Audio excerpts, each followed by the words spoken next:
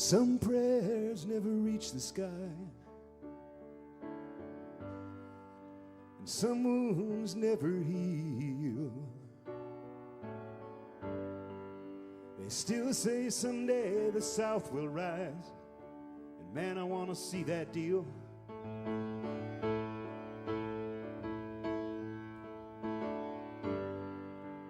I don't want to grow gracefully, I don't want to go till it's too late. I'll be some old man in the road somewhere, kneeling down in the dust by the side of the interstate. I am a renegade, and I've been a rebel all my days.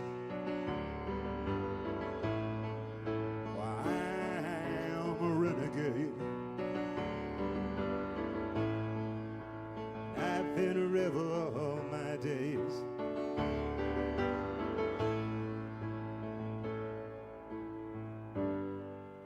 We were hopelessly outnumbered.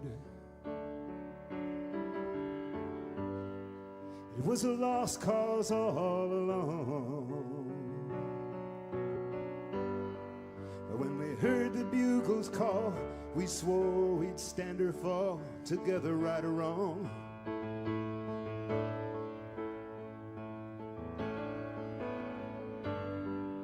We ain't seen no reconstruction here, just the scorched earth all around. And the high school band played Dixieland while they tore our tattered flags and banners down. I am a renegade, and I've been a rebel all my days. I am a renegade, I've been a rebel all my days.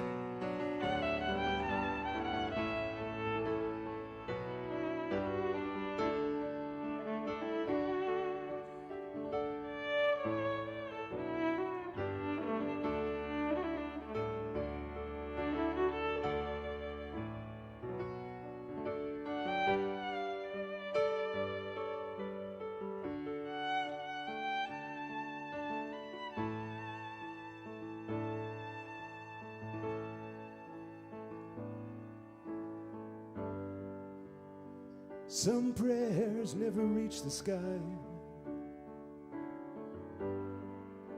and some wars never end, and some dreams refuse to die. Next time I would rather break than bend. I am a renegade, been a rebel all my days.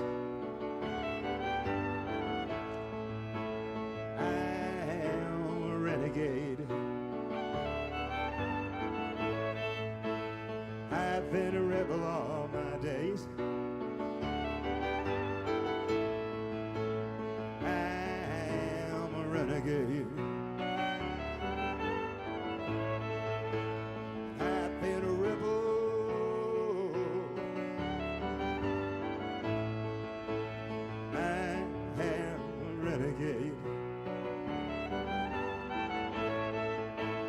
I'll be a rebel all my days.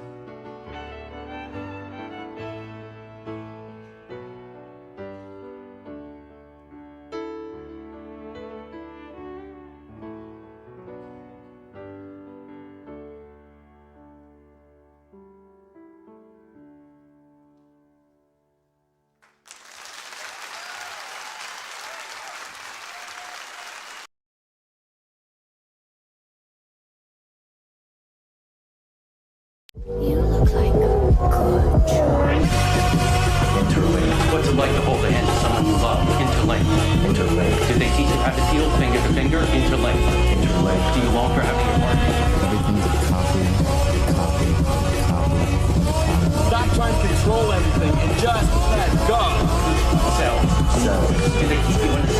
themselves. Want to know what you think? Fuck what you know. You need to forget about what you know. That's your problem. Forget about what you think you know about life, about friendship. Interlinked. If you were to die right now, how would you feel about your life? I don't know. I wouldn't feel anything good about my life. Look at you! You're fucking pathetic!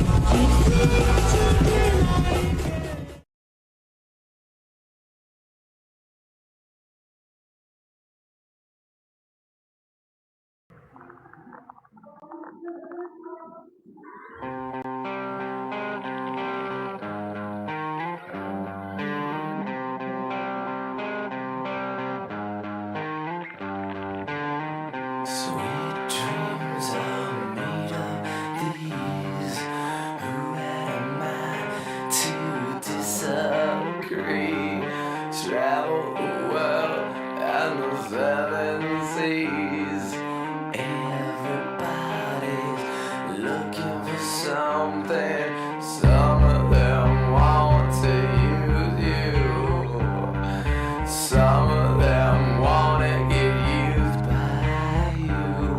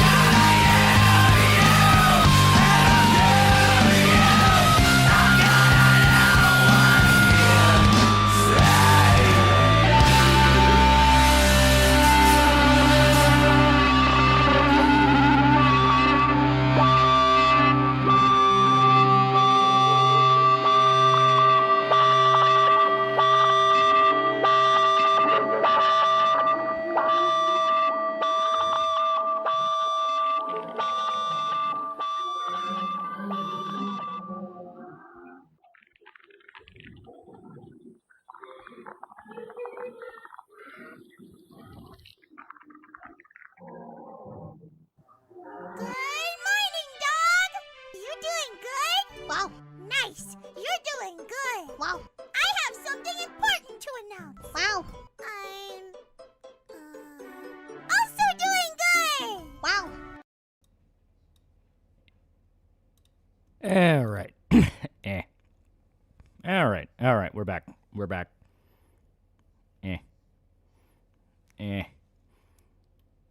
Okay. It's probably a face for $1. Loli help asked my coworker today. She said she'd give me a response at a later day and work with her tomorrow. This is my first time asking anyone out. I'm fucking nervous but excited. I don't want to fumble it. Wish me luck. Just keep in contact. Don't be pushy, but keep in contact. Yeah. That's Moe post herself as booking Opiko. What'd she mean by that? She's ovulating, obviously. Loli's iconic. Good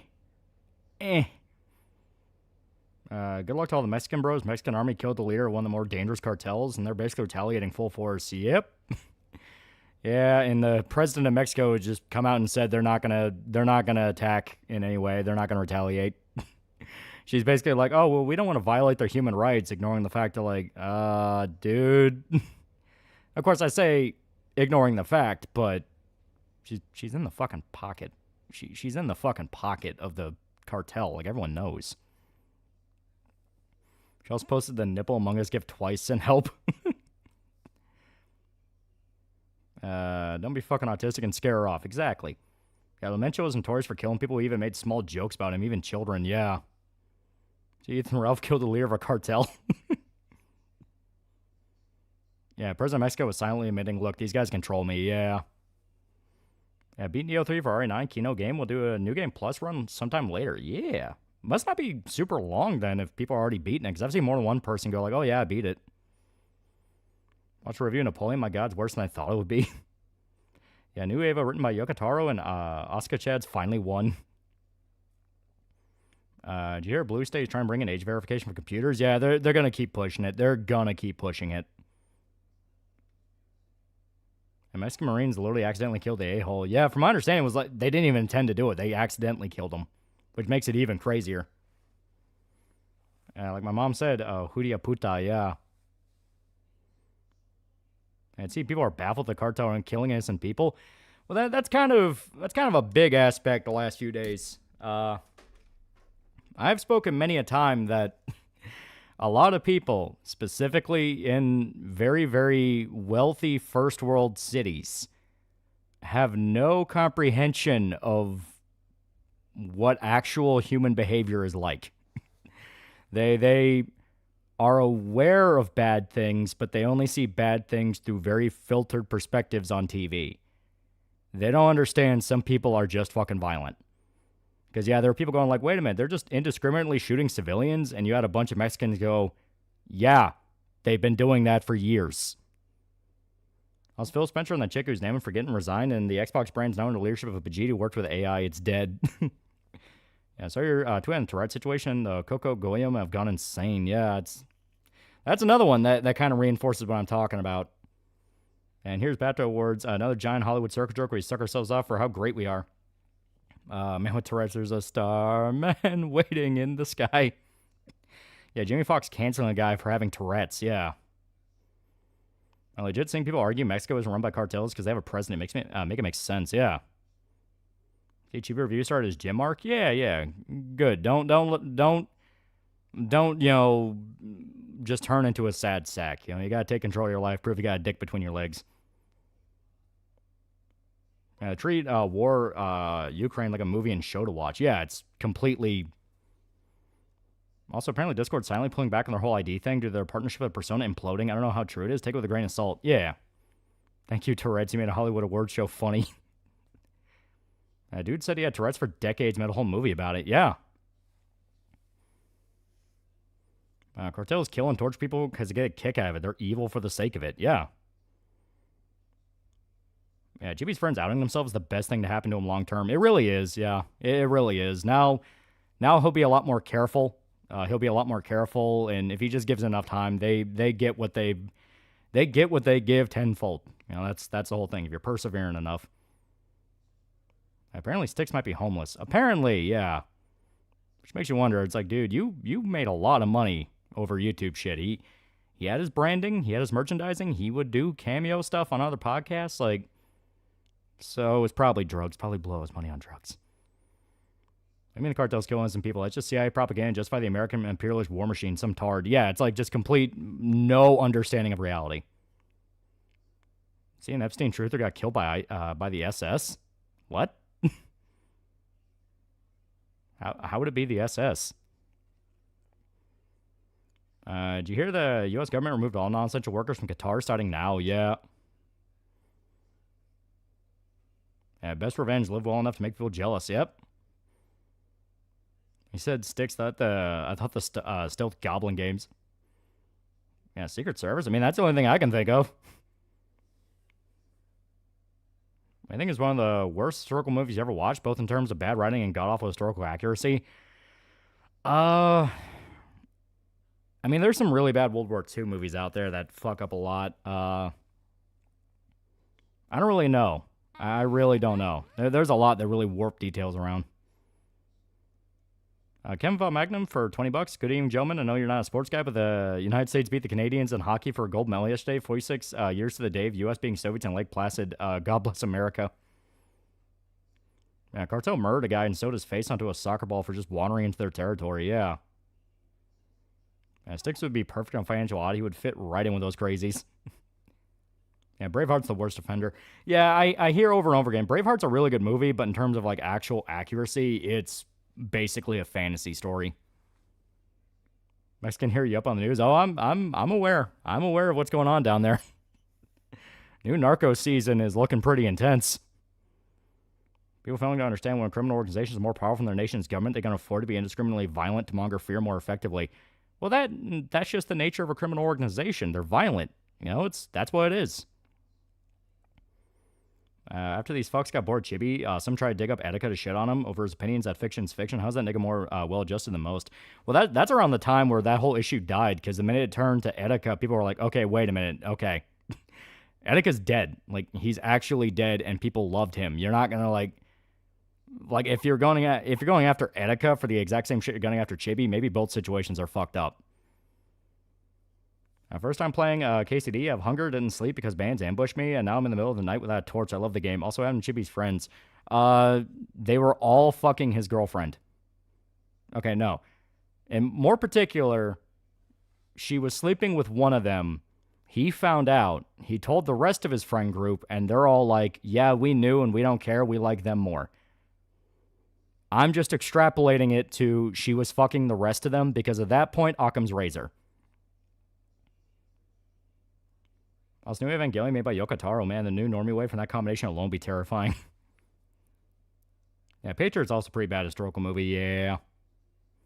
I got family in Guadalajara. Shit's fucked, yeah. Yeah, Kingdom of Heaven's another one. That's a good movie, but it tends to give his historians an aneurysm. And worst part, she was his fiance. Yeah, it was a fucked up situation. That's what I'm saying. Like, if he's able to persevere enough, they're going to get tenfold the punishment. Because that's that exact vibe that's just going to happen. It's like, you don't walk away from a situation like that. Marquis Script, $5. Mexico literally needs help. I bet those Hollywood types will say intervening will make us the imperialist while narcos rob and kill freely. Well, that's how it's been for years. You know, that's why it's getting to the point that people are making the joke of everyone screams for America to do something, and then we do something, and then people bitch about it for 30 years. Like, at some point, America kind of just gets to the level of like, you know, maybe you need the bed. You know, maybe you kind of just need to lay in the bed that you set up, because we tried to help.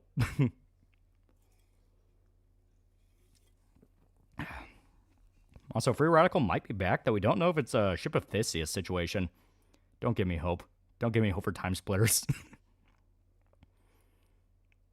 Any Civil War movies that are very historically inaccurate? Funny enough, if there are, I don't really know. Because a lot of them tend to go above and beyond. I mean, even Gettysburg, which is kind of like the definitive Civil War movie, that one's pretty damn good. Oh, Scheinbaum is demanding everyone else not intervene and let the cartels hurt people like mental patients. Yeah. Like, didn't they literally shoot up a hospital? One of the most over-the-top evil things you can fucking do. Time Splitters, now fuck that hit-and-run remaster. Movie Alexander's probably a number 3 for bad historical movies. Strangely, it's really accurate, but painfully boring. Yeah, they showed America till they need us, and they bitch when we don't do things their way, yeah.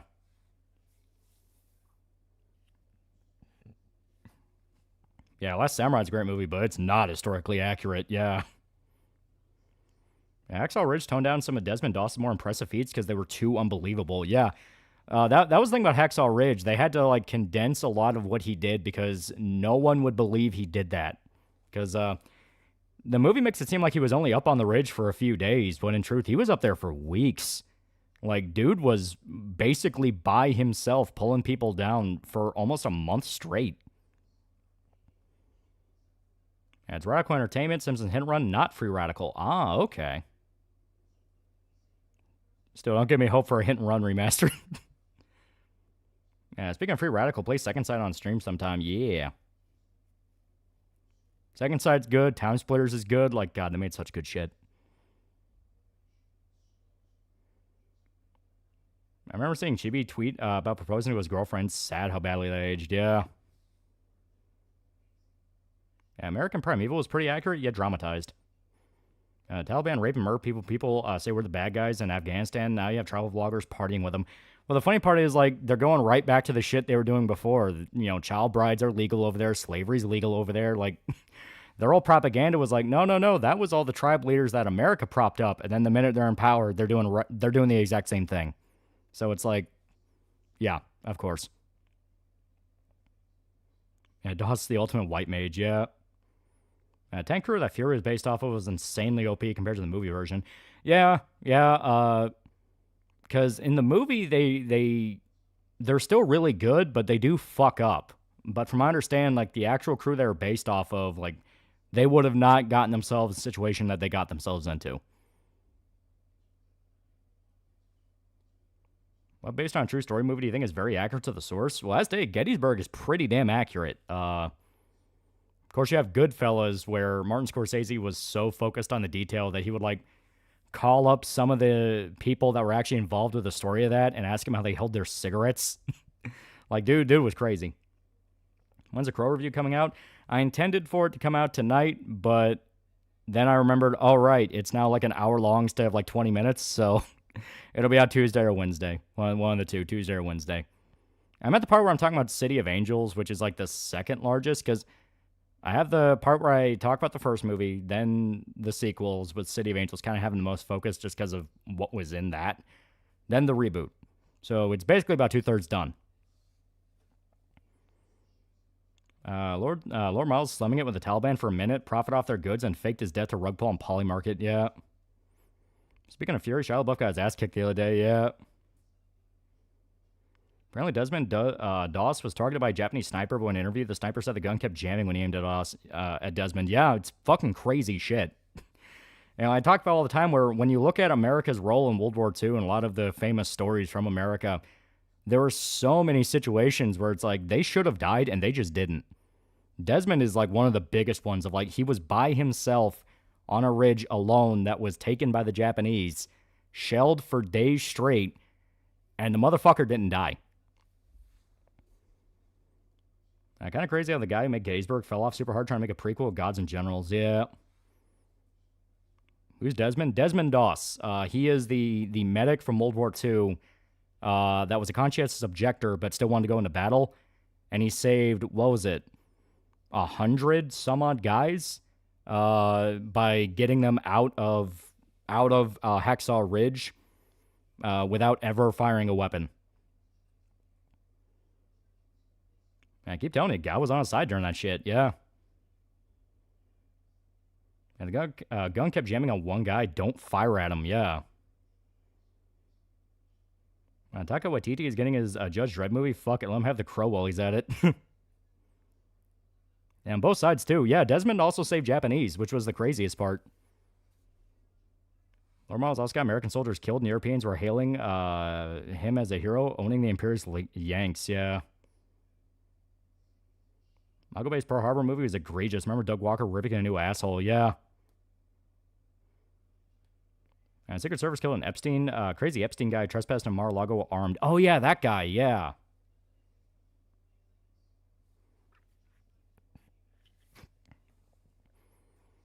Man, please take your time in your reviews because you actually put effort into the breakdowns, and I learned a lot. Also, would you review Martyrs? I do really like Martyrs. It is really good. Life is Beautiful is an extremely accurate film in showing the Holocaust in Italy, especially since the author wrote the autobiography the movie's based on, served as the narrator. Oh. I enjoy the seething from Kando with the Olympic hockey game, yeah. Yeah, real crew was actually kind of reckless. They would speed so far ahead they'd be the only crew in battle times and still clean house. They even spot enemies by getting shot first. Mentioning your Berserk video is extremely entertaining. Yeah, yeah.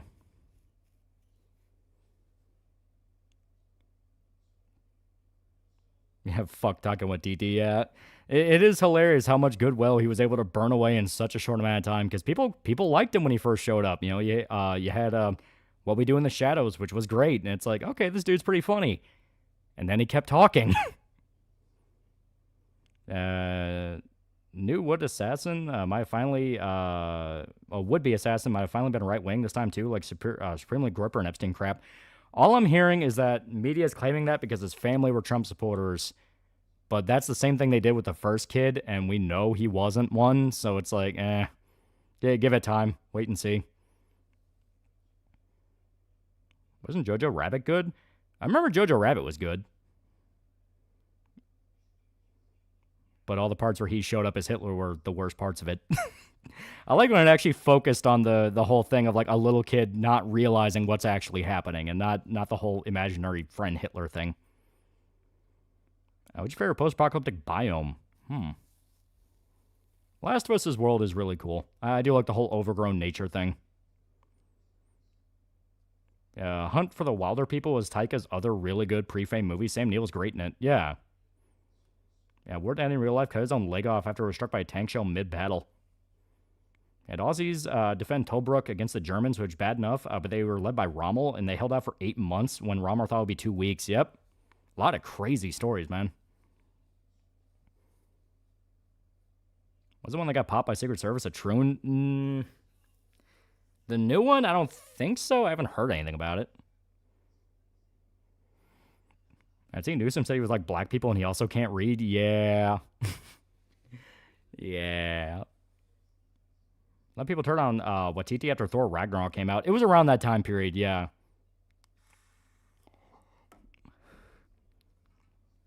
Yeah, people assuming a kid shares their parents' beliefs like they've never heard Teenage Rebellion. Yeah, right? Don't know if I already mentioned this guy or not, but have you heard about Vito Bertoldo? A guy straight up hold back a bunch of Nazis all by himself. Yeah, that dude's fucking nuts. Like I said, there's a whole bunch of crazy Medal of Honor stories. I mean, hell, Audie Murphy. Audie Murphy was such a distinguished soldier, he would come back to America and make war movies about shit he did and starred as himself. Watiti just got on my nerves because every time he acted like a dipshit, he used him being half Maori as an excuse, yeah. Have you heard of W. Edwards Deming? That sounds familiar. Yeah, Giancarlo, the guy who played Gus, is burning off his goodwill too. Yep. Well, hell, now you have the whole thing with Jamie Foxx. Like, it is a thing where, like I said, everyone's aware the Hollywood bubble is very insulated, and they are not like real people. There was a period of time where they might have been human, but now they're not human. Their blood's been replaced by weird lizard people blood. So they don't actually understand what it is to be a human being who has to go outside and you know, put gas in your car, that kind of thing. So it's becoming even more apparent it's been apparent for years, but now it's really getting to a point now of like, because the first sign of it was like during COVID, you know what I mean? Where everyone's locked up because of it, and all of them were doing like the fucking Imagine cover, where it's like, oh, we need to lift people's spirits. They need to hear from us. We'll sing Imagine to them, and everyone's like, I fucking hate that song. I hate that song. Only a bunch of douchebags like the Beatles. So that was the first big one. Yeah, then you have just incident after incident after incident. Outside Giancarlo being lame Captain America 4, what did he do? So, it was around the time it was either when that dude got shot by ICE or the chick. It was one of the two. It might have been the dude. Pretty, that guy. Around the time that he died, Giancarlo made a statement saying like, oh, we need to have a revolution in this country, and some people are going to die, but the rest of us who are going to survive it, you know, we'll thank you for our better world. That's literally what he said. So it's like, so, you know, people are like, are you fucking joking? Because I'm a douchebag. Listen, okay? Paul was the talented one. And he was also a douchebag. Junebug loves you for $2. Hey, everybody, at Tall GC, RE9 leaks. I've been avoiding those leaks like a fucking expert. I refuse to be spoiled. Yeah, and Ringo. Ringo's pretty good. What Jamie Foxx do? That's the new current happening right now, where there was a guy who made a movie. I think it's called. God, let me look up the title of it. I gotta remember the title of it.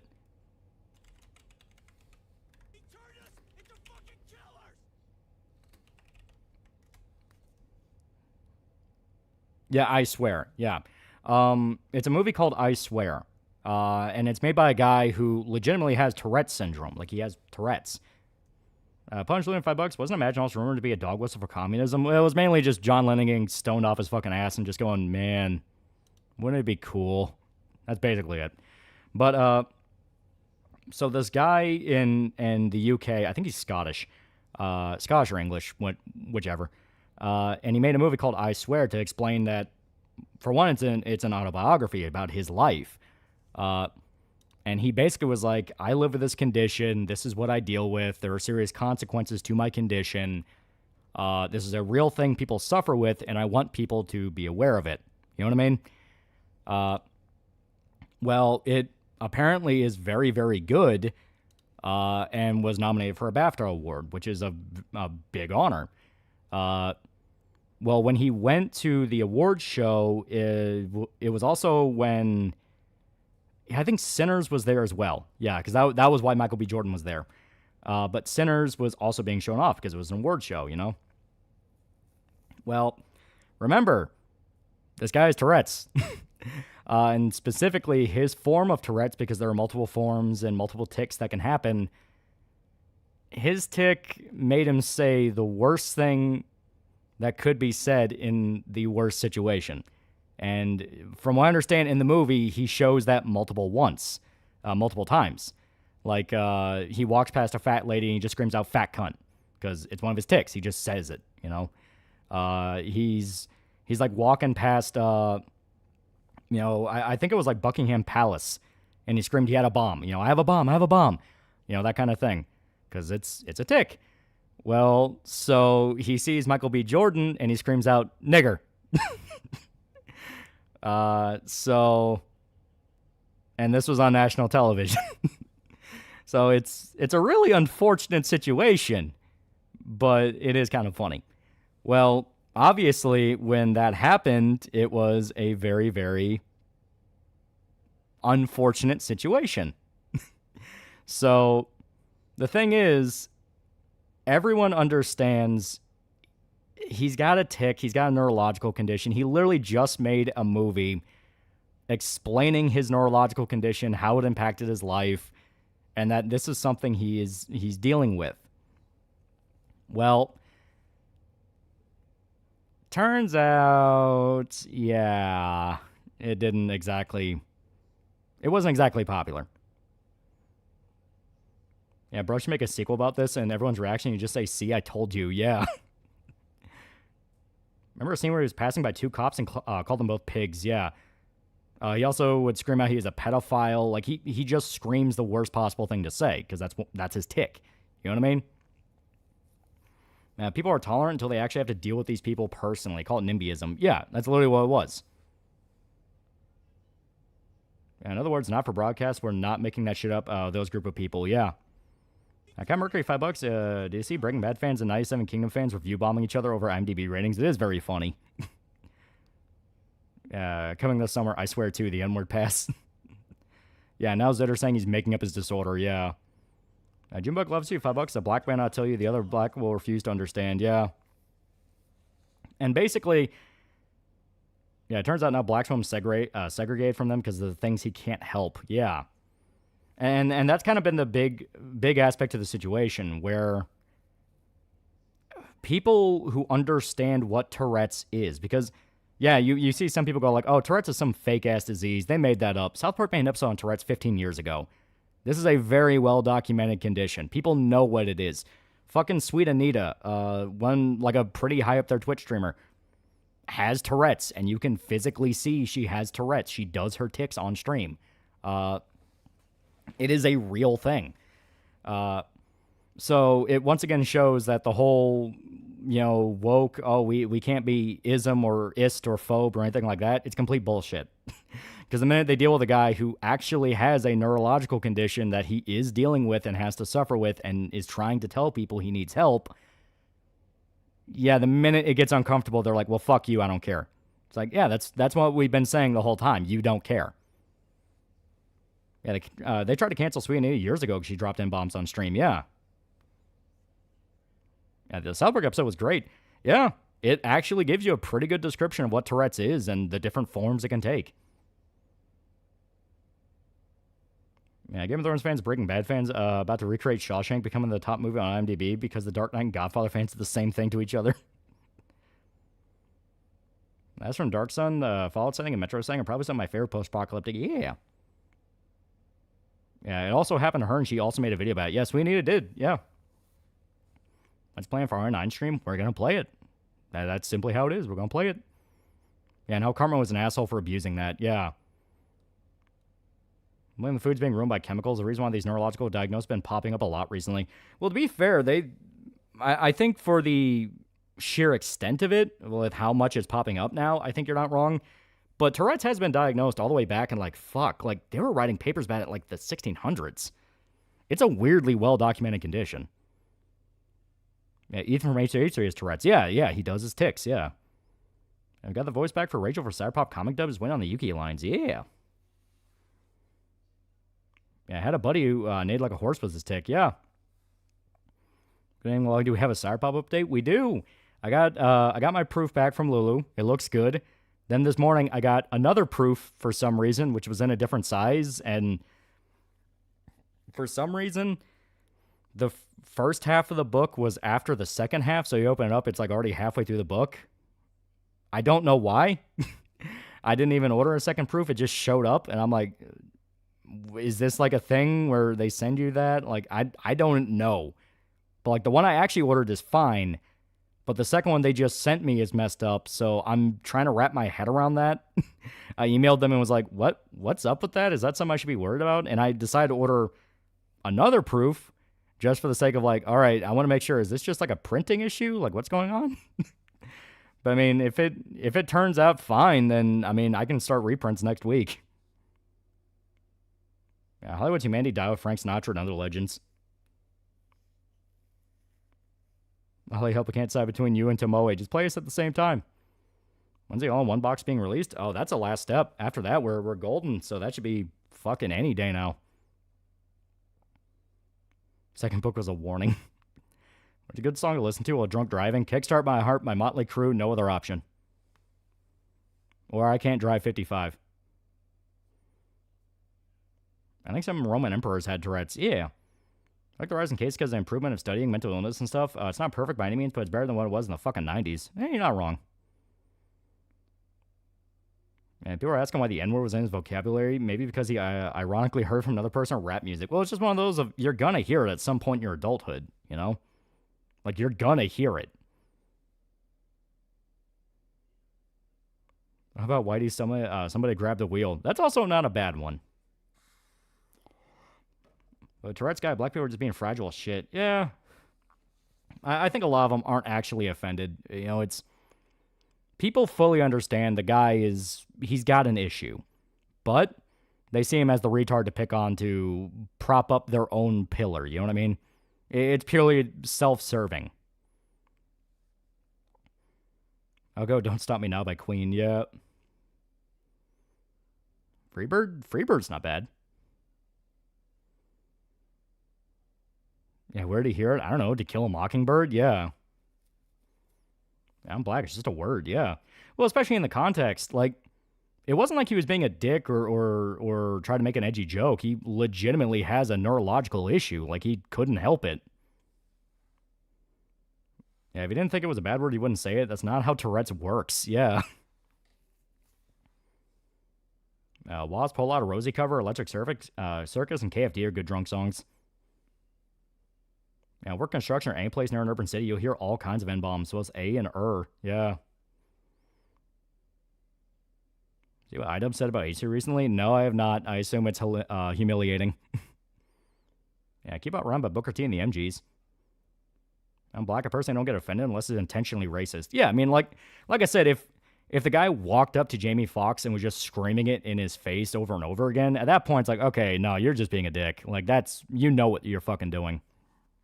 But, I mean, the guy, like, they would say over and over again, he's got Tourette's. He made a movie about his condition. It's all about his condition, how it negatively impacted his life, and that he doesn't mean what he says.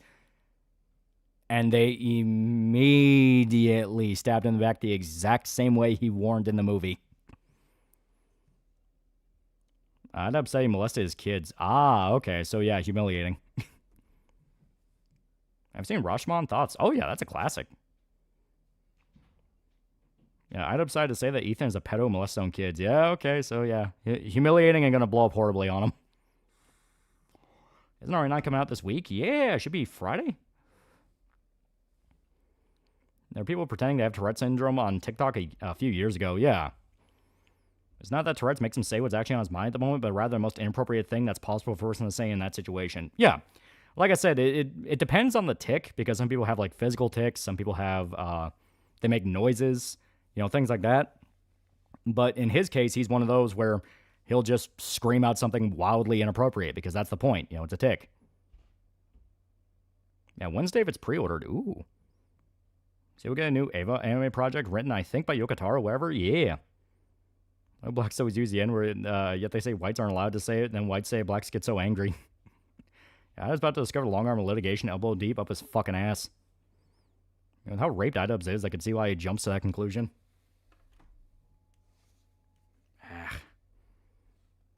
You can tell it's tax season because I'm getting fucking phone call after phone call. I'm just gonna let that... Yeah, there we go. If it vanishes after 3 seconds, they're not actually trying to call you. It's a fucking scam number. I swear people saw the Cyborg episode and took away the message that all people with Tourette's are faking it like Cartman. Yeah, the exact opposite of what it was saying. I've seen the Warriors recently start playing the PS2 game. Oh yeah, that's a classic. What makes iDubbbz have any will to continue? Yeah, don't remind me of taxes. Yeah, I know, right? I still gotta get my W-9s. That shit's gonna suck. There isn't any brownies. Yeah. Is there a subscribe star tier where you do the subscribers' taxes? I'm not an accountant. I would get you arrested. Why is that? I understand hard R, but Boondocks is right about black fragility. Yeah. It is an actual thing. Like, it is an actual thing. Anyone who says otherwise, like, oh, you just don't admit it's there. But, like, any racial group can have a fragility to it. You know what I mean? Where it's... You take pride in your group so much that you basically just become a massively egotistical moron. Off topic, any potential news on Berserk's next chapter? Nope. Yeah, Tourette's due to misfiring neurons, so any tick can happen for any reason. His is based on saying the single worst thing that possible always. Yeah. Yeah, iDubbbz's excuse that his VTuber model that said it, not him. It really is amazing. iDubbbz is like fucking what? In his mid to... He's getting up there in like... In his 30s. Like, I think he's like mid-30s on the other side of 35. And he still acts like a fucking teenager. You know what sucks? Not getting gamer subs with a discount, but there's a solution. Code TAL at checkout for snazzy 10% off. And he's in his late 30s, yeah. You know, spending $5, finally buying a Steyr AUG? Soon it's gonna be sweet. Oh, hell yeah, it's gonna be sick. Just look at Turkey and whenever you bring up what could have possibly happened to the Armenians. Seriously, Turkey, tell us your magic trick and how you made millions disappear.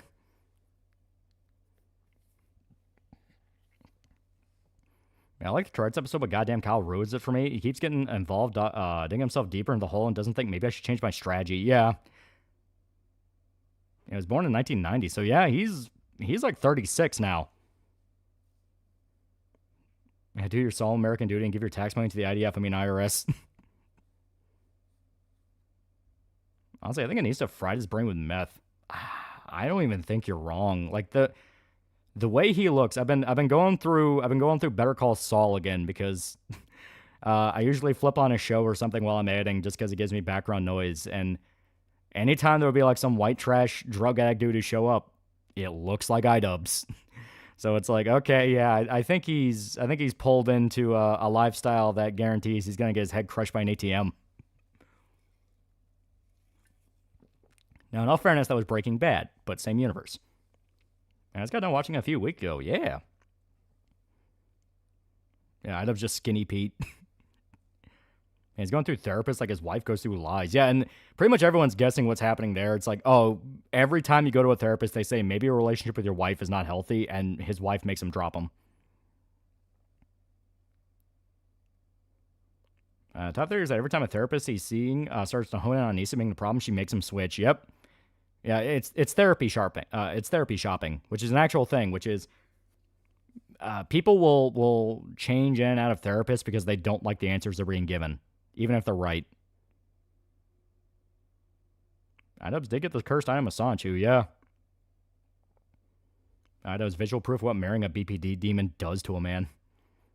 And Nisa and iDubbbz are basically the average trailer trash couple you come across, yeah. iDubbbz is hoping he takes SSRIs and whatever antidepressants he wants. And if he's mixing that with something, that's going to fuck his head up. Like, you don't mix SSRIs with other shit. That's how you get really bad results. Broken Cornholio for $10. I'm thinking that if RE games keep going, it'll loop around to dead things in space. Dead space, so Leon can't be fighting Lovecraftian moon monsters in space. Maybe we'll use mining tools. That wouldn't make any money. No one would like that. That's stupid. And people who spout go to therapy will quit their therapist when they say something they don't like. Yeah. Why Pat Labor 2 sidelined the crew? Did Oshi hate them? Man, Skinny Pete was nice. I was more like the meth head with a shotgun, yeah. Used to wholeheartedly believe Anissa was gonna disappear him and claim the insurance money, but now they're both brokies. That's blowing anything. I'm worried people are gonna treat Reckham the same way they treat Silent Hill F. I mean, I'm just not listening to a lot of shit on Twitter because I just want to play a video game. It look cool.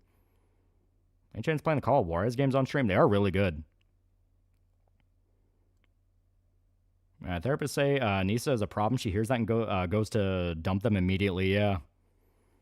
Ever see the therapist scene in The Sopranos? The old guy with Carmela? That's true therapy and true advice that she needed, and she completely ignored it because it would stop the money flow. Yep.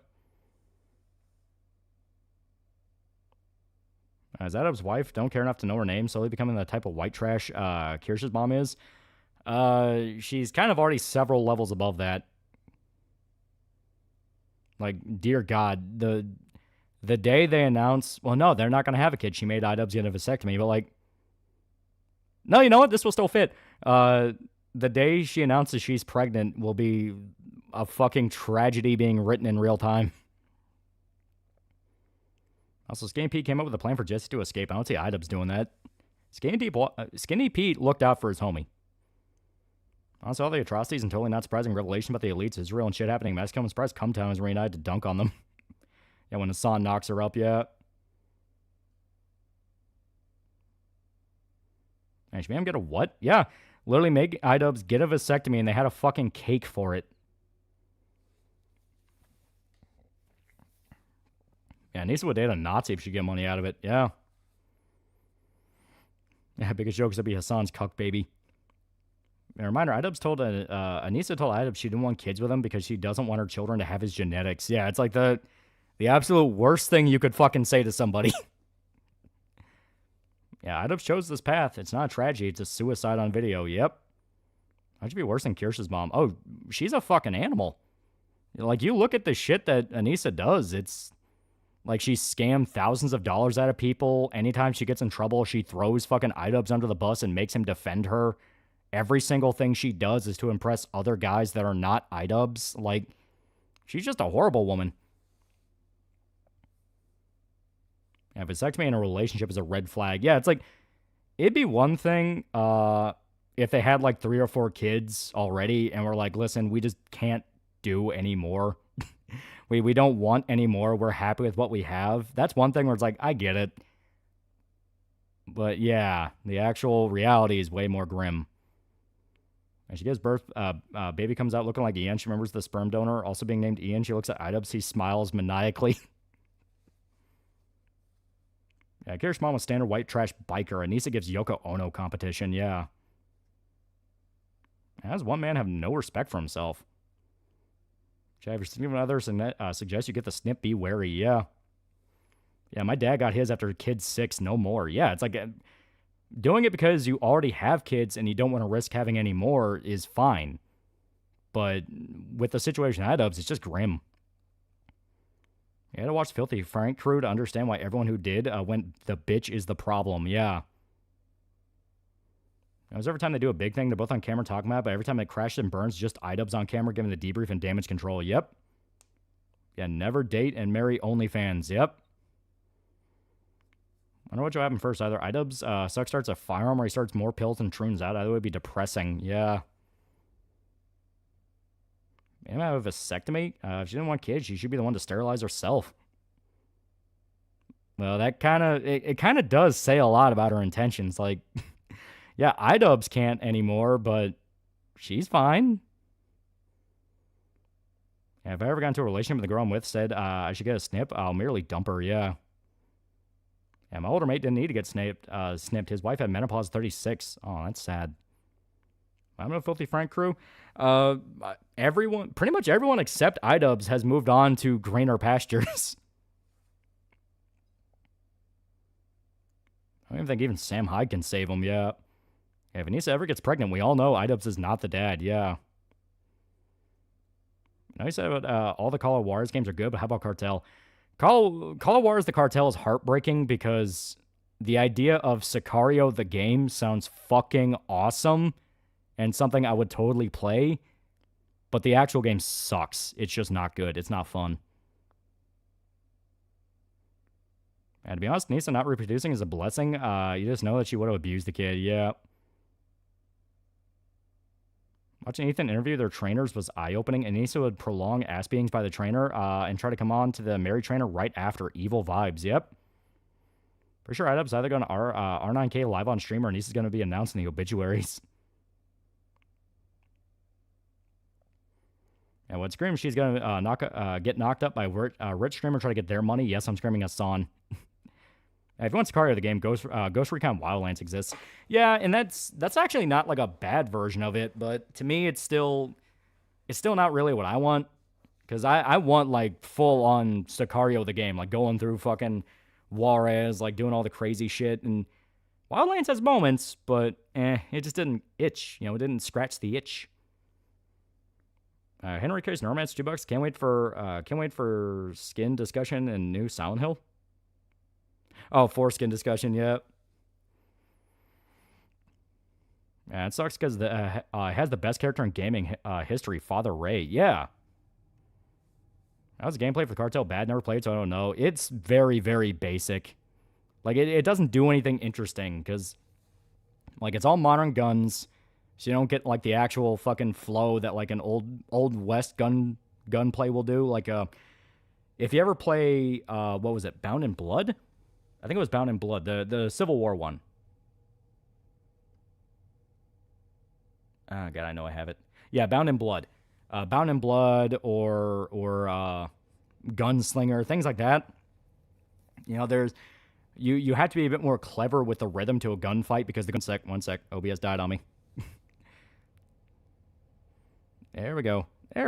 Okay. Weird hiccup there. Yeah, there we go. It's okay.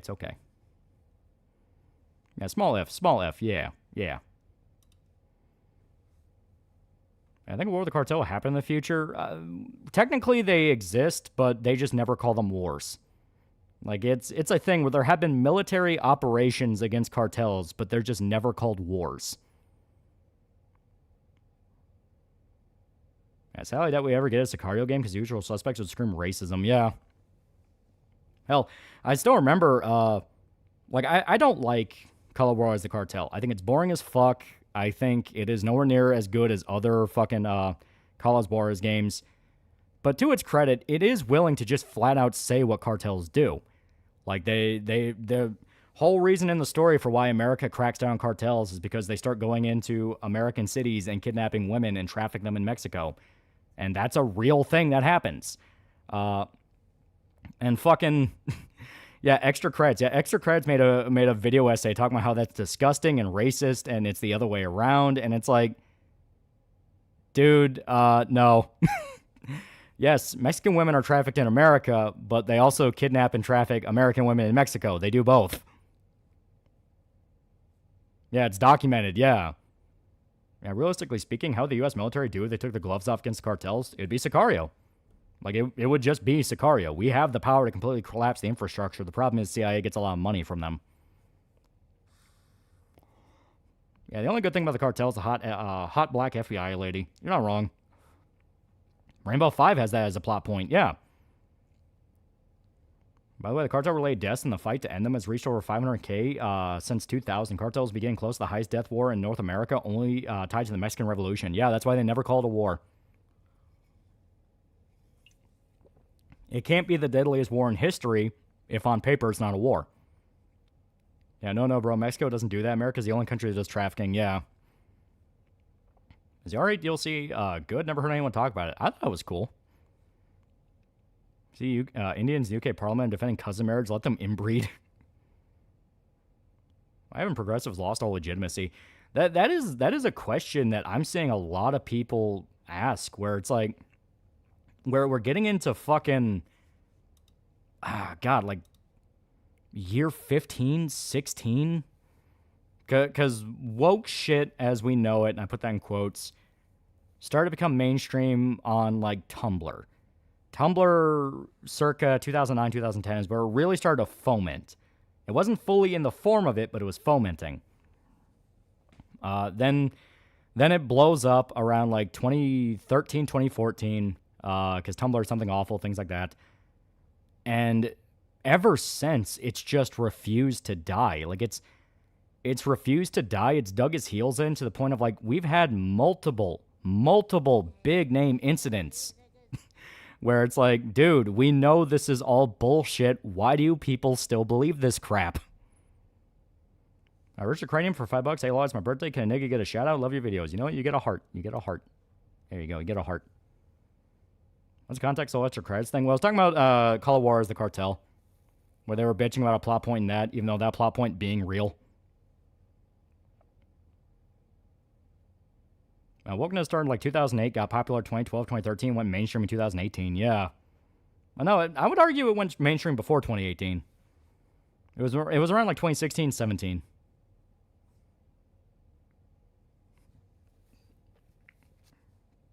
Man, it's still wild to me. Verizon bought Tumblr for like $1 billion and immediately killed it. I was after all the bullshit and revelation for the past few years. Why the fuck is anyone paying taxes? Yeah. See a study that shows 64% of Hispanic women have been abused by their dads when they're young? Yeah, I can believe that. Yeah, progressivism is a religion with many, many devils and practices to get rid of them. It's a religion with penance and no redemption. We kill God and this is the result. And Call of War stream went. I do really like it. It's really cool. Really convinced extra credits have done more harm than video games than helped. And did you hear about the drug lord El Mencho getting killed? Yeah. Money and power, as the saying goes. Money talks, bullshit walks. Yep. Yeah, political psychosis is a real thing. Oh, yeah, it is. It's 100% a real thing. I found out that therapy is full of fucking lunatics now. They're literally studying activism therapy in college to take advantage of emotionally vulnerable people with propaganda. Yeah, that's disgusting. That's just disgusting. That's explicitly weaponizing mentally ill people. That's evil. Like, there's no way anyone can convince me that helps anyone. Like, that's evil.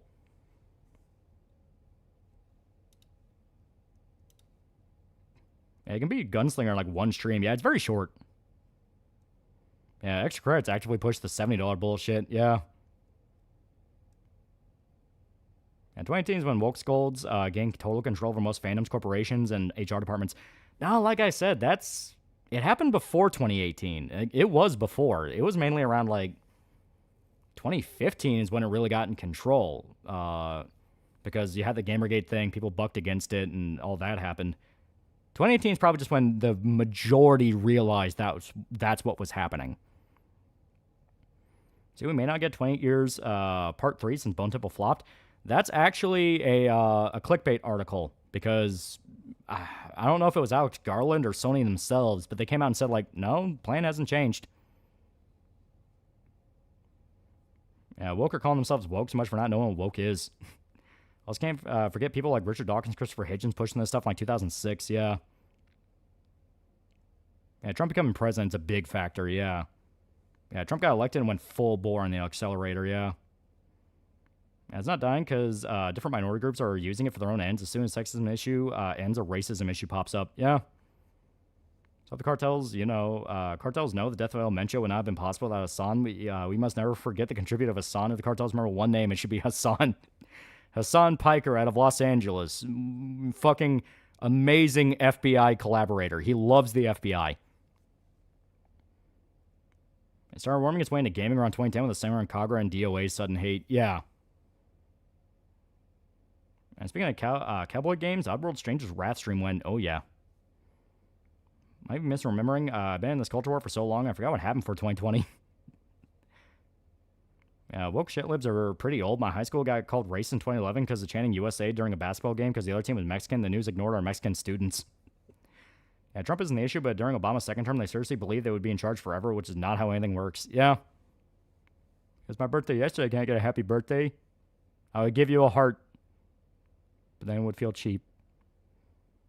Comment Hassan informant W.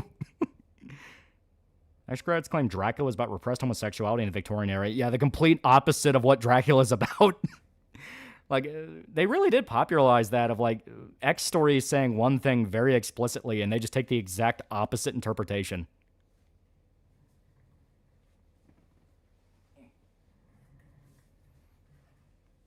Yeah, WMD story in the mid-2000s did nothing to help things. Yeah, if USA is trying to stop cartels, why not the Mafia and mobs? Well, Mafia and mobs are already dead. Like, they're pretty much dead. Now all the Mafia's in the government. Massive Doge, $2. Mexican cartel quoting Sam High after Hassan's tip. Oxen for $5. Bacon cartels. You ever review the documentary Cartel Land? That is a really good one. That's a fucking good one. I'm saying the episode in South Park where the entire town celebrating Obama winning 24/7 is what they actually thought. Oh, yeah. Yeah, I don't even think you're wrong. So what's going on with Tomoe? All the horny posting, she's ovulating. Once you get to a high enough level of VTuber fan, you just immediately tell when they start ovulating. Remember when X Credits tried to make Animal Farm look like it was about MAGA? Yeah, it's like, that's retarded. That's retarded. That's one of those of like, that's explicitly not what that is. King of History of $2. Always amazing literacy people that don't have it. Yeah, well, it's a very common thing that they do where they claim to have authority, therefore their interpretation is right. And if you call them on it saying that's not what that story says, they use their own authority they assign to themselves as why they are right. If you're not at the highest level of fan, there are sites to help you.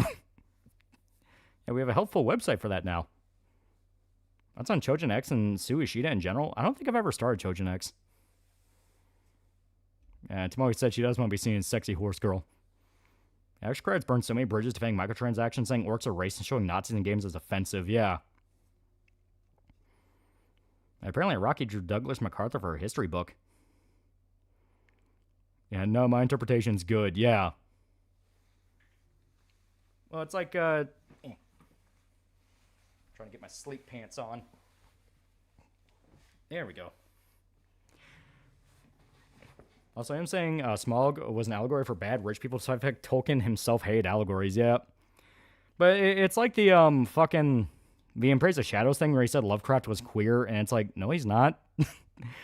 Like, just absolutely ignoring, like, they say all the fucking time if you listen to enough of these weirdos, that the historical context of what these works came out in impacts them, you know, the historical context of when these various works come out impacts how they're made, the perception around it, their value, that whole thing. You know what I mean?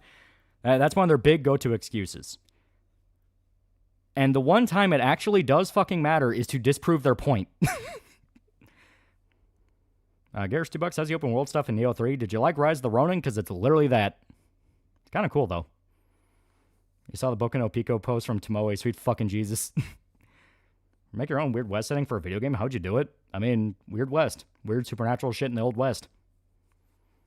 Just giving out vibes on the Praise of Shadow's hat with his Hills Have Eyes review. That's explicitly what I'm talking about. Like, that's literally what I'm talking about. They'll always claim historical context for why something is political, even if it's explicitly going out of its way to not be political. You know?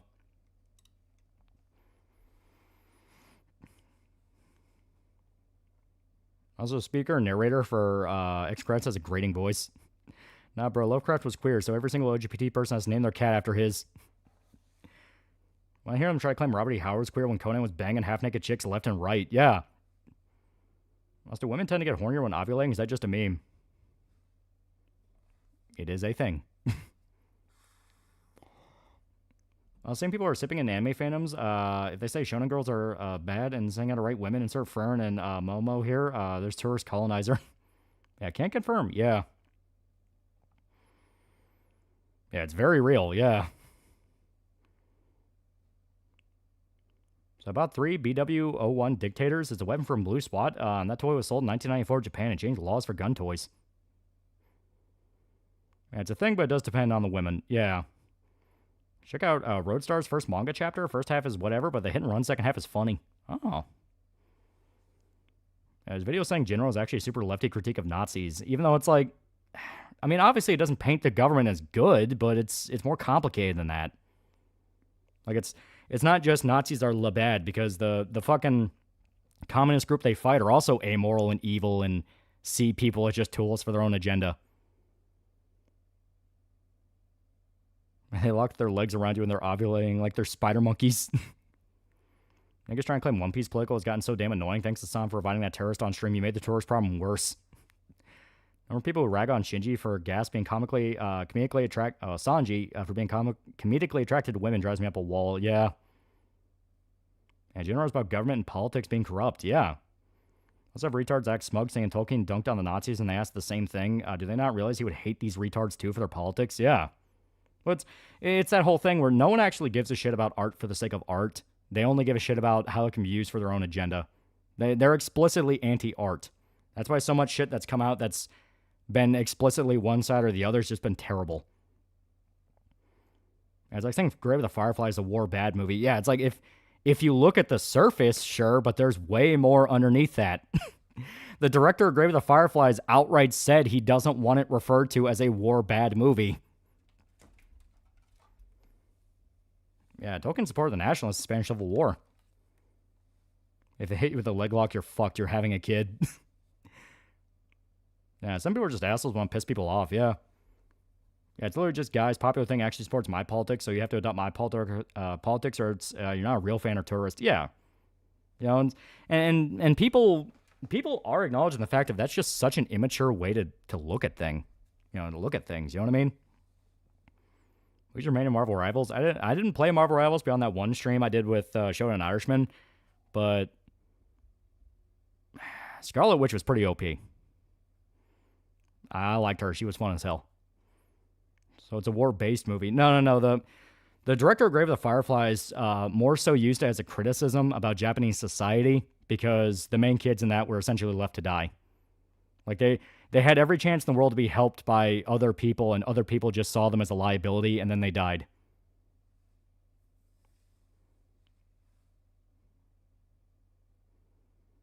Yeah, checkmate Maga. The fictional character supports my worldview. And Sanji's not a bad perv. He's a perv gentleman. Seems to be a big coincidence. The people who hate Sanji being perverted claim Oda hates women. Coincidentally mention Watsuki almost as a weapon. Yeah. I played at my brother's place. Was only decent as Punisher. And the problem with people nowadays, they treat fictional characters as if they're real and real people as they're fictional and then mad at you for pointing out the difference. Yep. The old DXBW1 Dictator blurred the line between toy and real gun. It was has a magazine and bullets you put into it, and they pop out the chamber after firing. It created the Fireflies about how America saves everyone. So at the end, who killed that narco leader? Was it the Marines under Trump's orders? Or did Shitbow and MALO execute the guy? Were the ones who sent those violent riders fuck shit up? No, it was Mexican military. Mexican military killed the guy. Yeah, both sides ruined discussion with the fictional character agrees with me thing. Like I said, it's just anti-art. You know, it's just flat out anti-art. You know, That's why I say all the time, the worst way to make art is from being angry at current political thing. Not saying you can't do it right, but it takes a very talented guy to do it in a way that's just not going to age like milk. You know, the way to do art is you take an aspect that's universal among people, and you can use that for your political allegory. You know what I mean? Yeah, Grave of the Fireflies is a war movie in the way that it shows the effects of war, the destruction left behind, and criticizes those in power and the basic civilians who are too damn selfish. Yeah. It was Mexican military CIA info, yeah. Except all Sanji slander because it's funny and I dislike him. Also, the Dictator toy gun chat Rob is like $800 on eBay. I fucking love Blue Swat. Former friend got me interested in it after he kept talking about it when he and I hung out. And he said, if you make something about current things, it's going to age like milk. Yeah, you can't be on the cutting edge forever. Now, wasn't it a general movie directed by the guy who directed Ghost in the Shell? A guy who's an open libertarian. Yeah, the guy totally made a leftist critique of the Nazis. I've seen Good Luck to Have Fun, Don't Die. I loved it. I have not, but it looks really fun. I hear a lot of good things. I just went to Tomoe's stream. She's fucking ovulating. Told you. How does Mexican military work with all the corrupt politicians and presidents? I do not know. Worst way to make art is being angry at current political thing. As someone who's tried making anti-Antifa Doomwad can confirm. Yeah. Like there needs to be sincerity. That's the big thing. There needs to be sincerity. You cannot make art without sincerity. You can make a product, but it's not going to be a thing. It's going to be a product.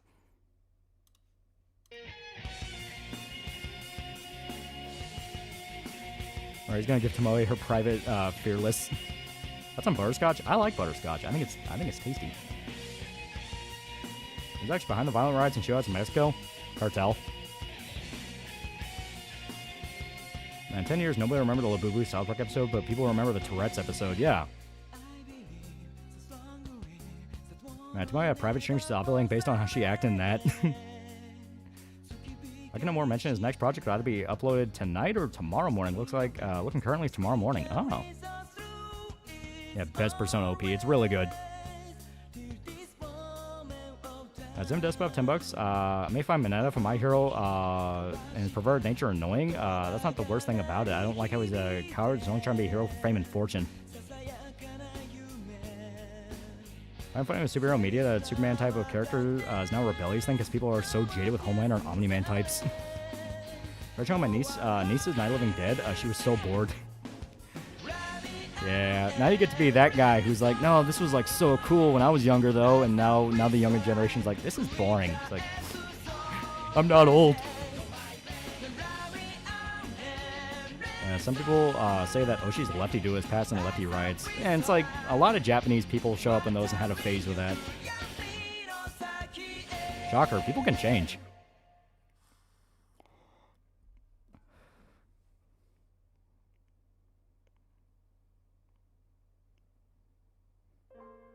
I love P3POP, yeah.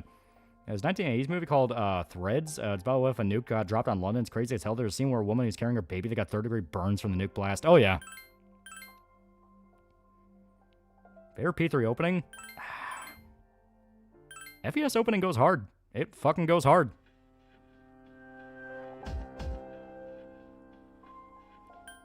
We will grind.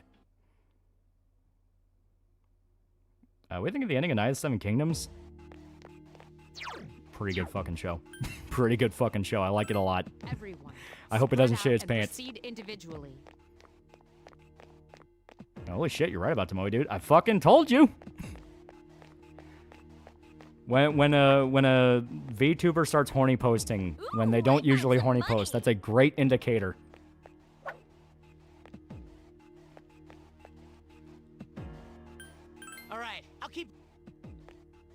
Some cash.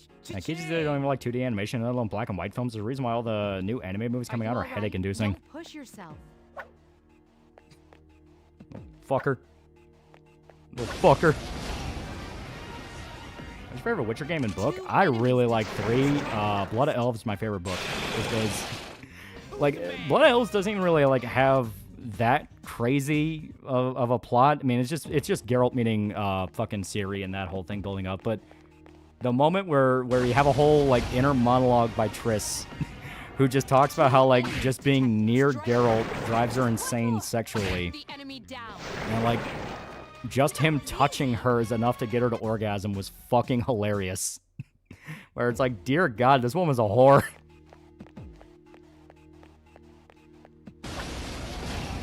I need to get back to this game. Kept save for last month. Yeah.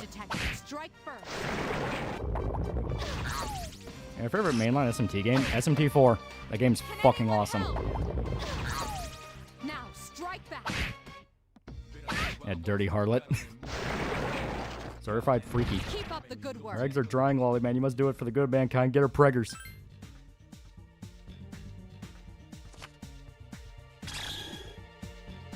Her voice is higher pitched than normal. Telling you.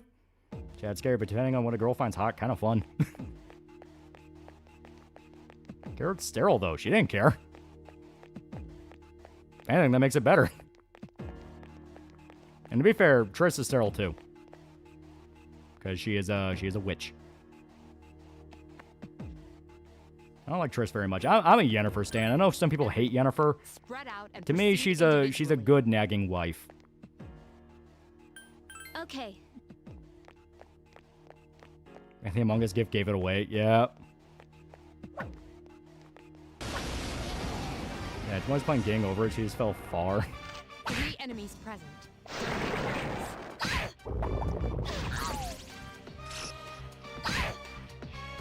Don't get Stay Yeah, I like Yennefer more too. Yeah, right? I love Yen. She's great. That was easy. Chris and Yen are sterile. They're witches, yeah. In The Witcher, mages, because magic is incompatible with humans, it can affect their bodies, and a common one is that people become sterile when they get advanced enough in magic. Ooh, I found some money. Hell, that's actually how fucking Geralt and Yennefer met. Geralt was trying to find a genie lamp because he was suffering from insomnia and just wanted to get some sleep. Then he ends up meeting Yennefer, who also wanted the genie lamp.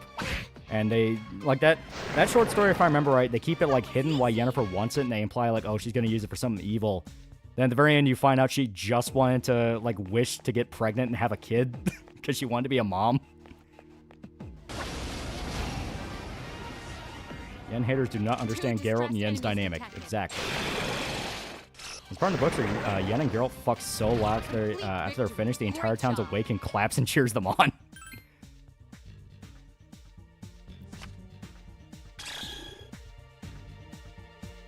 Your magic's so good, why can't you make yourself unsterile? Now, Witcher 3 gives Yen a bad first impression for most people, and it's weird because I don't even think she's bad in that. I had Tomoe's playing Get Over It, God help her soul. You know, average devs are actually that dumb, or do you think they're doing all the stupid stuff to spread out the game's lifespan? I think it's both. It wasn't Insomnia. Dandelion opened the lamp trying to make a wish on the genie, and it cursed him. Well, that's after they found it, but Geralt was trying to find it first. Because Geralt was trying to find it, and that's when Dandelion ran into him, and Dandelion accidentally used the wish.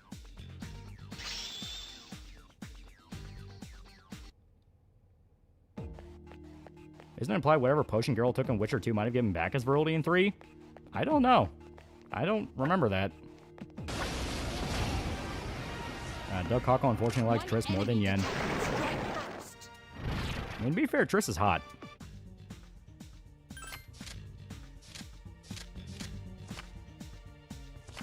Yeah, magic can do unspeakable things, but can't fix a barren womb. I can summon gold for fuck's sake. Yeah, Yennefer named the Tarango Geralt after he got drunk is the best scene in the game. Oh yeah, I love that one so much. When him and his buddies like dress up in Yennefer and her friend's clothing and prank call the Mage Guild. Oh my god, that one's so fucking good. That's my favorite quest in 3. And it doesn't help that after Vizima, you don't see her again until like Skellig. Yeah. Now strike back. Her at Brat Pack, really good comic, probably one of my favorites. Yeah, that one's grim as fuck. How annoying. There are 2 Yeah, Geralt and Yen nag like a married couple. It's like the old trope where everyone screams for them to get married already in anime. Yeah. Can anyone help? What did Dandelion wish for? I don't remember his exact wish, because if I remember right, he didn't even believe it would work. So he was fucking around with it. You have the potential to grow even stronger. He literally said he found Yen too nagging. Man can't appreciate shit.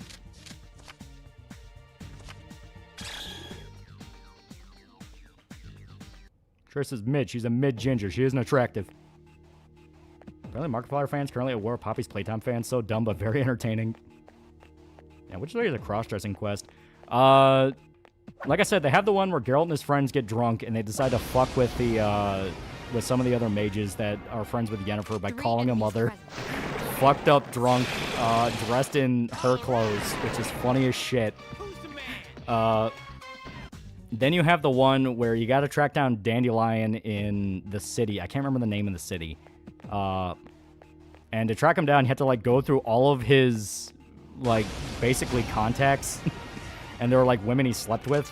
And one of them was an elf that dressed up in drag. And it is implied that Dandelion had sex with him but didn't know.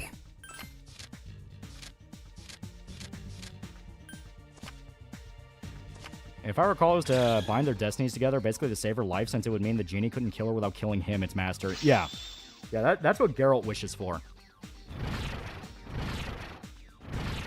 Apparently A24 is making a Backrooms movie. Yeah. Speaking of Japan and Witcher, before I didn't slip there, did you read the Witcher Ronin comic? I have not. That actually sounds really cool. If a Geralt sterile, game devs, fuck that shit, give me the unsterile potion, just impregnate all the women in the land.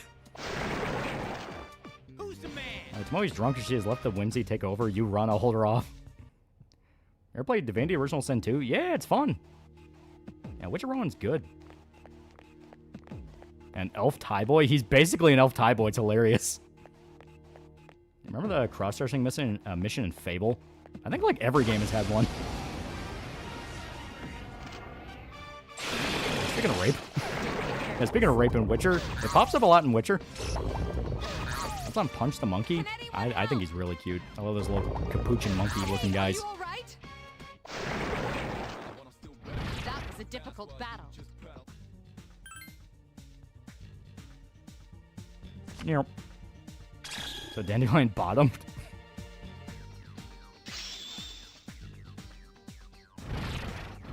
Yeah, damn, they got elf ladyboys in Eastern Europe.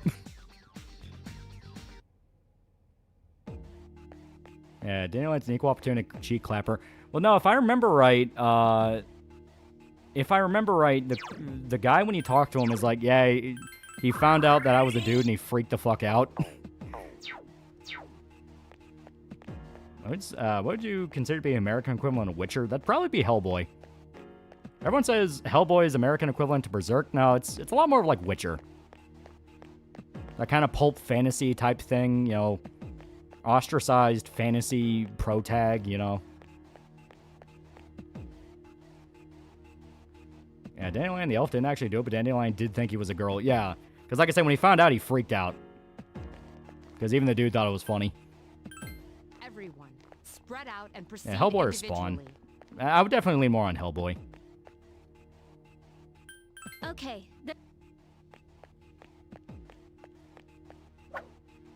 I knew that girl's penis looked suspicious.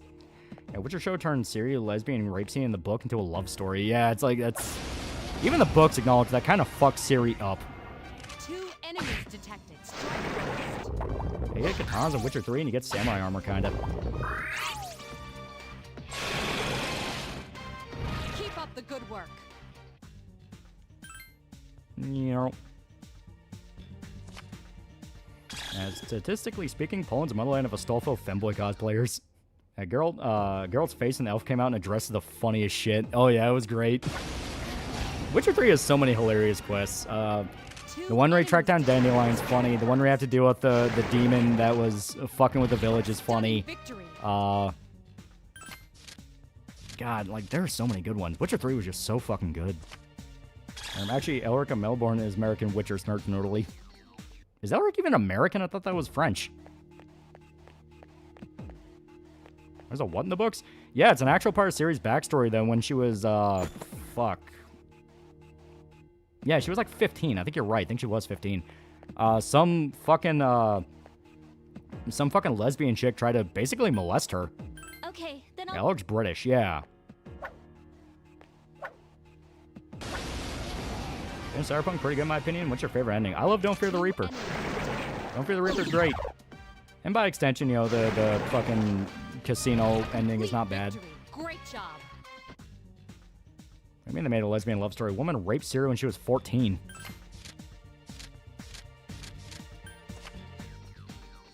And she was with the rats. One of the boys tried to molest her. Missile, the girl chased her off and then started molesting Siri. Yeah. Yeah, the work isn't real, and The Witcher was called that in the other timeline. Yeah, they were like some Lost Boys style child thief gang. Yeah.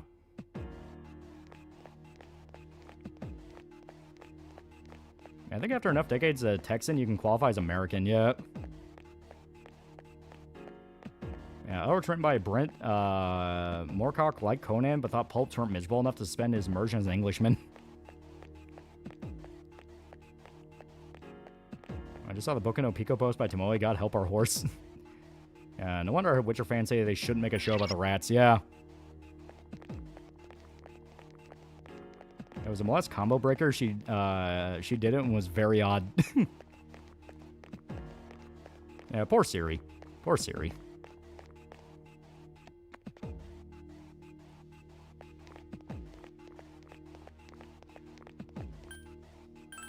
There we go. Spread out and proceed individually.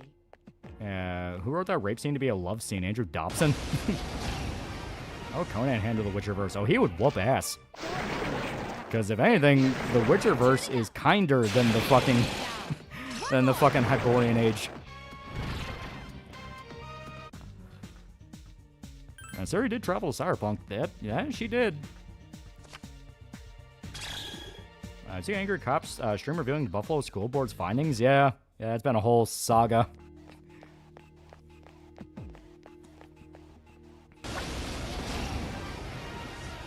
What was the green pole thing you passed?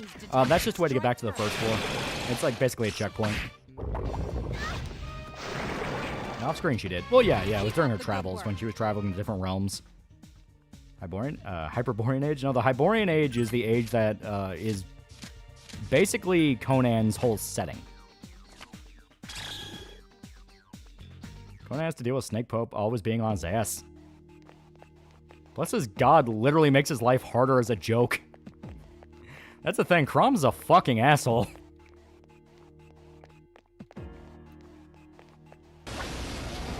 King Conan, get done to the dungeon of the Crimson Palace, which is a dungeon that connects straight to hell, like actually just hell.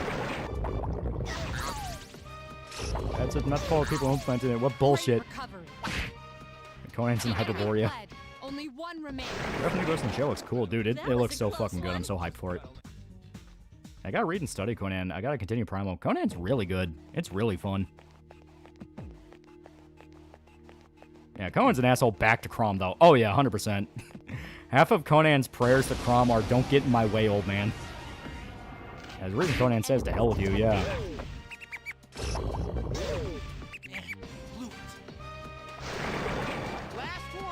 And to be fair, it's not personal. It's established that if you pray to Crom for strength or peace, he'll send you struggle to gain it. Yeah. Yeah, he laughs from his mountain. Yep. I would say he's the American equivalent of Berserk. I mean, only real answer is Conan. Yes, I found something cool.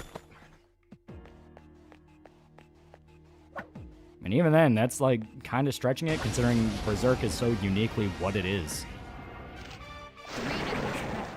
Don't skip Cole the Destroyer. Fuck me for getting into Conan. I started watching Grimdark and I found out he's dead. Yeah, fucking tragic. He fought like hell too. Like there were multiple points where it looked like he actually would have made it. Fucking sad, man.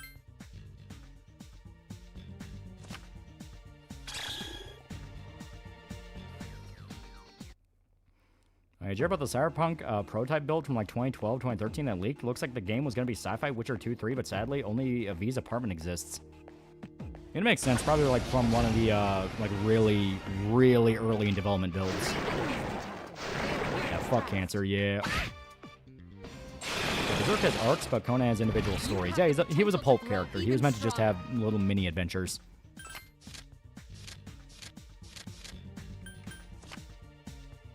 Yeah, stomach cancer too, yeah. Hang out, Griffith destroying Casca makes me think something might have happened to Charlotte, like Casca's being set up as the Charlotte replacement. Makes you wonder, because yeah, you're not wrong. Everyone's just kind of treating Casca like she's a princess, and it's like, alright, what's going on here? 2 enemies detected. Strike Or what's Japanese equivalent to Conan? Berserk. You can call me or outright name drop Conan as an inspiration. Or I mean, like, you can also have, like, fucking Kenshiro, like... Japan is kind of more than a few equivalents. You know, the pulp hero that travels around a fucked up, violent world trying to right what's wrong. Conan, fuck you, old man. Where were you when my dad died? Be there or be square, fucker. Love Conan. What'd you do if I gifted you a tiny little cartel leader? Would you torture it? Conan mercy killed a Lovecraft alien elephant man for his being tortured by an evil sorcerer over 100 years.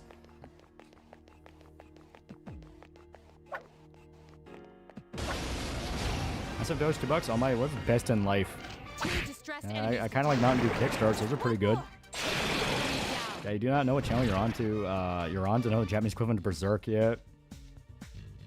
My understanding was just a concept to get the rights to make a cyberpunk game. All you do is walk around in third person, going around talking in his apartment to people. Ah.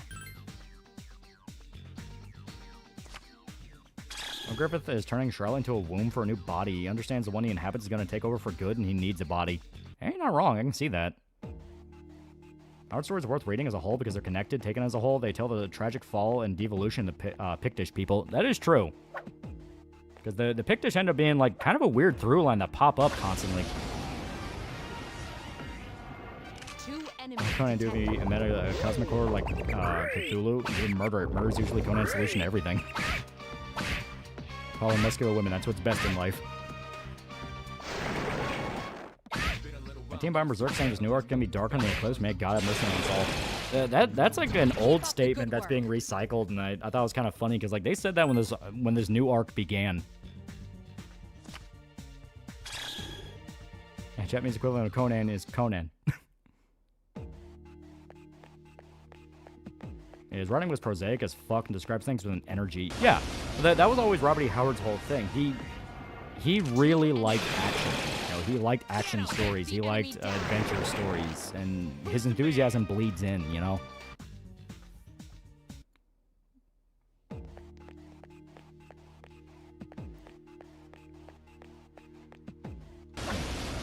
We'll get a new Berserk chapter for the summer, dude. Same.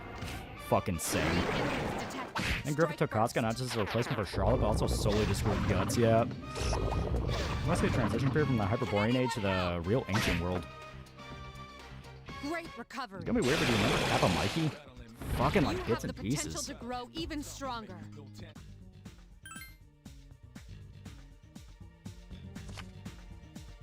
His running was perfect for pulps. Oh yeah.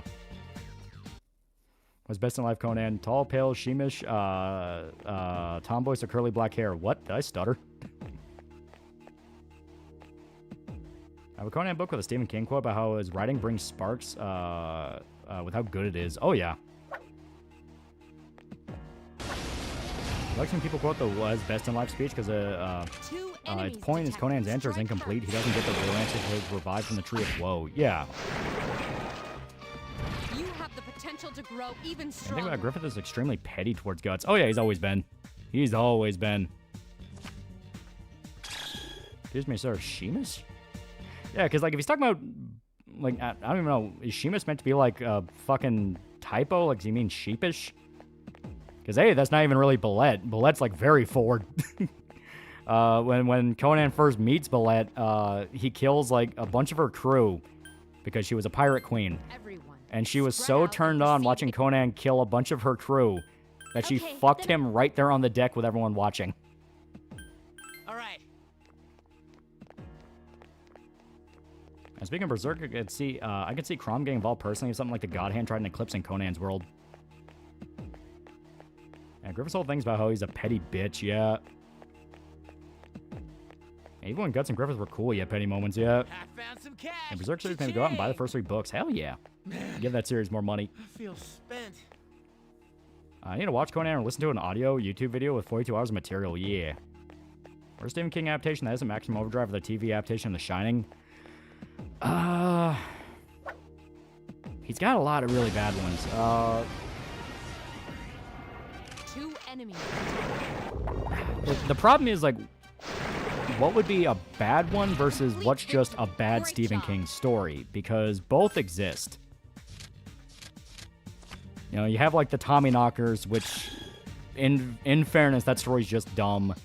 Okay, the concept's kind of cool. The idea of like a weird alien drug going around, like that's kind of cool. The Langoliers is a goofy one. A lot of that's just because the stories themselves were kind of goofy. You have the potential to grow even stronger. And Spotify has all of Robert E. Howard's Conan stories on audiobook. Totals 31.5 hours. Dreamcatcher, you know what? Yeah, I'll agree. Dreamcatcher movie was not really that great. It had moments, but yeah. How would Crom feel about Guts? He would respect him as a warrior. And speaking of Berserk, I ordered the first 3 volumes of the deluxe edition. I should have them by Thursday. Yeah. Personally, I hate the 2000s Carrie. Yeah, I'll agree with you there.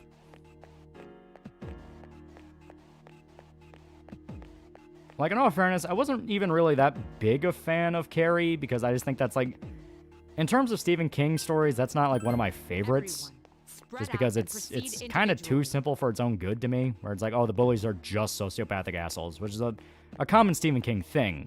But, you know, just kind of one of those where it's like, Might be by the time I got to it, the legacy just didn't live up to what I was wanting. Yeah, After People was an actual waste of Ian McKellen, yeah.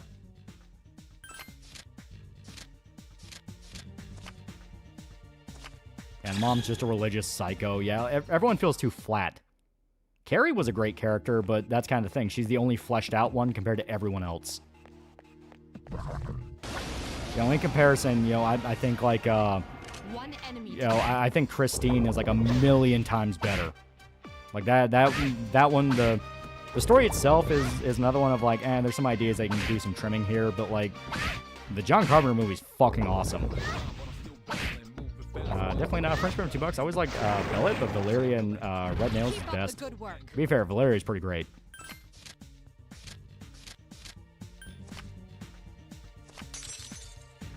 I'll say it's Carrie White did nothing wrong. You're not even wrong. Yeah, Carrie was just a series of misfortunate situations. Yep. 11/22/63 is a great read. That's a cool one, yeah. Siberian has great audiobooks of Conan. Oh. De Palma movie carries a lot. For Stephen King, anything is the TV movie about the incestuous cat people. Oh, God, you're right. What even was that one? Isn't Christine based off Little Bastard? I mean, the most I know about that one is Stephen King didn't even finish writing it by the time that he sold the movie rights to it. Because it was around the time where he was getting, like, really fucking popular. I really liked his adaptation of Christine. Yeah, it was good. Like, there are some great scenes in that. Cat Incest wasn't based on a book. Yeah, Sleepwalker's the weird cat people movie. Bullies torment Carrie all through school and then kill her boyfriend and expect her to not root for her when she crashes out. Good work.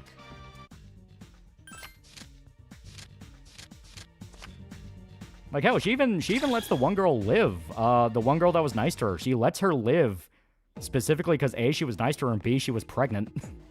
So it's like, yeah, no, Carrie killed a lot of people. Some of them definitely didn't deserve it, but, like, still, she's one of those of like, nah, I can see her being redeemed. Yeah, Stand By Me's great. Oh yeah, Stand By Me's good. Stephen King, I will say, he's got a good sense of drama, you know? Like, his dramas tend to be better than some of his horror stories. I still remember the American Dad Carrie parody Pigs. It's pig's blood, idiot. Sorry, stop reading at pigs. Next word was literally blood. How could you stop at pigs? Will you ever review Late Night with the Devil? I did like it a lot. That one was fun. Isn't Christine Ang in the book two haunted cars fighting each other? I don't necessarily remember if the other car was haunted, because if I remember right, it was the snowplow, right? It was like the snowplow, or like it was like a big truck. And I think they implied it was supernatural, but I don't remember if it was like definitively, or they just were scared it was. 2 enemies detected. Just one more. What Stephen King novel would you want David Lynch to have adapted? It had to be like one of his really out there ones, so... Fuck it, Dr. Sleep. I think a Dr. Sleep Lynch movie would have been amazing. I do like that Steven depicted Carrie's mom as a fat lady who wears a sundress, yeah. A complete victory. Great job. And Green Mile book and movie are great. Oh yeah, Green Mile's great. Yeah, Carrie was born in a time when teachers were shit, their jobs and bullying was prominent. Kind of not her fault, yeah. One of my favorite King adaptations, 1408. The concept's horrifying. Oh yeah, and I really like that. For some reason, I love that concept. The evil room concept, 1408, Silent Hill 4. Like, I like that. You know, the idea of the very room you're in is malevolent. Kind of marked for $2. Well, the King drama was horror, so it makes sense. Yeah, and he was good. He was good at it, you know? Stand By Me has legitimately fantastic moments. Everyone agrees everyone agrees the kid drama parts in It were like some of the best parts. That's why everyone loves the first part of It. Can't remember for $2. Well, oh yeah. Stephen King was made for dramas, but the cocaine forced him to do horror. Wasn't there already a Dr. Sleep movie starring Obi-Wan? Yeah, that's the one that came out not too long ago. I'm saying if David Lynch got to make one, that'd be amazing. Siberian's dramatized Robert E. Howard perfect. Sons of the White Wolf is 10 out of 10. It's basically burning down the house from JoJo. Yeah. Yeah, Gonjiam Haunted Asylum did that very well, the whole haunted room thing. Yeah.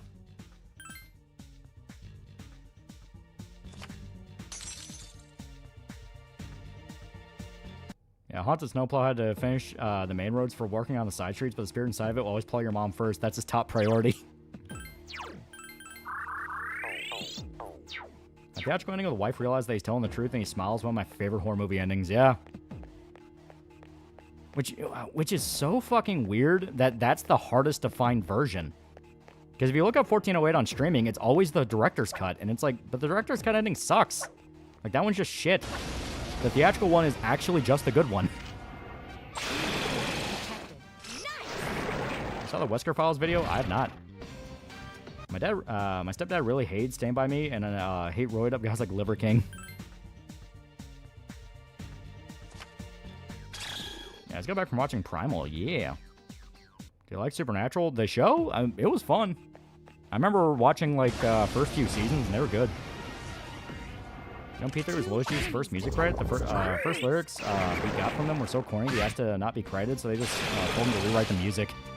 You have the potential to grow even stronger.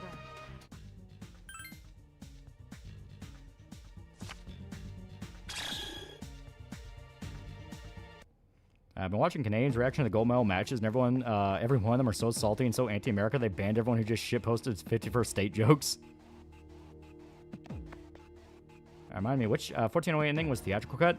That was the one where he survives, he gets out of the room, and he's with his wife, and he's going through his stuff that he got back from the fire.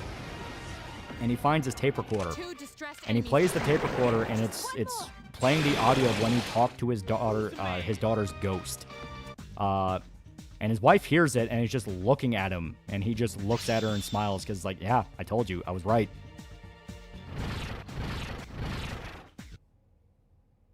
What's the difference in the endings? I saw all the possible endings.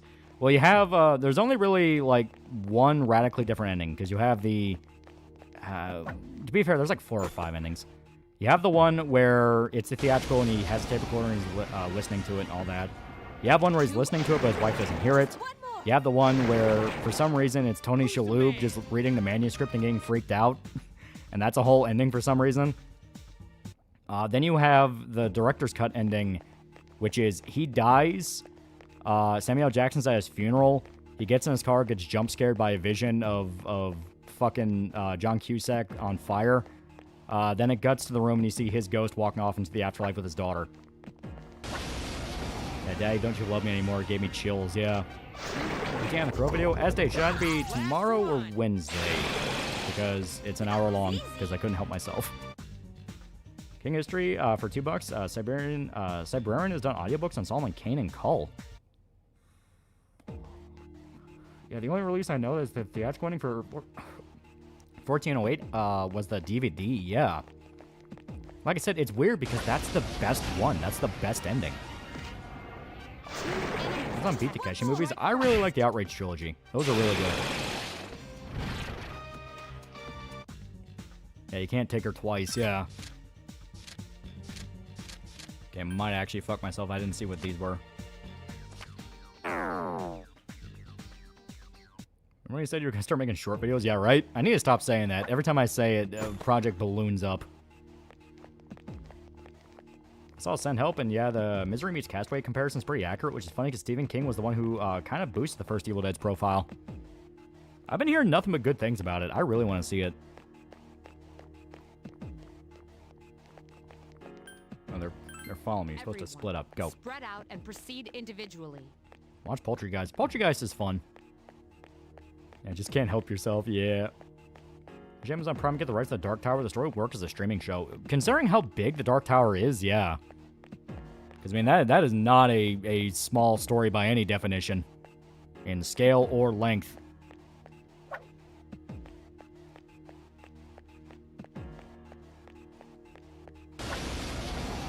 I like your longer videos. They help through my shifts. 2 enemies detected.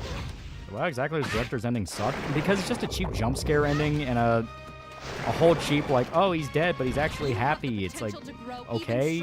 Meanwhile, the other one fit thematically to the story and is closer to the actual story. Because in the actual 1408 short story, oh God, I can never remember the actual, like, name of the main guy. I just always call him John Cusack because that's who plays him in the movie. But he survives the room and gets out, but he's traumatized by it for the rest of his life. And in the movie, they basically imply the same thing, but with more of like a dull pain to it.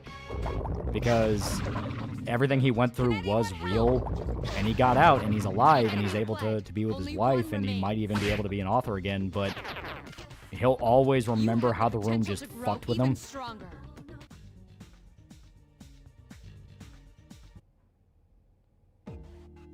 They do the Dark Tower series. They should cast Scott Eastwood as the gunslinger. He's literally based off Clint Eastwood, so yeah. A surprise attack. Prepare for battle. Start True Detective with the weekend so I can finally watch your video. Watch episode 14. Holy shit, that thing was unbelievable. Oh, yeah. Which I love Toronto movies. It's depressing to see Lloyd Kaufman go full TDS. Yeah. Ever seen Dolores Claiborne? Underrated kid movie. I have not. Fear of the zombie plague? Yes. Bring of the Ouroboros? Sure. Pedophile? That's where I draw the line. I'm trying to end humanity, not rape it.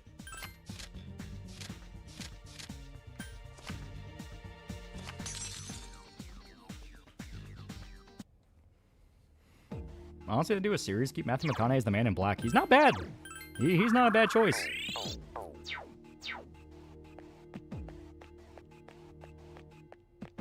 I was on Gravity Falls. I've not watched it, but I do hear that's like up there with regular shows, and like this is just a good show, period. I heard Mike Flanagan's making another adaptation of The Mist. I don't know how to feel about that. There's some parts I like about the original film, but there's parts I don't like. Yeah. One Stephen King book has been made into a movie. Honestly, yeah, that's a good point.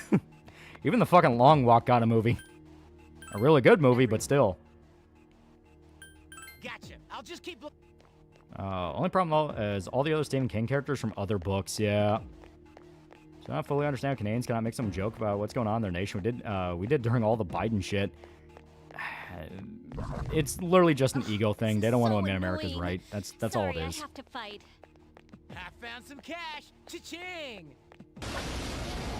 Yeah, Rage hasn't. You know what? Yeah, fair. Rage has still not gotten a movie. But there's a very specific reason for that. So honestly, at this point, I would say, like, why not? Like, there's been school shooter movies. You can do it.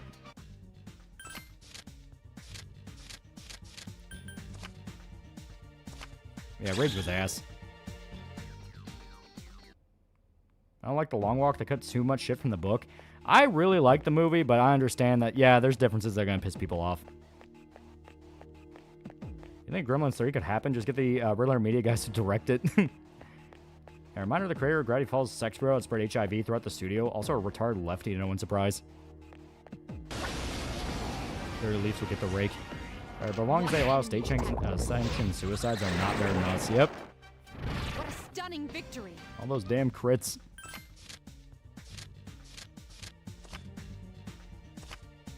Honestly, how much he wrote, there's probably dozens that even he forgot that never got adapted. Yeah. See the Nostalgia Craig plush, the only Cruise play is releasing. They got Doug to sign off on it and record voice lines. Yeah. It's cool that he's tight with them. MSCJ for $10. Thank you for Berserk Saga. Any chance you might still share some of your predictions for what's to come? Appreciate the content regardless. Considering we haven't had chapters in a while, it'd be fun to go through a this could possibly happen thing. Because like I said, it's been so long. That's probably one of his best short stories. The Jaunt has never been adapted, which sucks. I really like that one. His short stories are honestly usually better than his bigger ones. Because he has to tighten up his ideas and can't get too out there.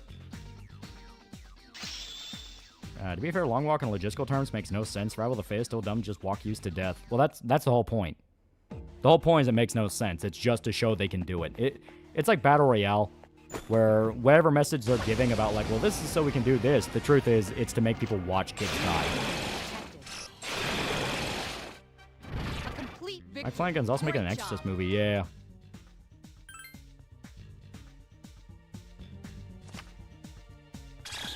Have you read Stephen King's Mr. Mercedes book and watched the show? I have not. A really good movie about a Wendigo and Skinwalkers would be great. Well, if they do like Pet Sematary and actually lean into like the Wendigo aspects that the movie kind of ignores, that could be cool. Let's look like Vegas because Vegas looks like Greece, you dumb fuck. It's my favorite bit from Oni Plays, yeah.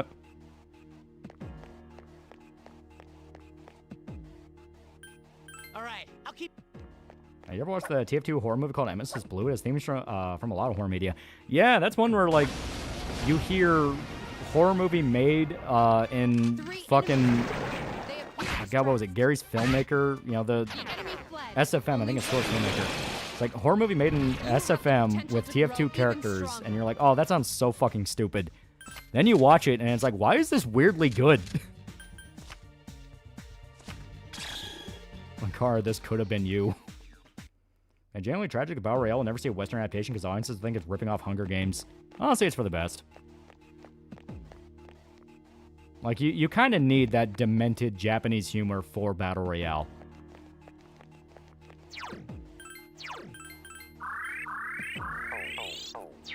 Yeah, Mrs. Blue is, like, legit good, yeah. And Source Filmmaker is surprisingly legit, but barely anyone uses it for things beyond porn. Well, to be fair, from what I understand, it's a pain in the ass to work with. Also a movie about the Phoenix Lights and how people went missing. And apparently Stan's getting a third adaptation. I hope it's better than the second one.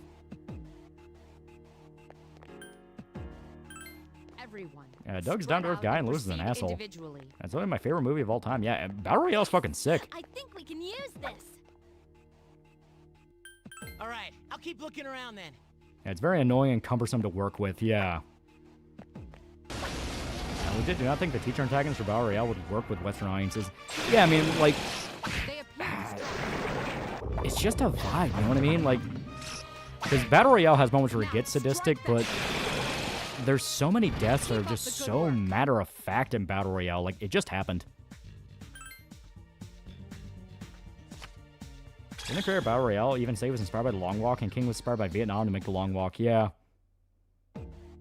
Yeah, Battle Royale's a good movie that has some fucked up moments. Oh yeah, it's a fucked up story. I used to use SFM, in my opinion, is a good starting point for beginner animators. Yeah, Cadre of Girls with the Poison was fucked up. Oh, yeah. That's on the manga? Manga's a lot of fun, and it goes way harder than the movie. Like, the chick who's raping a guy as he's dying, it's like, oh, man, this goes for the throat. Yeah, only Takeshi Kitano is the only one who could bring that character to life. Oh, yeah. But that was around the point where... No, to be fair, it was maybe about, like, 15 or so years after. But, yeah, Takeshi Kitano didn't want to just be known as a comedian... So he started doing more dramatic roles, and that was around the point where it became obvious, like, okay, when this guy wants to play a bad guy, he is a fucking bad guy. He is terrifying. One of my favorite in Battle Royale is the female friend group killing each other off after the poison, yeah. Didn't Tarantino love Battle Royale so much he handpicked one of the girls for Kill Bill? Yeah. Yeah. Tarantino's like a massive fucking fan of Japanese movies. That's why he shows up in Sukiyaki Western Django.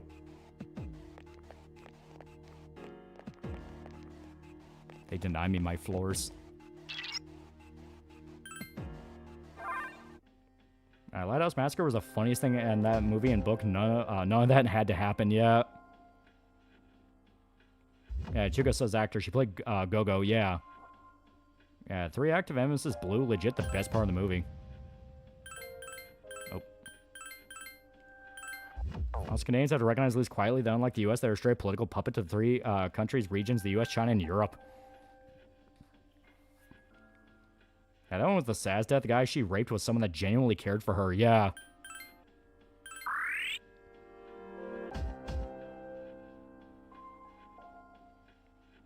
I've been watching videos on Look Outside, and goddamn OST's got bangers. Oh, yeah, it's a great OST. There's about to be P3R. Really like it, but I don't love it. But I did order a PS Vita on eBay to play P3P. What's your favorite and least favorite filmmaking gimmick? Like the whole movie was made in one shot type stuff? I love one-shot stuff. I always, anytime I see like a really impressive one, I'm just so like, man, that's really cool. How did they do that? I don't care. I don't care if it's gimmicky or if they're finding cheats behind it. I think it's cool.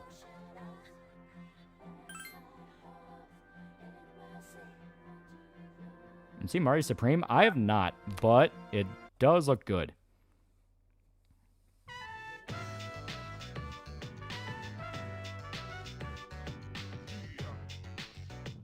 Yeah, Battle Royale's on Tubi as well, yeah. Yeah, Mitch Mercedes by Stephen King is a hardboiled crime thriller detective genre. It follows a retired police detective. Oh. Yeah, one-shot shots are awesome. Like, you have Extraction, the Chris Hemsworth movies. No. Yeah, it's Chris Hemsworth. And basically, the first one had a, 15-minute long take? Where it's him getting the kid out of the apartment complex and has to fight his way out, and they're trying to, like, sneak out and all that. And that was really cool. I was like, oh, wow, that was really dope. I can't believe they did that. And then the second movie comes out, and there's a fucking 40-minute long one-take scene. And it's more elaborate, and I'm sitting there like, man, fuck you, you're cheating.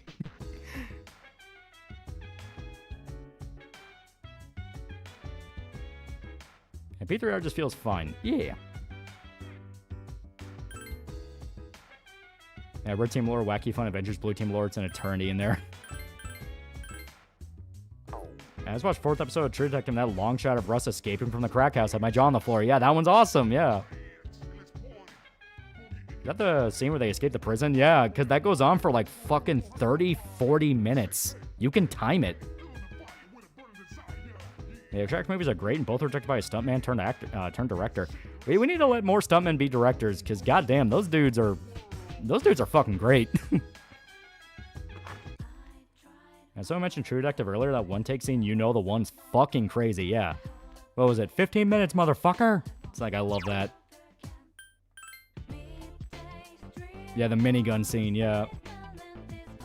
And people are saying P3R isn't the Shays remake anymore after Kwame 3. Me, man, I'm glad I'm not retarded enough to give a care. What classic old school manga do you think needs to be reprinted? Ashina no Joe. Fuck it. Ashina no Joe.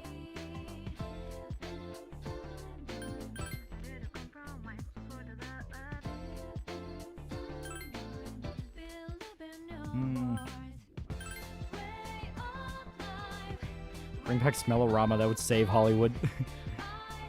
Retired detective Bill Hodges is taunted by a deranged serial killer, Brady Hartsfield, who previously drove a stolen Mercedes into a crowd killing 8 people cat and mouse game. Oh.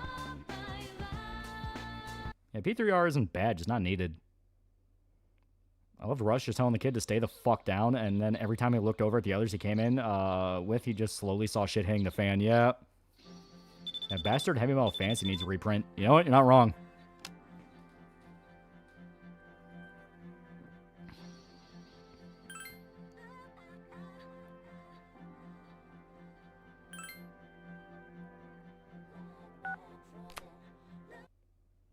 People keep suggesting if anything, Black Lagoon could be made live action. If so, do you think John Wick director would be good? Oh yeah, that'd be fun as hell. I mean, hell, Black Lagoon's already a tribute to action movies. Yeah, because P3R isn't really a definitive version, yeah. Yeah, Revolution of bone-smashing hammers and look-smashing crowd gave someone the amazing idea of the oh boy hallway fight, making the jobbers progressively more attractive as the fight went on.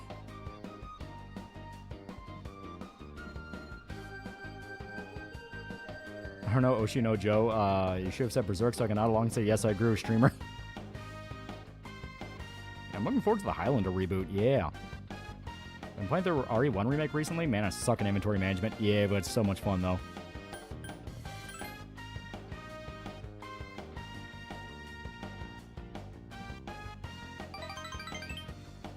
I've seen Iron Lung yet? No, it already got taken out of my theater by the time I wanted to go see it. Meaning it's probably going to hit streaming pretty soon. Even if you don't like it, it's impressive how Adolescent Show was all one take. Yeah. Was Atomic Blonde any good? It was okay. It had that thing where for a John Wick style movie, which I don't even think is like the right way to word it, because John Wick itself was kind of just paying tribute to like older action movies, but you know, when you make a movie in the style of like John Wick, you need to make sure your main character has aura, you know? And I know that sounds fucking goofy ass to say, but, you know, they need to aura farm. You know, they need to aura farm and be someone you can look at and go, oh yeah, that's fucking sick. I could never buy Charlize Theron and Atomic Blonde. It felt like they wanted to be cool, but like, I just didn't feel it. I just didn't feel it.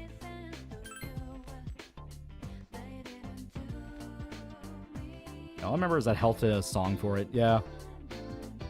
R9's releasing on Thursday, streaming it that day. Not that day, but yeah, we're 100% streaming it. And screen presence is the non-fag way to say it, yeah.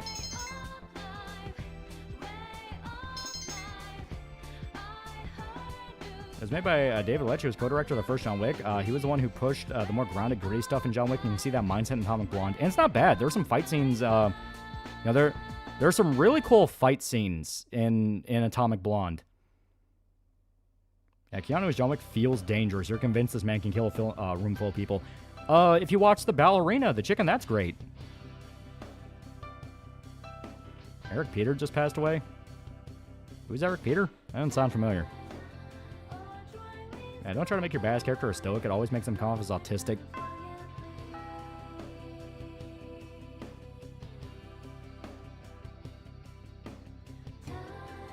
Atomic Blonde doesn't have that mythological feel or cool neon-drenched style John Wick movies Chad Zaleski pushed. Yeah. Oh, French dub VA for anime. Ah, okay.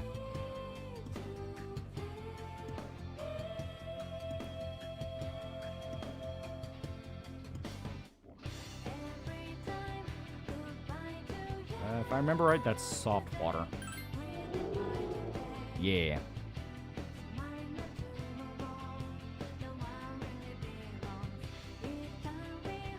French VA for Kratos, Nappa, and a ton of anime in the old cartoon voice of Robotnik. Ah, okay. I've heard Adolescence has the issue that the one takes only add unnecessary time, like the entirety of a drive you could have easily inferred. I like the ballerina is how you do a badass legacy character. They can kick ass in their own way, but still not the stats of the OG. Yeah. Oshida no Joe does have reprints going on right now. Ashida no Joe.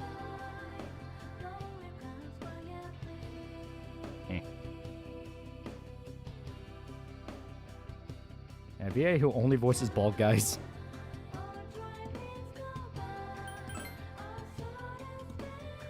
Also, Mark says he's working on Blu-rays for Iron Lung, but he's doing it independently, so it might be a while. Ah.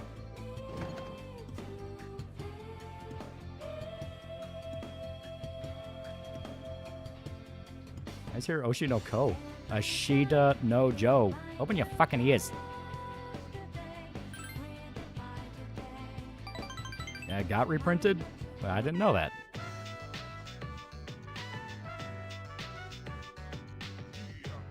It was Sonic Underground Robotnik. Ah, okay.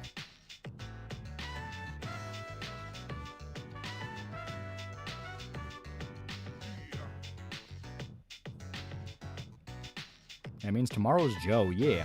And the boxing manga? Yeah, it's great.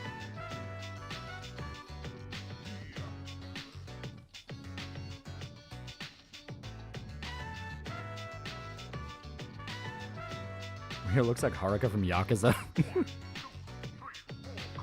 Yeah, like Yakuza 5 Haruka, yeah. I'm looking forward to that Exit 8 film adaptation that's coming. Looks really good. It's made by a Japanese filmmaker. Yeah, it looks really cool. Also, me and the bros were watching John Wick because one of us hadn't seen it yet. We were joking about what if Rhinopore and a high table ran across each other. Yeah, this is owned by Sega, yeah.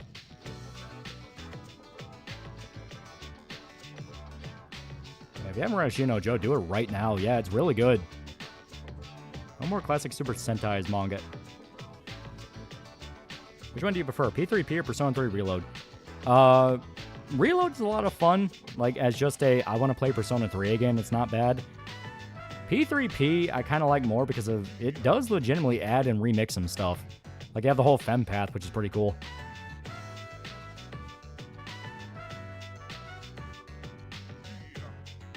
This manga would probably never get adapted, but I would love to see an adaptation of Holy Land. Dude, that'd be sick. Bit $52. Actually, no, Joe, you mean Baki the Grappler? The raid, for example, uses cutting very effectively. Every cut's perfect and done with purpose. Yeah. Well, that's why I honestly really like the new age of action movies we're getting, because they they satisfy the sadistic part of me that loves seeing bones break. You know, like I watched God, what was it? The Night Comes For Us, I think it's called. It's an Indonesian action movie, made by some of the guys who made the raid, but not by Gareth Evans. And one of the criticisms I saw on that is that it was too violent, which I was laughing at because I watched that and I fucking loved it. Yeah, you know, it's just one of those things where when I watch an action movie, I like fights having impact. I don't like the wire fights like you see in Crouching Tiger, Hidden Dragon, things like that, where it's like, I mean, those are fun, but it always feels like you can see the padding the actors are hanging themselves with.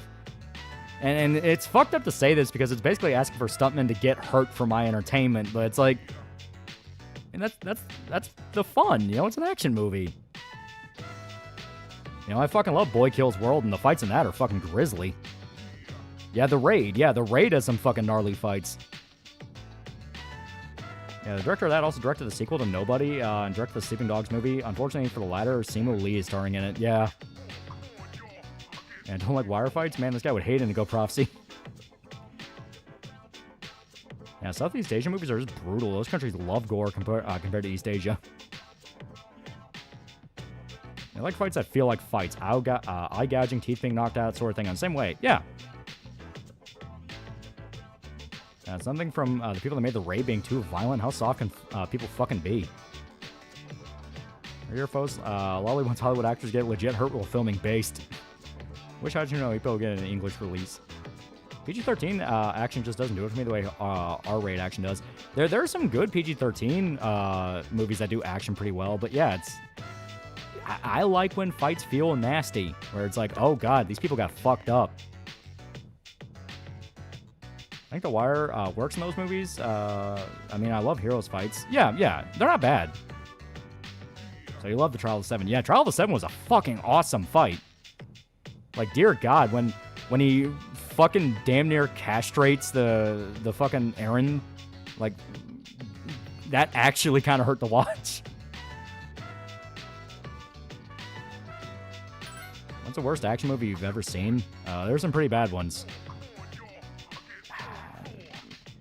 It's not even like, I don't even know if it's the worst one, but it's one I saw. Like, Taken 3's bad. That one just sucks. And you ever watch Hardcore Henry? Yeah, Hardcore Henry is some fucking gnarly fights. Yeah, Invincible fights are pretty brutal. Which Asian country makes best action scenes? I mean, you know, it depends. It depends on the director, but... Because, man, hell, as much as we talk about the raid movies, Gareth Evans made those. He's not even fucking Indonesian. He's fucking English. Gareth's $2. Good Japanese films besides Ghibli and Kurosawa. Takashi Miike. He made some fucking awesome movies. I still love First Love. That's an awesome movie.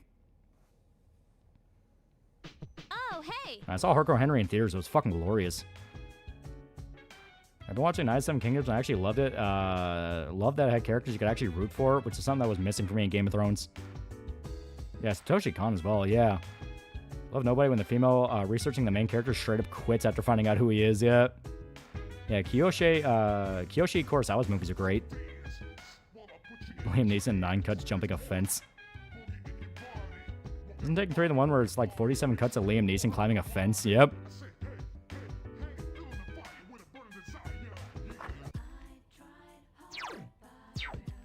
Yeah, Steven Seagal's entire catalog, yeah. Hong Kong used to, before the CCP took over. I think all of Jason Bourne movies are pretty bad. I like them. Maybe it's just a nostalgia thing, but I like them. Like, Bourne Identity's sick. And Cinephile, you haven't watched Crank 2. Crank 2 is a lot of fun. I don't even know if I can call it a good movie, but it's so much fun that it feels weird saying it's a bad movie. I've seen No Tears for the Dead's Korean action movie. Yeah, that one's pretty sick. Same God for $2. Sorry earlier, but Shino Joe does have a reprint. Marine Birkin, gotta say Chestnut Puck's getting on my nerves. Far too frequent in Pirates. Make the supernatural stuff feel weaker. Yeah, there is that period of time where you can tell, like, okay, the comedy's getting a little too much here.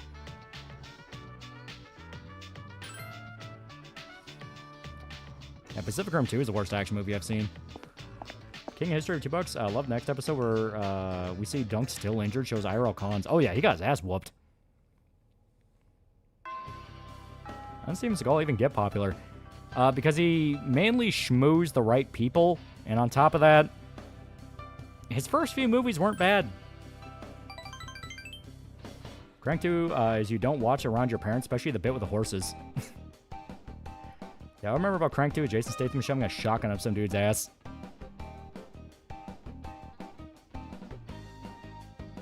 Yeah, I love that Arian gets sent to Lies Fantasy Vegas Miami after getting his butt whooped.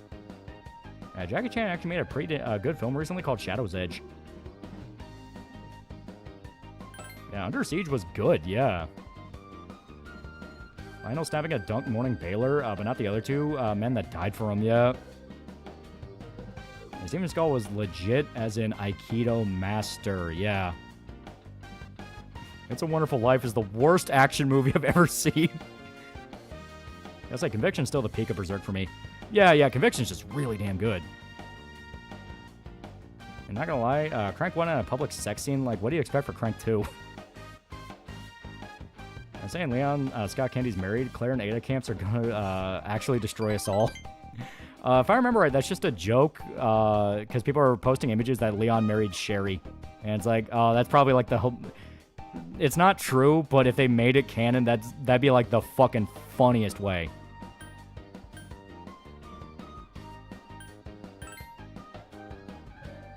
Taylor with the goat, though.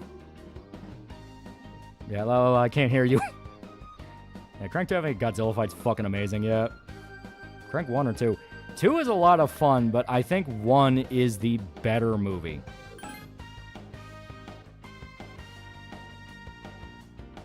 Yeah, probably just a handoff at the ceremony, yeah.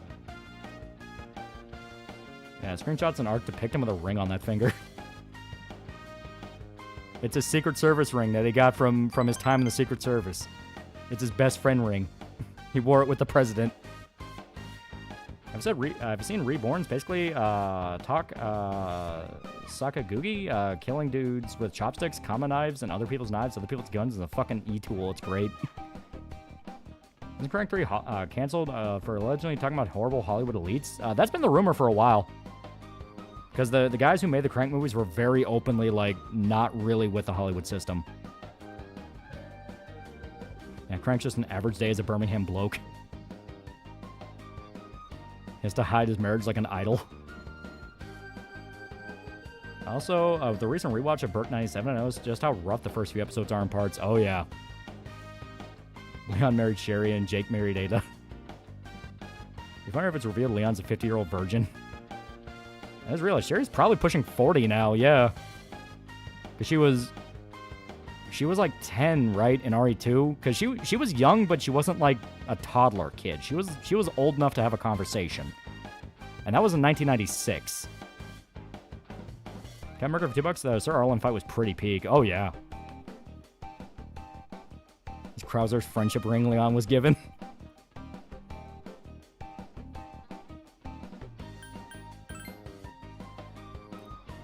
Yeah, Leon's like Doom Guy, doesn't know what sex is. If you watch Ghost Rider Spirit of Vengeance, behind the scenes, that honestly got a bit screwed over, yeah. Aren't Leon and Ada canonically fuck buddies? Yeah, R2 is like 98, yeah. Japan Millennium Falcon War, I like it a lot. The guts moments in that are so good. Like, the part where after they finish in the troll cave, and, you know, the rest of the party's like partying at the bridge, and Guts on the other side of the bridge is looking at them, and he says, I never thought I'd have companions again. Like, that's just a great moment. I love that moment. I'm gonna Leon, Ada stay until the end of time. Yeah, that girl in Revelations 2 is like in her 20s now, timeline-wise. Yeah, Leon's 9 years older than Sherry, so she'd be in her 40s. If I saw how Sherry looked in RE6, I'd hit that. Sherry's canonically in the ballpark of 10 years older than me, but she's still a kid because I saw too many Leon's Literally Me edits. Yeah, like I said, it's obviously not Sherry. If Leon's married, it's not Sherry, obviously. I don't think it'd be Ada, but it would make too much sense for it to be Ada. Where have you been? The question is, all right, then what was Ada doing after RE6? Because she was still kind of like, you know, public enemy number 1. It's Helena. There you go, yeah. That one was so good and impactful. We basically had twice the scene on the beach after escaping the forest. Yeah. I've been aura farming for 30 years and Ada still will let him hit. Hey, new Berserk info? Bet a minute. Nope. You guys are forgetting about Jake. Remember Jake. Where's the god hand do you think will die first? It would either be one of the ones we don't see a lot, so either Ubek or Conrad, or they'll just straight go for it and it'll be Slan. Leon's married to the game. Yeah, my buddy said something about Ashley looking for Leon. I can see Ashley, yeah.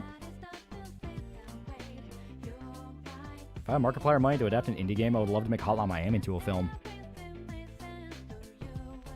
Yeah, it could be Hunnigan. Who's Jake again? Exactly. Yeah, it'd be really funny if Leon married that chick he kissed at the end of Degeneration. Yeah, what about Jake? Chris welded the ring on. That's on Rodney Dangerfield. Watch Back to School. It's sort of interesting to see his character knows business and says how it really works. He was a funny dude. Like, anytime he showed up in something, he was funny. Actually sent Secret Service after Ada after she heard what the Chinese woman did to Leon. Say Katana Zero if they ever finished the fucking story.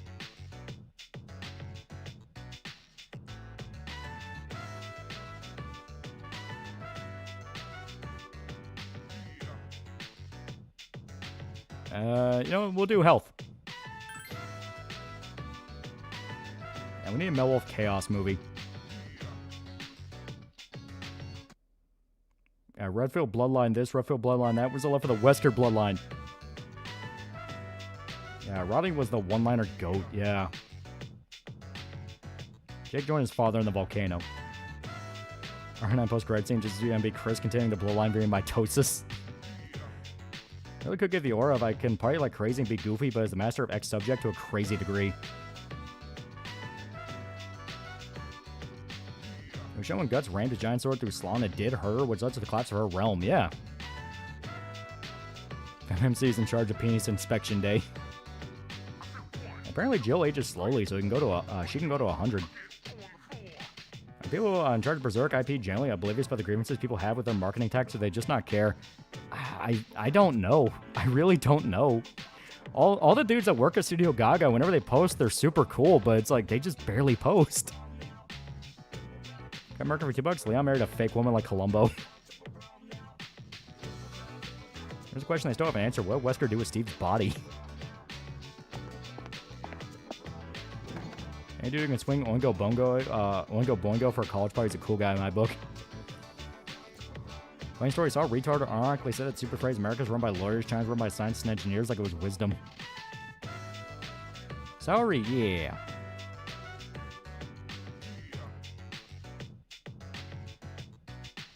I told my shrink I'm having suicidal thoughts, now it makes me pay in advance.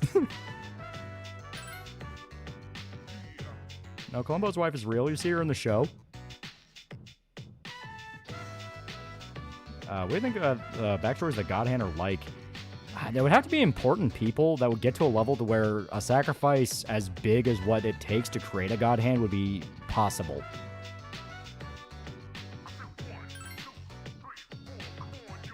I go, I kind of have a crush on Slum, but I say that while acknowledging she's probably a horrific monster if we got more about her background. And she was supposed to be a romance option. Sorry, yeah. She is cute. Didn't Globo's wife have her own spin-off show? And probably similar to Griffith, yeah. And if Code Veronica remake wants to be Kino, will cut out Steve and have Claire partner up with a prison guard. Assume Conrad used chemical warfare and was tortured with poisons. I can't think about who you want to be with. Surprised, I fuse them all together. Please kill Gilda, gramming him wrong. I think Void is servants of the Skull Knight were they are both humans. That's pretty much the prevailing theory. It makes too much sense.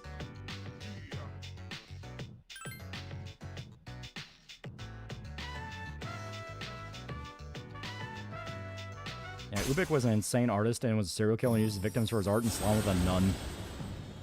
I was wondering, what the hell is Rebecca doing? Be funny if she's secretly shacked up with Billy and she's the only character with a family. Yeah, it'd be fitting if Slum was like a chaste nun that got corrupted. Yeah, that's another like prevailing theory.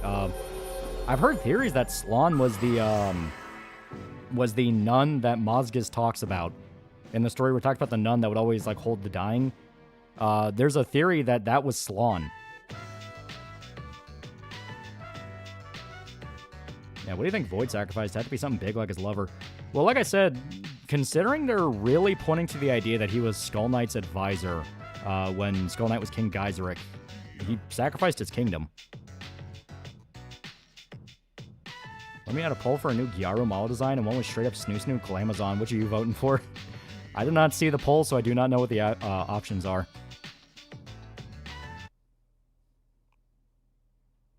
Welcome back.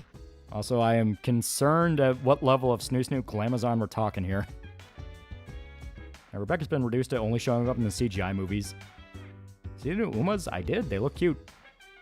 Yeah, I married Ashley because she had help from the FBI CIA. Also, for some reason, Ashley was infected with the Ada virus. Yeah, Void's most likely the guy Skull Knight imprisoned or exiled. Yeah, his advisor. He had him tortured. Yeah, she was holding people as they died. Yeah. Yeah, it's a story that Mozgus talks about in Conviction, where there was a nun that would go around and hold the dying, comforting them, you know, as like a last good gesture before, you know, they die. And she comes across an old man that she goes, you know, old man's dying on the road, and she goes to hold him and comfort him and all that. And the old man tells her, like, I've lived my life in complete solitude, and I've been proud of that. Please don't besmirch my death with your kindness.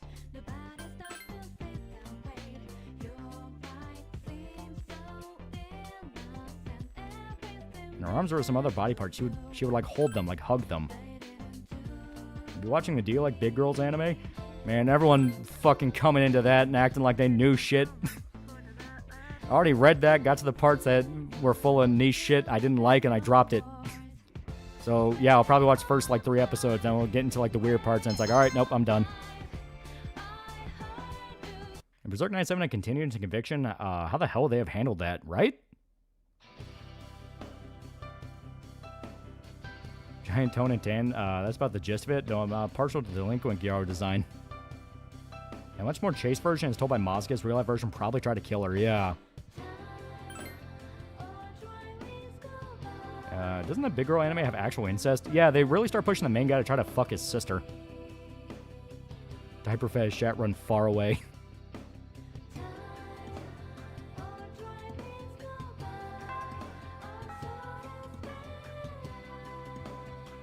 I like to think the nun story was completely made up by Mozgus to justify his twisted faith. I think Slum was a princess who was sheltered and gone overboard once free.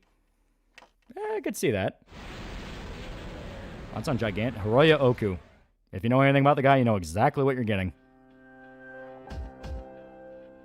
Big Girl anime kind of rubbed me the wrong way with how the sister's involved. I mean, it's ecchi. You know what you're getting with ecchi. Read some of the manga, pretty good art, but I can tell there's some weird fetishes there. I prefer my more based, plus-size elf manga, thank you. Yeah, you never know when the enemy might appear. but I thought you couldn't scan My outside favorite's of blonde hair, tours. big girl with hairy armpits. To be honest, I lack the power. Have you read this old manga called Gantz? Oh yeah, I've read Gantz. Maybe this Gantz is the is best sick. Princess Leia can do in terms of The data. incarnation ceremony previous to the Griffith was reviving Skull Knight, which is why Flora got kicked off the Although, island. The power Well, of Persona seems to I be don't much think it'd be the broader same than I way, thought. but she definitely violated We've some even kind of got someone natural who law can bringing switch Skull Knight back. personas in the middle of battle. I mean, obviously she just tied his spirit to the armor, There's but yeah, that something does raise the special question of, well, about how her do you do that? ability. It hasn't been that long since her awakening either. I like big girls, or I'll say, so I'll check the manga out. Why is Sister putting on a diaper? Why does the MC say it smells and he likes it? I have to admit, I was surprised too. As long as a femso girl gamer got kissed once, sacrificed her Steam library for more affection. But in the end, it's up to her whether or not she can reach her full I potential. think a Batman wouldn't beat that out of me.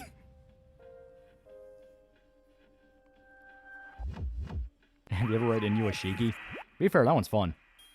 I love the main villain in that just being a One Piece fanboy because Hiroya Oku fucking hated One Piece. It's a shadow. Warriors 2 is working on a new game. I think it's gonna be another medieval You game or actually something found different, maybe one? like Viking game. I would be cool with whatever. They did say that Something's not Deliverance right. The reading is too over, big. like Henry's story's over, but they have more Kingdom Come games. Yeah, here's that diaper lolly. Done. Yep. Yeah, I mean that to me is We've just like never nope, encountered nope, anything nope, like- nope. That's usually a good sign to pull out. Not a fan of that. You mean it's one of those? I love how he kills all the two-channers shit talking Gantz. Yeah. It must be.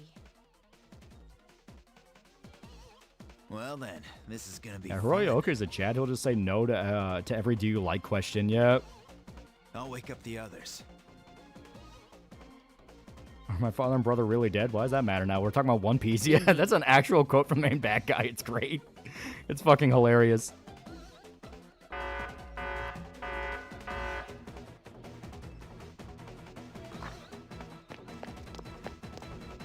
Yeah, Gantz has some sus parts. Like I said, Hiroya Oku. If you know anything about the guy, you know exactly what you're getting. Where is it? I'll rip it a new I've one. been watching Patlabor anime. It's pretty good. The Joker Masada having Spy Dog's pretty funny. Yeah. We've detected a shadow outside of Tartarus. We don't know for sure, but we think it's another big one. Well, does she want to talk about One Piece, though? We have to defeat any of them we find. As Is Luca quickly as housewife possible. material? Considering that later on when you see her, she's running an inn with the other girls, she might have stopped being a prostitute. City's destroyed. There will be These panic. fetishes, I like feet, BBW, or preg, diaper. Ah, oh dear.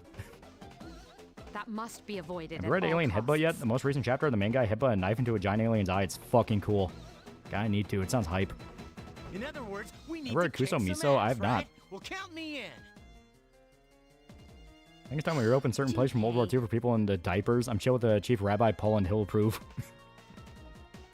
You guys ready for 30 Akihiko, you more stay years here of and wait Asuka for the versus chair. Ray? What? Saw the Are you foot scene at the kidding? beginning of the Tall Girl I'm manga and going. knew, yeah, it's gonna get fucked. You still need to recover. Everybody You'll can just see be a mangaka hindrance. crack mentally in real time. Run a girlfriend was doing so well, then the mangaka had a wife and kid. Why is he simping for a made-up girl? What? Yeah, it's right after he killed her family by shooting her dad while he's in the tub with her brother, and his body lands on the kid and holds him under the water. It's so fucked. They'll fare better than you in your current state. Now, why the main girl with the Hime cut break up with him again? Was it also because she wants the dude to fuck his sister? Have faith in them, Akihiko. They're ready. Oh, if you're talking about the big girl one, if I remember right, the Hime cut girl was just a whore. Like, she doesn't actually even like the main guy. She just wants to fuck him. Damn it. Yeah, Hiroya Oku's basically the Garthans of Japan, yeah. Relax, I've got it. And you should read covered. the Horny Gyaru All Girls Academy manga where all the girls are horny sluts who want to jump the character teacher for his D. I guess I've got no choice. Just accidentally text my landlord. Gantz is sick, meant for chat. The end of Eva series is basically the, you know, finally ending it. Well, end of that timeline. You're in charge. Ava has multiple timelines. In fact, the side material flesh it out as like, this has been an ongoing thing. We're counting on you. Yeah, you're confusing girls there. Hime Cut is different from the slut girl. Now in the big girl manga, they establish Hime Cut girl is also a whore. That I remember. Because he likes Hime Cut girl, but Hime Cut girl is just kind of a nympho. I know you can do this. Land Chat gives a rent discount from now Pretty on. much decided that you're our leader, huh? And Shinji Ikari's not old enough to need a prostate exam. Even when I'm the only guy in the group. Whether one is a man or a woman doesn't factor into it. You ever seen To Live and Die in LA, directed by William Friedkin? Fucking classic, dude. Fucking classic. That one's awesome. Let me add, if you ever say or do anything to condescend to her because Yeah, someone's making an animated Venom movie. Tom Hardy's maybe returning. It would be cool to see if it was more action horror. Yeah. Oh, no. It's not He like made I cuts. look down The on girl her that or always talks anything. about dick clouds. Yeah. You three should hurry and go on ahead. Mitsuru, you need to get ready, right? Yeah, white-haired dude and Ava is the same guy every time. Gets cucked every time. Yep. Indeed. Let's rendezvous in Faithful 3 Fort does Station. rent discounts lead to the apocalypse. Here's why I like the dynamic between Junpei and Minako better than the original. Got it. What's your favorite Alright, freaking let's movie? go. God. I gotta make absolutely sure, because if I'm right, then it's gonna get even worse looking for an answer. When it actually gets to the weird fashions, you have two responses: the nope coward or the I'll power through retard.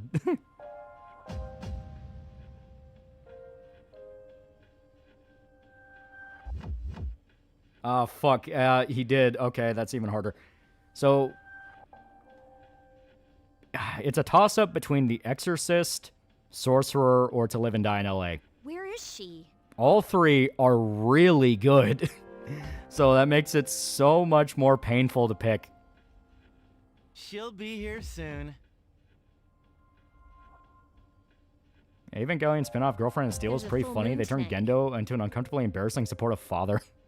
But it looks even I punished Limit creepier $5. during Ava the Rebuild dark Movies has hour. explained Kaoru has been going through from timeline to timeline to give Shinji a happy ending.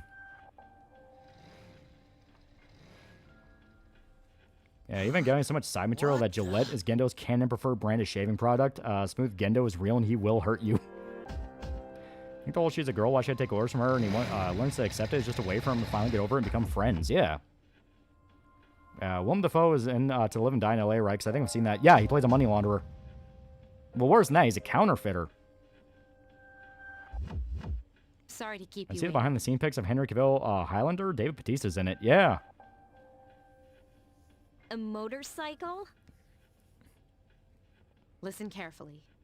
What Marvel comics do you think would work better in their own, in their known universe? Like, in their own, like, by themselves? Punisher has really good shit in Max Series by himself.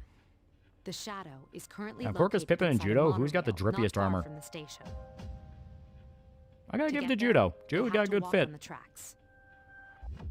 Yeah, Dick Cloud's literally just her saying cloud shaped like dicks. Are you serious? Isn't that Someone posted an official dangerous? illustration of Shinji and Asuka as a married couple with a daughter, and all I thought was, what if Shinji was Rey? Would their kid have a helmet? Don't worry, no electronic equipment is operable during the dark hour, including If the you want to give monorails. Shinji a happy ending, take him to the shady massage parlor. Yeah, Willem Dafoe never topped his performance of Beyond Two Souls. But your bike. Yeah, I watch his interviews sometimes. The man gives no shits. I don't give a fuck flying fuck into a rolling It's donut. special. Yeah. I watched Platoon. I thought it was alright. Yeah, Now, Platoon's if circumstances alright. It gets change, preachy I'll though. notify you immediately. Especially when you know the incident that's basically talking about, because it was a sort of kind of not Let's get really started. movie talking about the My Lai incident, but it was kind of avoiding that. So, I'll be expecting a sterling outcome. you know, the manga's similar to 20th Century Boys. I mean, Urasawa in general is a whole bunch of shit. Pluto, Monster. He's got a whole bunch of really good shit.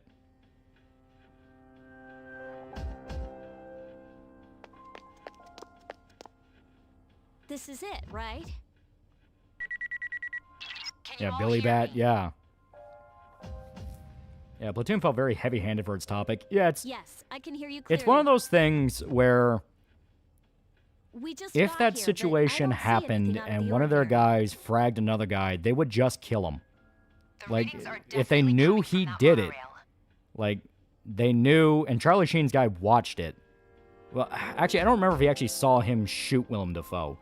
I think he just saw him when Willem Dafoe died. Proceed with But if caution they and knew stay he did it, together. and the guy especially, like, teased that he did it, oh, they'd kill the motherfucker. Got it.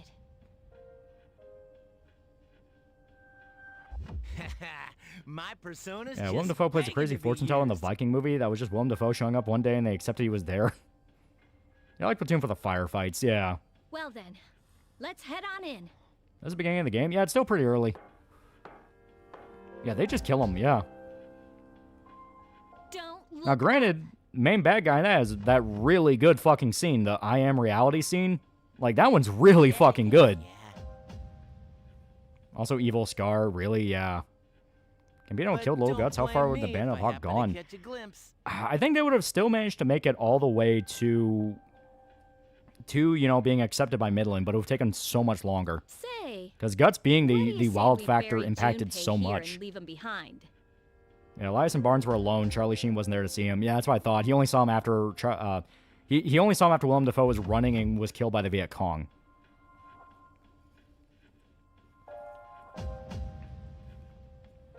Yeah, this is first real war boss. Yeah, it's early. This poor stiff must be a passenger. Speaking of freaking of war, can tell me what rules of engagement with Sam Jackson, Tommy Lee Jones is like? God. I was about to say I haven't seen that, but I think I have. I just got to remember if it's the one I'm thinking of.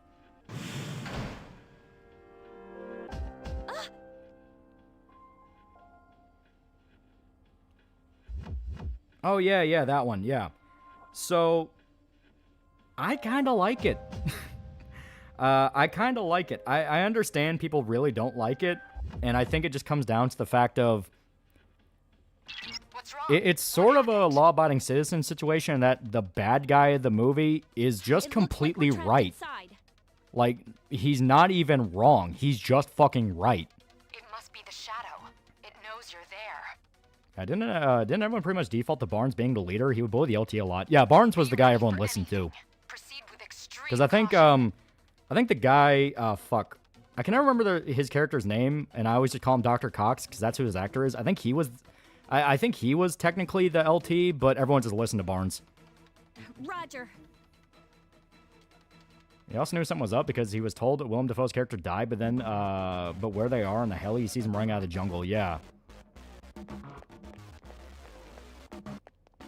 You like Jarhead? Oh yeah, Jarhead's good. That's a good one. That's a classic. It's one where Sam Jackson's on trial for killing civilians during an embassy attack by saying to waste everyone's also the correct decision. Yeah, like, he was right. Yeah, Dr. Cox was one of the sergeants. I think you're right, yeah.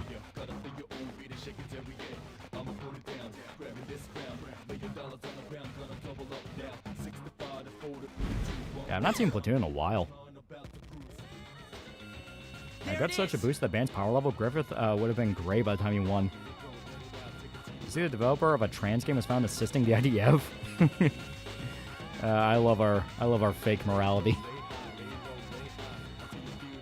Isn't Jarhead just one guy goes to war, does nothing, gets cucked? Yep, and it's probably one of the most accurate military movies out there. Wait. Something's not right. The enemy is acting strange. And Master of Tartarus. Alien headbutts like Devilman, but Akira is a pro wrestler instead of demons as aliens. But if we don't go after it, we're That's spoiling newest episode Primal. My man Spear can't catch a fucking break. Also, these goddamn cliffhangers. We know how the story ends, but this is such a good in-between. You're in command there. What do you think? Are the Jarhead sequels to action movies? Yeah, right? It's especially weird trying to turn that into a fucking franchise. But why did it retreat after revealing itself? It doesn't make sense. Guts enjoy P3P. I think you enjoy anything that's not miserable. Fine, I'll go myself. You guys just stay back and watch me beat it all by myself. Yeah, Sam Jackson did nothing wrong. He wasn't the bad guy in the movie. He was basically had to defend himself in court against a lawyer trying to advance himself. Yeah. Junpei, wait! Yeah, rules of engagement show politicians would gladly throw military leaders under the bus to save face. Yeah. Watch out! Behind you! And Guts learns about Dragon Quest.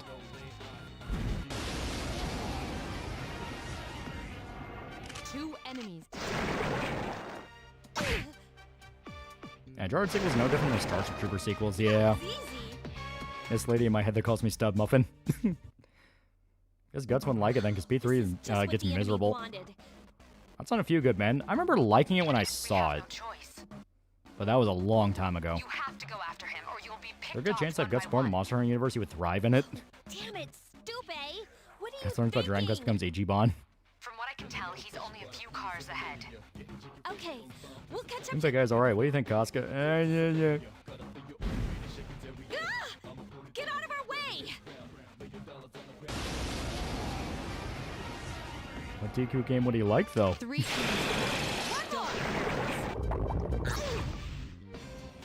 I think it was Spider-Man 2002 game when I heard that sound effect. I was not a fan of Hurt Locker. Yeah, also not a fan. Yeah, John C. McGinley was Dr. Cox. Guy had a habit of popping up in awesome films. He was in Platoon, Seven, Office Space, and Point Break. Oh, yeah. He's a great actor, too. Would you keep your fucking head down? If you listen to me, you would still be fucking alive right now, stupid fuck. Yeah, Jarhead's great.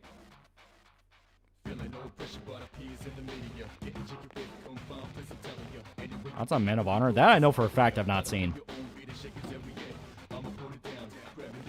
The class with guts spec into in a D&D campaign. Barbarian. Eighth type, a greatsword's a high-skill weapon, and Monster Hunter whiffs a lot. It's all about your setup. You're trying to set up that perfect hit. I've got it under control. Never understood Hurt Locker outside the bomb suit just keep you together. Take this, you freak of nature. Imagine dying but your sword still yells at you. Well, he's yelling because he fucked up. How do they fit in this train? Because it looks cramped as shit. So we think the original plan for Fall Show was to immediately set in New Vegas, but waited for later because New Eyes. God, Howard confirmed it. Told you! I kissed my girlfriend and did my Heart Beats Like a Truck for You, Berserker. Don't get careless. Yeah, Wilds makes it noob friendly, yeah. That's a movie that's complete lie, Lone Survivor. Yeah, that's a whole fucking rabbit hole. Finding out that entire story's bullshit. Hell, it's kind of what kicked off the whole Navy SEALs are not as cool as what people think they are. Snowball. Yeah, John C. McGinley also had that Ash vs. Evil Dead ripoff that looked okay. So, are you all right? And the problem is playing Guts in D&D is finding a way to work the Berserk armor into the game. Of course I am. He fucked up, most likely cancel the exercise for the day, yeah. Until recently, I did not know Jody is a name given in the military for guys who convince wives to cheat on their deployed husbands. Excuse me? Look at things in Hurt Locker was the scene where he finds a kid, the talk with Sanborn, the victim of the vest, and the scene with Jeremy Renner's character back home. Be careful, you Fuck you mean I missed. The space was the length of a fucking pube. Where's my hitbox? Something I've said when missing a true charge slash once. I don't detect any movement. Yeah, reminder, the founder of the SEALs is in the files.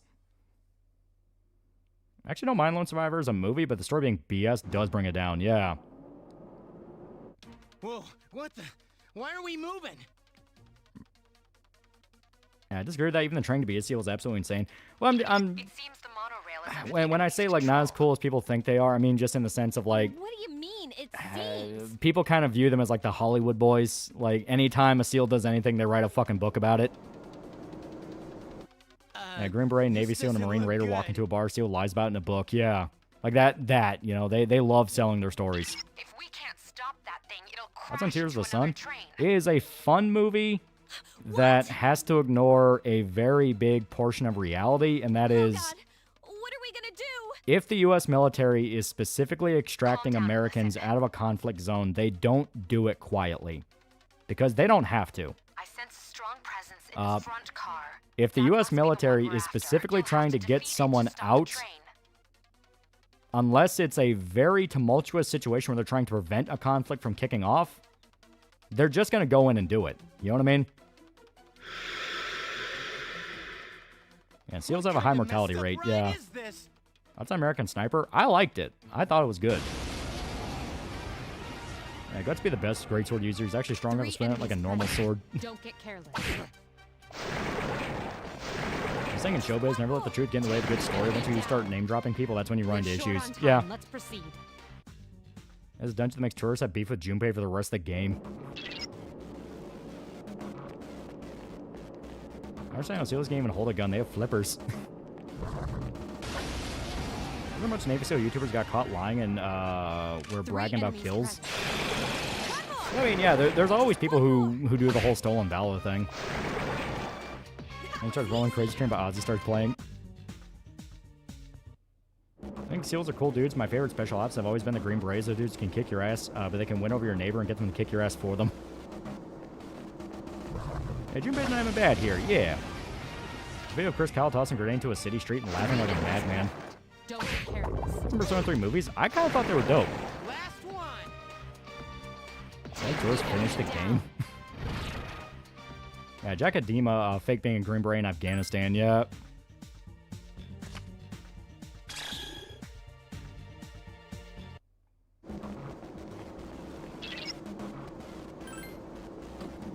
Whenever I feel down, remember the song Gut sang to Woo Casca? I love you like I love my truck Berserker. Would you like to make some fuck? What the hell?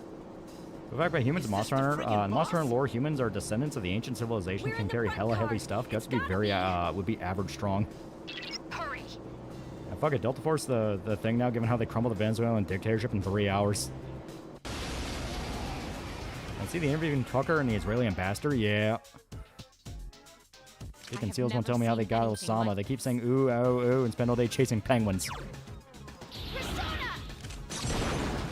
People call American Sniper a propaganda piece. I've seen Radards equating it to the fake film Inglourious Bastards. Yeah, because, like, Chris Kyle was a real dude. He was a real dude who did a lot of shit, and it addresses the fact that a lot of what he did was pretty not fun. More of a ranger guy. I think how long-lived slander can be. To this day, idiots believe Bram Stoker secretly gained Dracula's secret exploration of it. Ignoring the fact that Dracula targeted women. Like, the fuck they talking about secretly gay? You struck the enemy's weak point.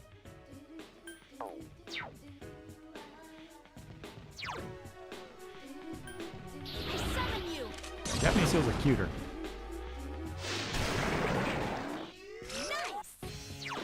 Alright, now I don't remember if this deflected. I don't think it did. It's fine. We'll figure it out. It did. Okay. So just don't do that again. I also think Force Recon Marines are pretty neat. Because both because the Marines were tougher than other Marines, also just their Tal Force Recon sounds cool. You know, Junpei, you fuck up that. It's your guys. Yeah, Dracula ain't no banana grabber. Yeah, it's like the whole thing about Dracula is that he was basically sort of kind of an allegory for sexual violence, like sexual assault. Arguments Dracula are both women and men, comparing vampire corruption being gay, apparently. Progress. The only gay vampire is Dio in this house. The enemy is reeling. Finish it off. As you can tell, we might be a tad over level for this segment.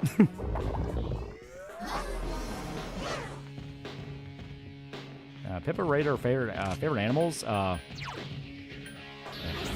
She likes lions, but she does not like orangutans because I can't see why. They're pretty chill, but she doesn't like mosquitoes, which is understandable.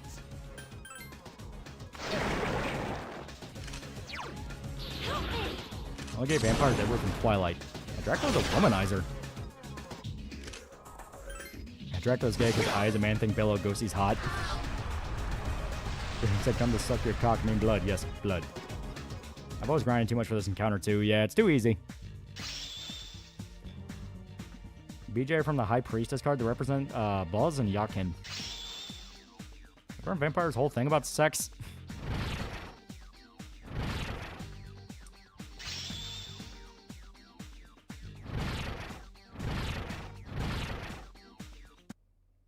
I think represent the field of childbirth or something.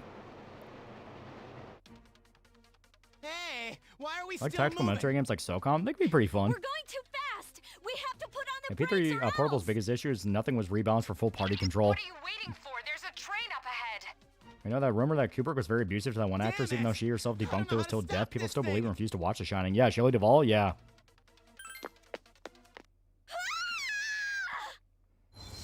On Monster Hunter lore, though Shia is theorized to be fully realized equal dragon weapon the ancient civilization made that caused the ancient civilization to be wiped out, their sin lives. Did we stop? Saw a podcast in which two former SEALs discussed things they didn't like about the teams. Apparently, there's a lot of recklessness among SEALs, in part because they encourage you to drink hard and often. Is everybody all right? Ever played Binding of Isaac with mods? We're okay. On occasion, yeah. My knees are shaking. Junpei guy looks like he's 30 hanging with high schoolers. Dude, I'm like drenched in sweat. Hey. Dracula's gay because he took too much Fent and confused his ops for his bitches. Oh, crap. Hey, don't cry. Where'd I put my handkerchief? Yeah, Dracula just targeted the weak-willed and weak-minded. He you went don't after mind people if who it's didn't been believe in used, do ya? vampires and those who were lonely. Yeah. Hey, don't laugh. Vampire tradition represent things like nobility, sex, and of course things that should be dead not being dead. Yeah. A revival of sexuality in vampires in the 90s, 2000s. Vampire the Masquerade Twilight was lightning in a ball that needs to come back. I'm sorry I couldn't do more on my end. I don't detect any more As though she is an shadows. artificial elder dragon You made from guys did a great fragments of job, so come on Fatalis. home. I'll let you think on how bad of an idea that was. But how did you know which one was the break? I know Hitchcock tortured actresses, yeah. I don't think this is the kind of thing women's intuition helps with. Bickering between SOF dudes and embellished Valor is a whole rabbit hole. The newest thing is Bin Laden not going down the way it's been Whatever. explained. The dudes in the team are suing each other. Wanna grab a bite to eat? I'm freaking hungry. I believe all the Full Moon bosses represent the reverse arcana they're associated with. Yeah. I hate to break it to you, Junpei, but girls Dracula, usually not gonna dress don't up like get that, hungry Dracula in the daughter. middle But of the Dad, night. you're a vampire. Use your looks, not your body, like a succubus slut. I wouldn't mind stopping by a corner store, though. I kind of do my vampires and werewolves similar to how Will of Darkness did them. I don't want to fully rip them off. Yeah, people in chat that don't know anything about Monster Hunter Fatalis is the Elder Dragon, basically.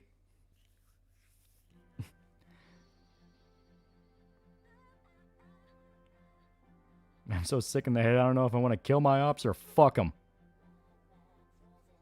Yeah, vampires about that weird emo kid at your school.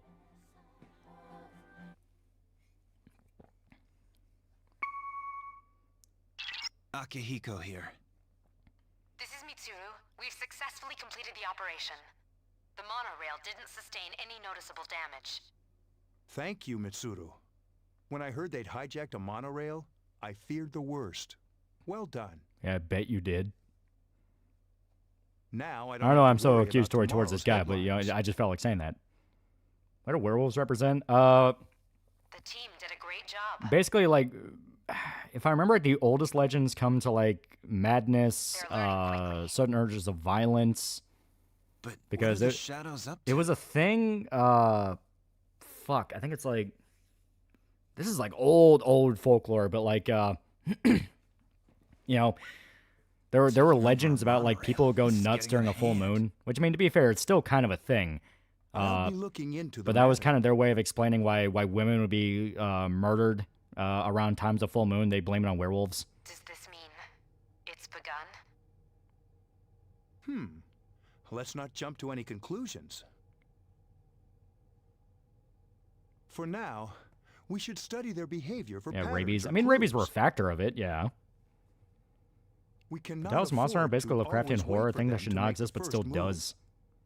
Yeah, allegedly a lot of it was also due to cannibalism, like the Wendigo, If yeah. I had more power, things wouldn't be so difficult for the others. Why so mean to the funny dad jokes, man? He's just a great guy. I don't know, there's something about him makes me angry. I don't like be him. so hard on yourself. You're doing fine. More importantly, do you have anything to drink, Akihiko? Huh? Why do you look so tired, Akutsuki-san? Wait, don't tell me that bicycle outside is yours. Boy, am I gonna be sore tomorrow. I think Bigfoot could possibly be real. I think it's a neat idea about how he dives out there. I think if he was by this point, we would have found him. My country has old folklore about people being so unfathomably evil that when they die, they revive as undead with dog heads, sort of proto-werewolf called Prikoliki.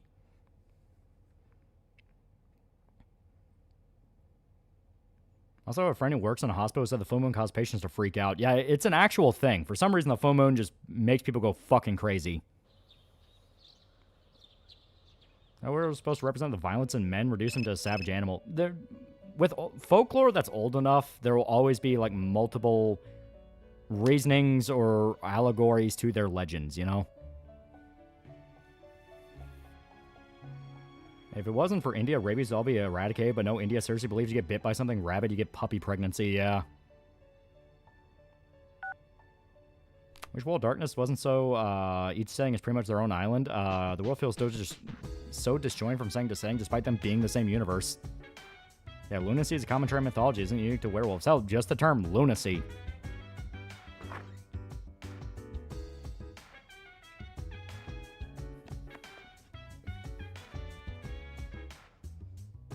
Could the full moon making people go crazy be a placebo effect? Like, it's not really having an effect on them, but they believe it, so they act accordingly? No, people just go batshit. Like, it's just a thing.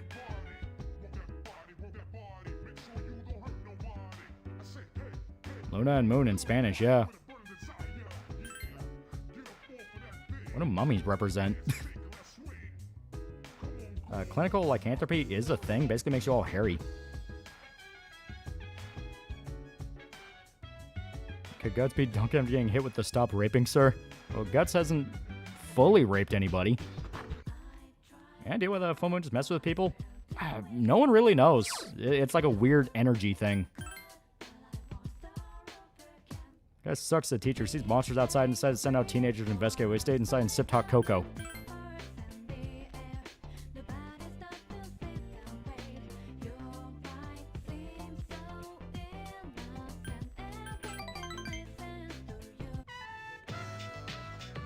Yeah, keyword fully. Mummies represent your mom. Yeah, mummies mean, dude, what the fuck? Why are you so old? Go back to your wife. And to be fair, a lot of them are. I'm fucking trying. Yeah, Rob Riggle released by autobiography a couple months ago. I think the guy's underappreciated Hollywood gem, and he has an interesting life story. Yeah, depressing elderly couple hour. Wait, Desert Eagle killed Dracula in the book? Welcome back. I mean, you can't prove it wouldn't. He did get hurt.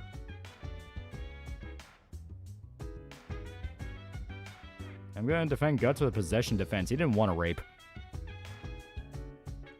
Mummy represents waking up one day and realizing you're now an uncle and everything you like is now considered unk-slop. I like when people act like Guts is sexually aggressive or predator because the one moment of weakness where he's losing his mind. Yeah, it's like... The whole point of that sequence is the build-up to the sequence. You see him physically breaking down. Not just mentally, physically breaking down.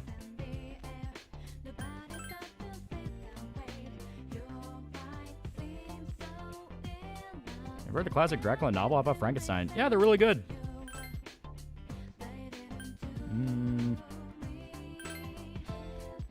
What does unk-slop even mean? How much longer do you think Alan's gonna milk the previous Persona games till we get P6? Yeah, right?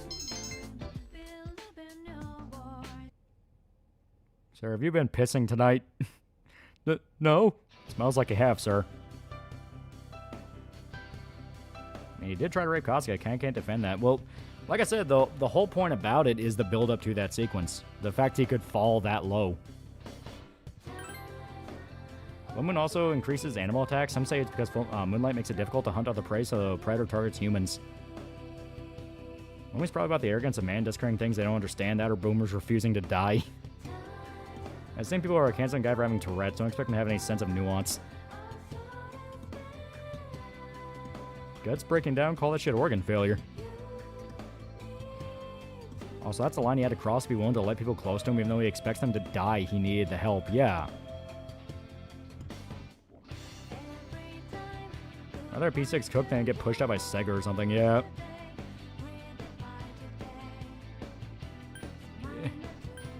Stay awake.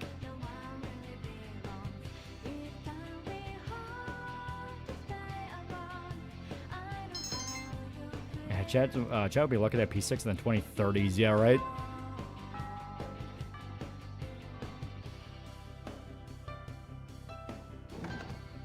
I believe Fullmetal Alchemist is secretly an adaptation of Frankenstein.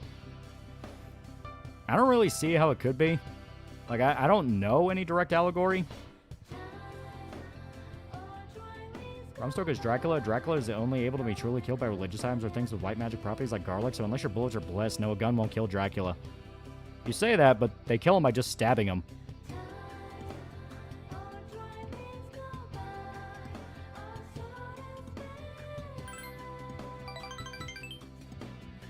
Yeah, we've been over this. We'll get P6 or P5's fully milked. Speaking of full moons, I love the way Alan on Smiling Friend said, it's a full moon tonight, It'll be the yellow paint of writing. There's not really an equivalent. Because, I mean, you can argue tell, not show is that, but that's a fuck up. And even then, there are situations where you kind of need to. He gets stabbed by a Bowie knife. The cowboy stabs him. Yeah, Quincy stabs him. To be fair, Quincy dies, but, like, he fucked him up. There's an aspect of Frankenstein kind of with the chimeras, but what Ed and Al did was straight up necromancy.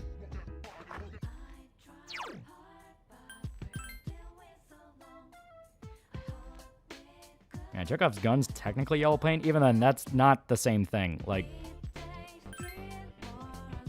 Yeah, like maybe forced exposition. Yeah, but once again, that's one of those of like there's not an equivalent to that. Because yellow paint's a gameplay thing. Yeah, Quincy was rocking at least 3 bullets in his stomach at that point. Tough bastard. Yep.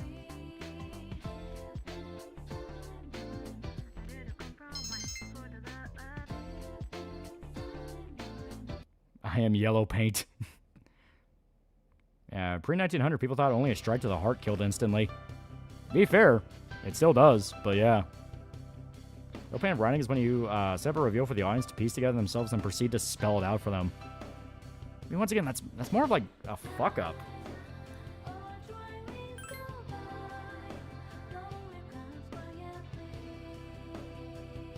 Now, wasn't Frank and Frank gotten an anime? The Hill paints that one page in manga that tells you to read backwards.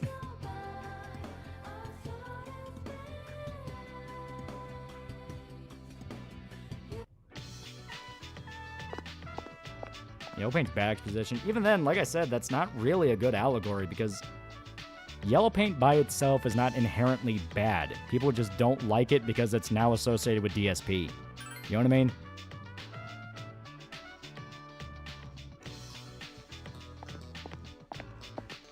A good example of the scene in Joker where it's revealed the relationship with the neighbor is all in his head and they flash back to all the scenes being different. I mean, I'm fine with that.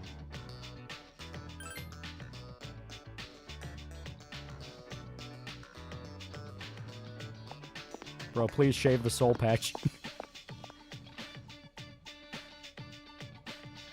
And P6 would be yellow again to guide along Railroad, the newest gen of gamers to the series that's already yellow paint SMT.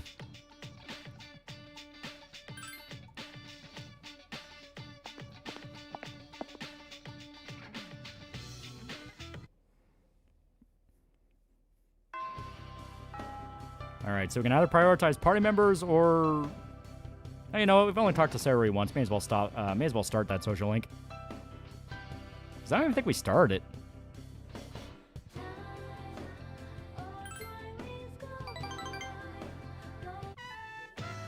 Yellow paint's a matter of execution. Yeah, like I said, that's why it's not really as simple as what people think. Watch modern gamers play anything is telling me yellow paint's a necessary evil. So far, I'd say it's bad. Like games use not needed and they worked. You just know how to do your job properly and respect your audience intelligence. The problem with that is, no, it's not a thing of games didn't used to not need it. They absolutely had it. It was just in different ways. Like, guiding players through a level is a very common practice. It's what you're supposed to do. It's just people don't like specifically the way that Resident Evil did it. And like I said, they only don't like it because it's now been associated with fucking DSP, and I'm not kidding. Didn't RE2 remake also use yellow paint? No one complained. RE2 and 7.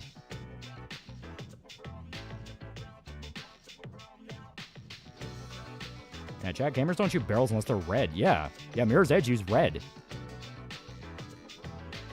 Yeah, yellow paint is functionally identical to how Valve used lighting to guide players. Yeah, it's a thing. Or like giving you a map, you know? Do we just think the heart was really important? Now we know it's basically useless. I mean, it's not useless. The heart keeps you alive. Wasn't like a common practice for breakable items had an outright different texture than background, or games had arrows or painters to point them in the right direction? Yeah. And just play Half-Life 2 dev commentary. They talk about it. Yeah. Alright guys, gamers still guided players with stuff like particle effects, textures, the anti-yellow paint arguments, stupid argument by shitty YouTubers. Yeah, Batman Arkham Asylum used green paint. Yeah, literally green paint. The Joker, he was guiding you.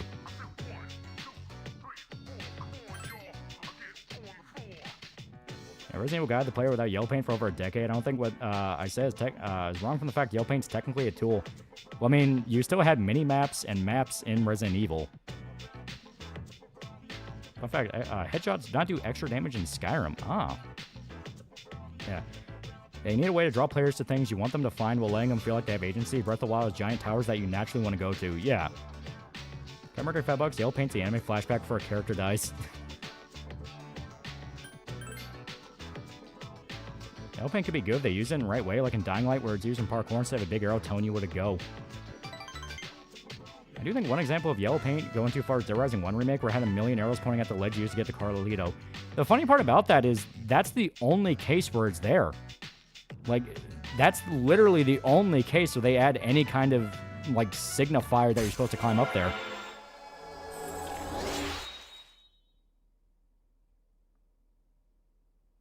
Yeah, Dead Space ironically did best, had a button dedicated to the rig telling you exactly where you had to go. Dead Space 2 minimap is still probably one of the best ones.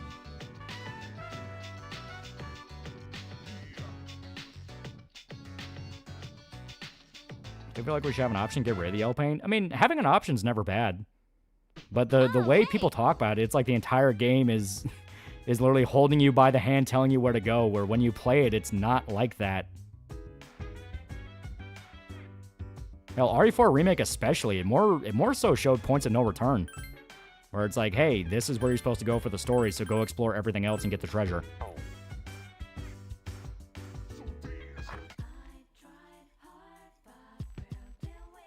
Yeah, bad yellow paint is, hey, these red barrels explode, do this specific thing to kill the enemy. Good yellow paint is, these red barrels explode, do what you will. I mean, even then, that to me is not really that different.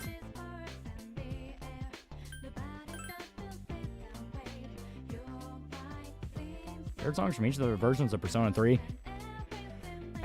Not gonna lie, it's the same for all of them. It's the Iwatodai dorm theme. I fucking love that theme. It's such a good theme.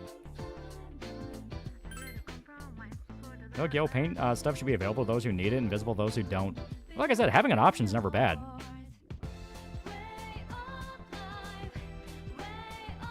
Play the original 4, you can't tell me the yellow paint in the remake adds to the atmosphere, beautiful art design, and takes away from it. I really don't see it that way.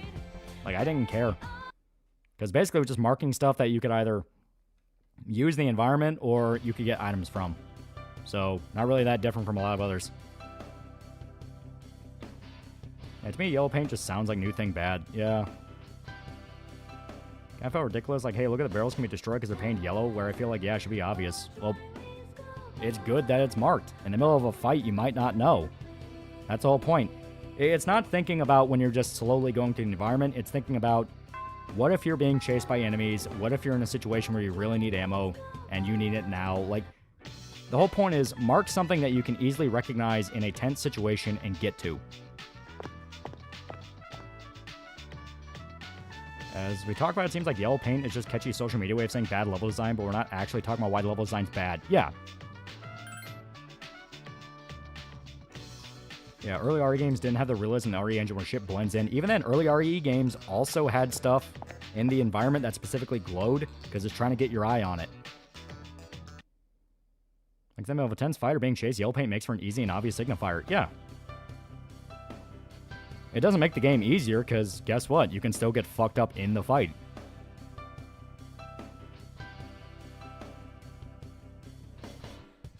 Yeah, anyone saying game shouldn't guide the player has no idea what they're talking about. Yeah.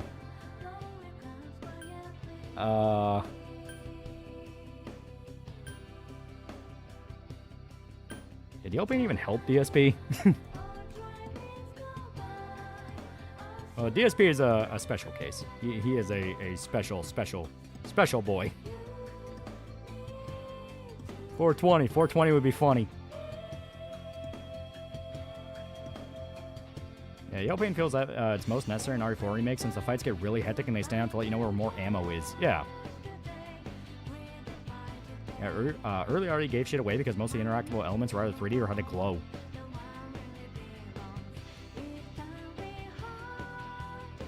Yeah, guiding the player does not automatically mean holding their hand. Yeah. Because there's still the whole aspect of, like, actual fighting. I'm saying RE engine makes it hard to see shit, so the yellow paint tape helps you know something's interactable. Yeah. Yeah, boxes in OG4 glowed and an array of light appear on items. Yellow paint's fine on the boxes. Yeah. Remember, Law, you feel this? You'll never be a sexy office lady. That's why I'm figuring this shit out, man. I'm figuring this shit out. Original RE4 didn't need yellow paint because they use different art direction techniques to highlight things or stand out with that bright primary color that has no reason to be there. But it did, though. Like, it did. When you killed an enemy and they had the item that either glowed blue, green, or red, and it was like a bright fucking halo around it, like, it absolutely used that. And DSP was apparently able to navigate Veilguard puzzles with ease. Whether or not that's a good point for against the game, I'm unsure.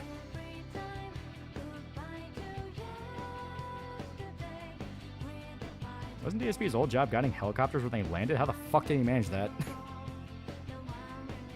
The world may never know. It may never know. So this is the 13th. It is, yeah, it is the 3rd. It is a big one, big one. Go Fairy sits in silence, pondering a basic science question for the entire class period. She ain't making it. And we use old road markings and street signs when they drive. Airplanes and boats, we use visual and radio-based navigational aids. Real world is yellow paint. I want a refund. Which Persona game would you want to enter as part of the party on a non-party social link or random NPC? 4. That's the only one that seems like it wouldn't be hell. Get your skirt and heels ready. Still feel yellow paint's unnecessary. Like I said, it's purely because it is associated with DSP. I'm not kidding. The minute people found out yellow paint has been put in certain games specifically to guide people because they use DSP as a basis, that is what pissed everyone off. I was looking at FF7, the infamous broken road section in Midgard, where they didn't properly mark shit, so everyone consistently picks the wrong pathway.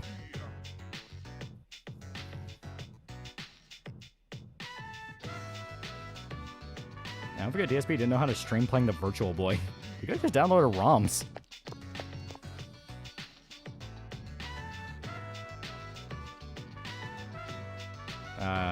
Join late. Didn't Left 4 Dead have halos run the player character through the map so players can see where they're at? Yeah, classic games are paths or objects were textured differently. Been playing Soul Reaver PS1. Graphics show you how you can climb walls and pull objects. Yeah. You're saying his stream wasn't peak autism Kino. DSP truly is the nexus point. What you're saying is DSP is the benchmark of idiot game developers use to make their games idiot-proof? Yeah. I'm curious, what would be times where yellow paint be a hindrance? Well, I mean, like I said, RE4 Remake I am fine with because the rest of the RE games were using yellow paint to signify boxes or paths or things like that. Like, having a visual guide of where to go, I never have an issue with. Because then you're able to easily see, okay, so this is a point of no return versus this is a place I can go for side stuff. You know? I'm perfectly okay having a literal line you can see that tells you whether or not where you're going is a story place or a side thing. I'm fine with that. Yellow paint in the sense of what I don't like is... I guess best way to describe it is, have you ever played the first 5 fucking minutes of Horizon Zero Dawn? That is yellow paint that I don't like. Yeah, Burnout Paradise is the car using turn signals to try and guide you to turn during races, but the game does encourage you to find your own route. Yeah. That's why we have yellow paint, because DSP spanked his monkey live on the internet. Why am I shocked? How about God of War Ragnarok? Still have not played it. Still don't want to play it.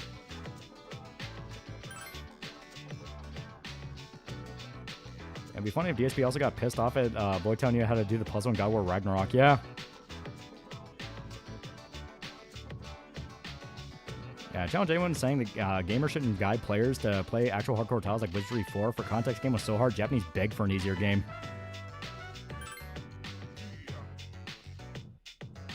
Yeah, I haven't played Horizon Zero Dawn because I play actual video games.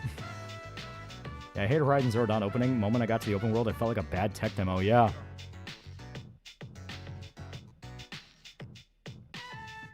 I know crazy to say yellow paint doesn't bother you in terms of the art department, saying, like, say what you want about Resident Evil games, they're always going for the best visuals. Well, I'd never see it as a clash.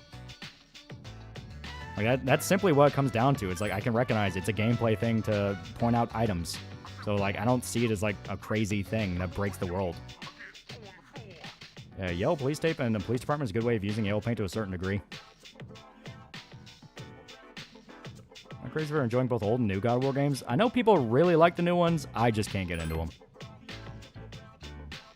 That's sad. I think that DSP's legacy be responsible for yellow paint. He's mentally challenged. Don't remember Ragnarok's yellow paint style symbols being egregious, but your companions give you hints way too fast. Yeah.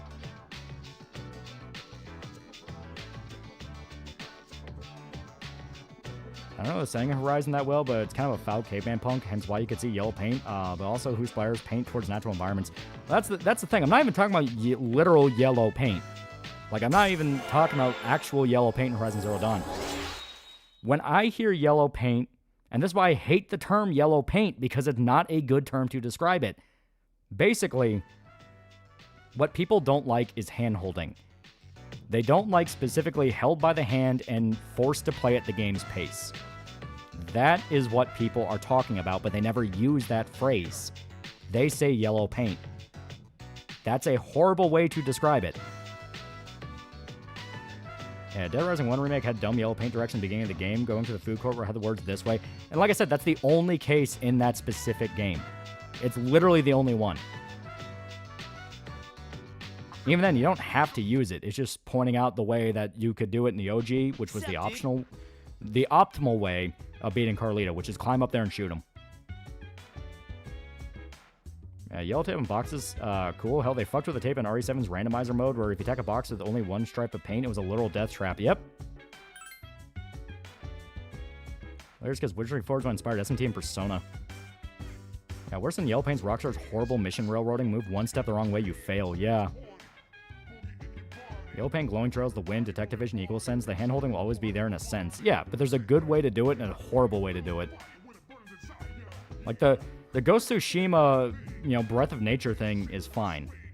And that's not even really hand-holding. You know what I mean? Like, that's just guiding the player. Hand-holding is guiding the player, but it's not a choice. You have to do it.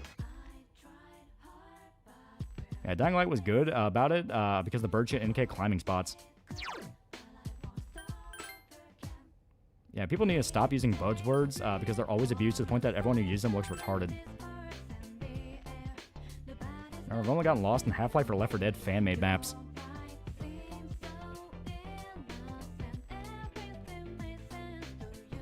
Yeah, RE7 did a cool thing with yellow paint in the Lucas section where some of the boxes turned out to be bombs and you had no idea which one was real or a trap. Yeah.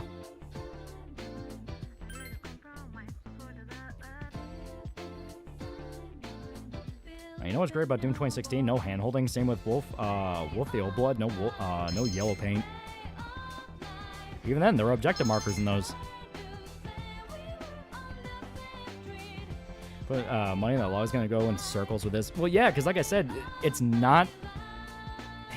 not what people are thinking it is. That is the part that always annoys me with the yellow paint thing. It's the fact of what you're arguing about is not what you actually think you're arguing about. I would say to the yellow paint complainers, just say you have a fragile ego and want to be told you're smart in the average audience. It's fine. You already look like an asshole. Yeah, you could find out the traps in Lucas section if you get up close and listen to the bomb ticking. Yeah. Yeah, Doom had specific textures used for parts you can climb onto. It had yellow paint. In comparison, the original Mafia 2 be considered hand-holding because they encourage you to do the story missions. They didn't stop you fully. Yeah, Doom 2016 did have yellow paint in the minimap, and Wolfenstein was linear enough, it didn't really need it. But the paint's yellow, though. Yeah, it's like, that's not the point people really think they're complaining about. People don't like hand-holding. They don't like hand-holding, and they don't like the idea of the game feeling like it's just a roller coaster. You know, it's like it has one path you can't really deviate on, that's it. You know, that's what people don't like.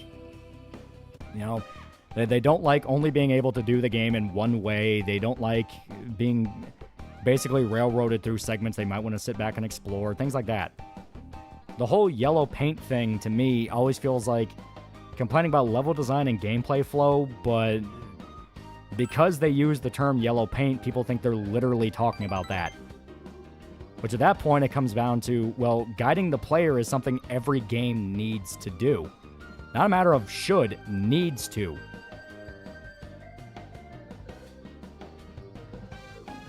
Yeah, Skyrim's very railroad and hand-holding. It's condescending, yeah.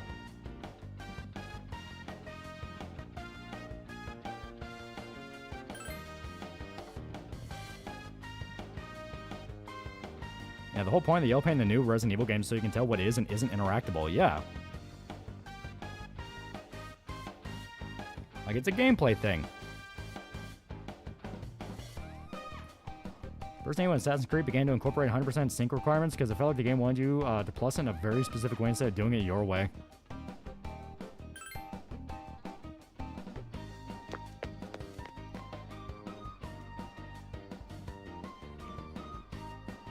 Yeah, just say the game is dragging you with a leash instead of the yellow paint. Yeah, that's perfectly fine, and more people would understand what you're talking about. I post a Morrowind is so anti-yellow paint that it will give you wrong directions to locations sometimes. Yeah.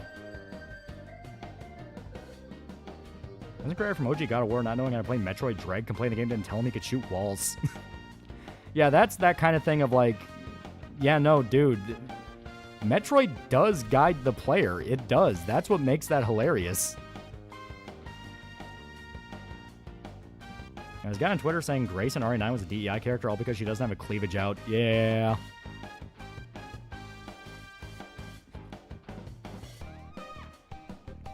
Yeah, unless the game's a sandbox procedurally generated roguelike, the game should be curated experience. Yeah, there's a way to curate in a way to where you feel the flow of the game. Like, you understand what it wants from you. Yeah, people forget in OG Resident Evil games, you had to tap the button on every object to find out if it's interactable. Well, even then, it gave you clues. Items blinked, they would be different textures, some would be, like, actually modeled in the environment. Like, they had their ways. Isn't it every time you get a new weapon or ability in Metroid, you're given a new tutorial to use the ability? I give people a game with no handling, not even tutorial message, let them figure it out, do it, lap mice, solve the puzzle, get the cheese. I still get upset when people shit-talking Silent Hill F as DEI slop. Or people who would just be stumped trying to play Stalker Anomaly because there's no clear goal. Yeah.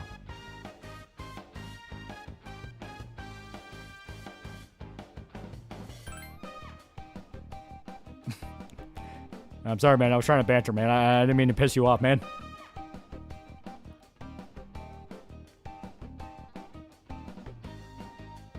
One thing I'm willing to give David Jaffe about Dread's wall shooting is that every game is consistent with what weapon shows the breakable walls, but that's more of a design issue. Yeah. Unless you're playing on shitty CRT, it wasn't that hard to tell what you could do, what you can interact with. Yeah. Because the point of the game is not to hide stuff. You're not trying to hide stuff from the player. Why in God's name would you do that, you know? Why in God's name, especially in a game that revolves around puzzles? Because the older RE games are more like puzzle games with action sequences in them. Why would you ever hide pieces of the puzzle from the player that you're not telegraphing that you're hiding? You know what I mean? It's one of those contradictory things of all the pieces need to be out there and obvious, but you can't hide them. If you bury an item in the environment, specifically wanting people to stumble their way trying to find it, you just piss people off, and it's considered a bad puzzle. Because that's not really being fair. That's not a logic thing. That's a, well, you had to get over the fact that I hid this from you. And Silent Hill F is the literal exact opposite DEI slot. Main character goes out of her way to spell out, I'm fine with being a girl. I just want all of you to quit treating me like I'm just a girl. Yeah. Waiting to get into the souls the gods Kratos killed. You pull Hades' soul out, so presumably have all souls. Think they got sent to the underworld?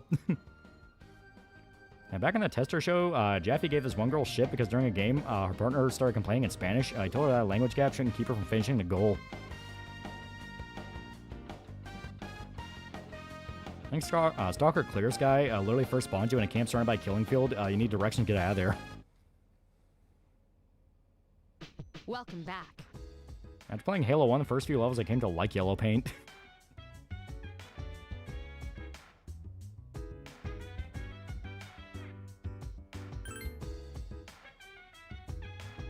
You think David Jaffe's secretly racist or sexist? Hyperwoke people tend to be. This day, people still think the message behind F is marriage bad and say that Hinako should just stay in the kitchen. Yeah, ignoring a lot of what the game very much spells out. Which is that there might be way darker shit going on than anyone realizes.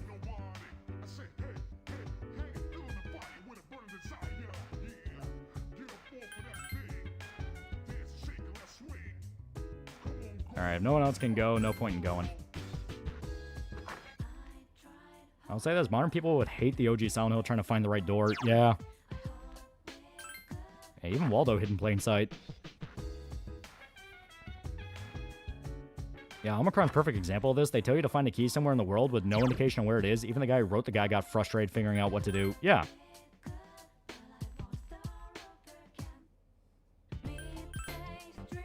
Have you played Neo 3 yet? I have. It's still fun as fuck. Isn't I played Hinko's dad still an asshole, but there's more to it? Yeah, there is more behind why he's an asshole. Like, his story is actually pretty sad. Thinking on my end, there's a reason why I relate to Hinako a lot in your playthrough of F. Yeah. We didn't even get the true ending, which is legitimately really sad.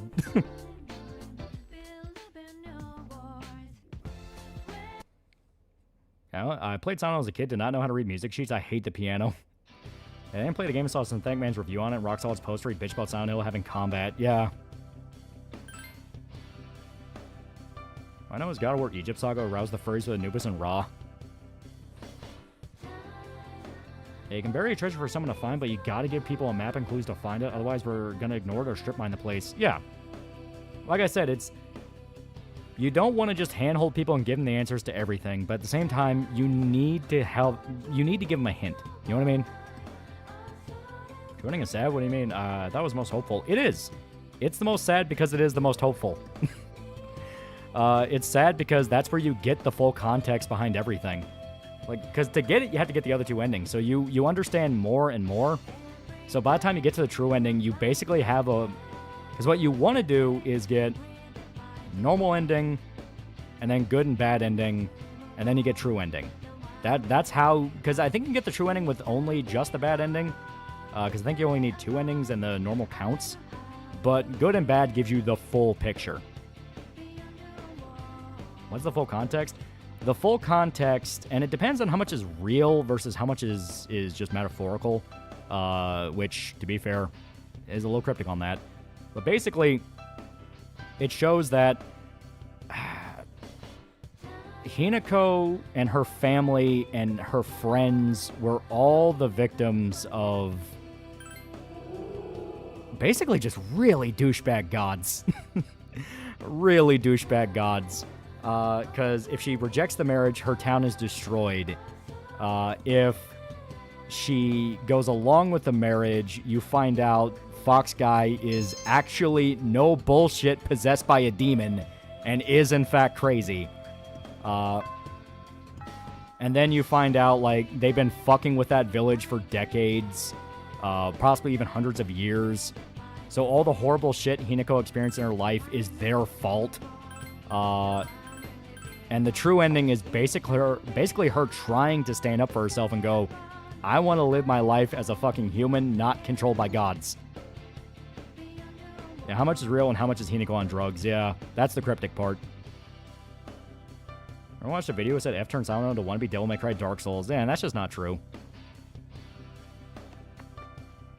So I have to actually beat Silent Hill F. Mannequins kind of fucked me up. Same deal with Rose DLC for Village. I was right. Fox Guy was cute but sketchy. Yeah, he's like actually possessed. Which is a sad part on him because he's aware he's possessed. And because nobody finished F, they don't know Hinako was open to being married. She's supposed to do it on her terms. Yeah. She genuinely liked Fox Guy. The problem is Fox Guy's fucking crazy. Yeah, she stop peddling your stash. Fucking drug addict. Fucking druggo.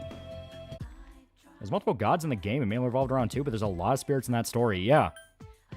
Because, basically, if you go with the quote-unquote good ending, and I say the good ending because that's just... I don't even know if it's called the good ending or if it's just called, like, ending 1 or something like that.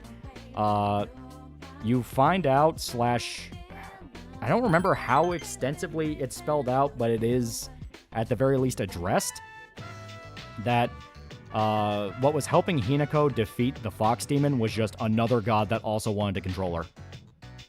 And as punishment, the Fox gods destroy her town.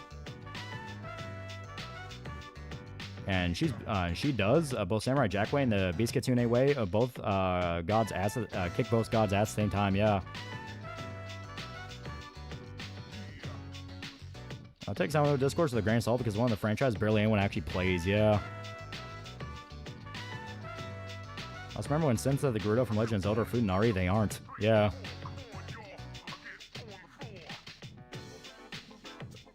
Fox gods sound like assholes. Well, I mean, yeah, in actual Japanese mythology, Kitsune were fucking evil. Like, they're basically the Japanese equivalent to fairies, where they were just sadistic.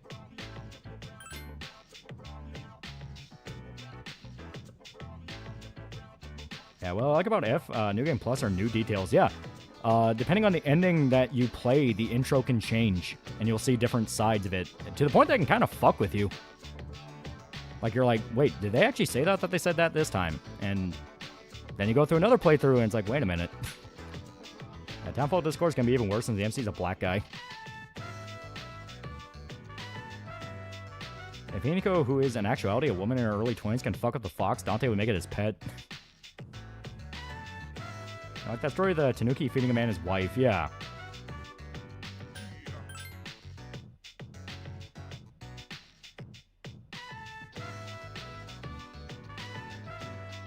Gerudo women are true and honest Amazons.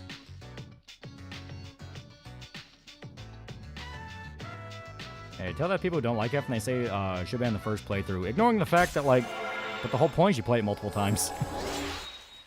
I also remember when Synth called KC2 a humiliation ritual. People still stick to that, too. And it frustrates me.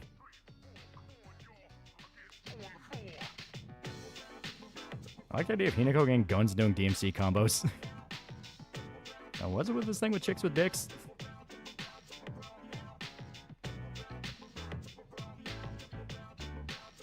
Yeah, Hunk from R2 with a no diff, though.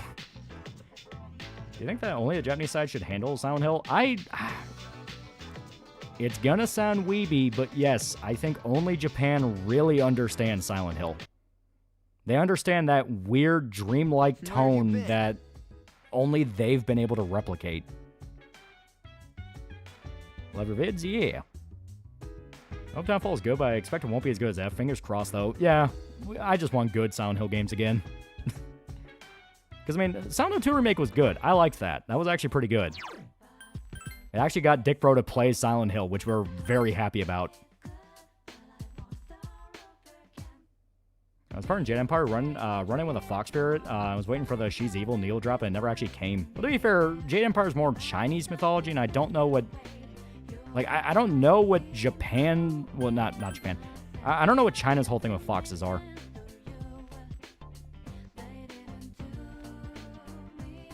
Yeah, they do like their trippy horror movies, yeah. That would make a cool Silent Hill game movie. David Lynch.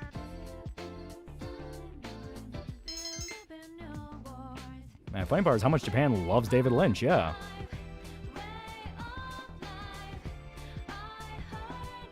That's great, though. I haven't played any of the games. I'm mainly interested in the setting and lore. If you're talking about Silent Hill, well, yeah, that's your problem right there. Now, Silent Hill Remake was made by Poland. And to be fair, Poland just makes good video games. I'm kind of a Silent Hill Remake hater. I'd be much more lenient if the OG was playable on modern consoles. Worst part is you're not even wrong. Because I love 2. 2 is so good. I remember holding the fact that the Nier games take multiple playthroughs to get the full story, yet people love them.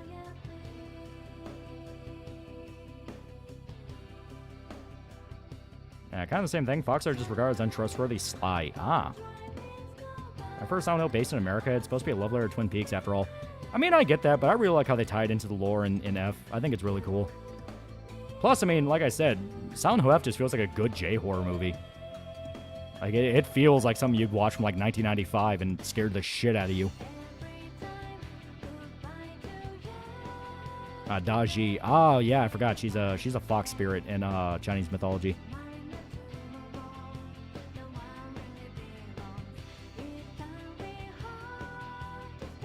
It's not a problem, just don't find the actual gameplay. Most of the Silent games interesting. Well, no, I mean, like, that's your problem. It's like, Silent Hill is one of those where there's a lot of factors that need to work for the games to be good. Not just the story and the setting and all that, but the gameplay itself needs to fuck with you. And the good Silent Hill games have that multiple times. It's complicated. They're explicitly evil fox spirit, but also neutral fox spirits in Chinese mythology, though Daji, Chinese version of Tomomo, shapes the myths more. Yeah.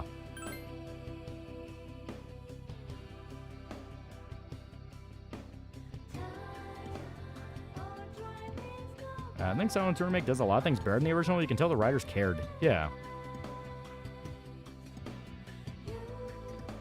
Yeah, 1 to 4, even 4 are some of my favorite games ever. Such a shame Konami basically made abandonware. Dude, yeah, right? It fucking hurts.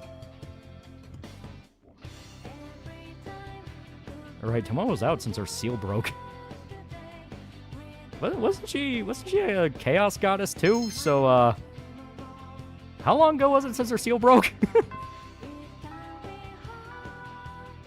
Is that a preference for Resident Evil style gameplay? It's merely a preference thing. I mean, that's fine, but my whole point is, like, Silent Hill needs a very specific mindset working on it.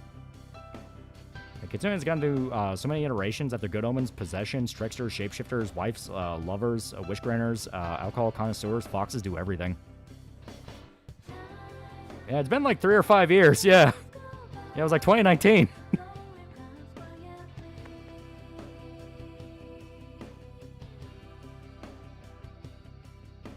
Yeah, Resident Evil was the only Western developed game of the Revelation games in Operation Raccoon City. I find some things to be better, like the coin puzzle or the Eddie fight, but those aren't things I like about Silent Hill 2. The things I liked were kind of warped.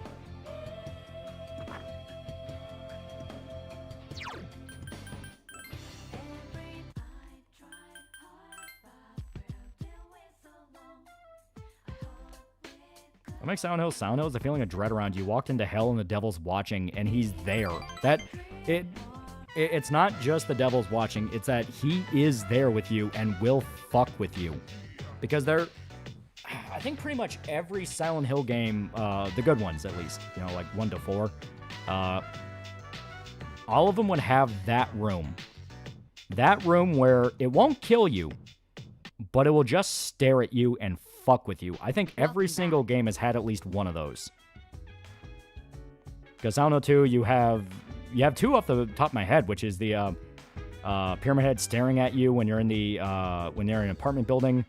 Then you have the room where you just hear whispering, and it doesn't even happen all the time. It just sometimes it'll whisper and it'll fuck with you. Silent Hill 3, you have the room full of like the weird black tendrils that warp around your mirror reflection. If you stay there too long, you'll die. Silent Hill 4, you have the big head that stares at you. Like, you know, every good Silent Hill game has that one room where it's not even like a room you need to go in. Yeah, also Valtiel. Yeah, Valtiel literally follows you the whole game, yeah. Silent Hill F has the doll room, it just looks at you, yeah.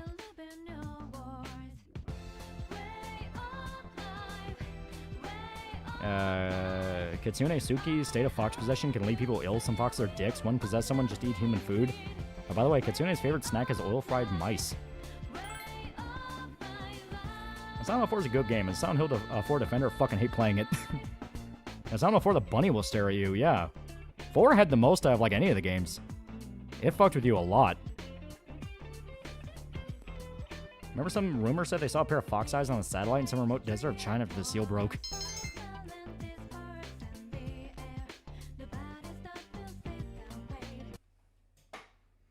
What Silent Hill do you prefer, Personal Hell or Cursed Town? I love the Personal Hell, but I understand people that are like, I kind of just want the Cold again.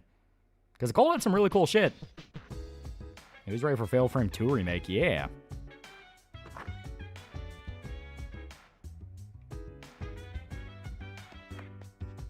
I'm interested in giving Silent Hill 2 remake a try, mainly because I like James, the character, and find that version of Silent Hill interesting. It's very good. Silent Hill is a great series. You can actually Robbie the Rabbit Hot Air Balloon. I have a window in Silent Hill 4. It's a random event. Yeah. Yeah, I like Cult Silent Hill, but the order should be dead after 4. Fatal Frame 2, baby. Did you hear Radical Entertainment's back as new Radical Entertainment? Yeah, I want good games. I want good games. They look like monsters to you? Yeah, town's just a town for most people. It's only cursed hell for some. Yeah. Foxy Ibsen yells are pretty cute.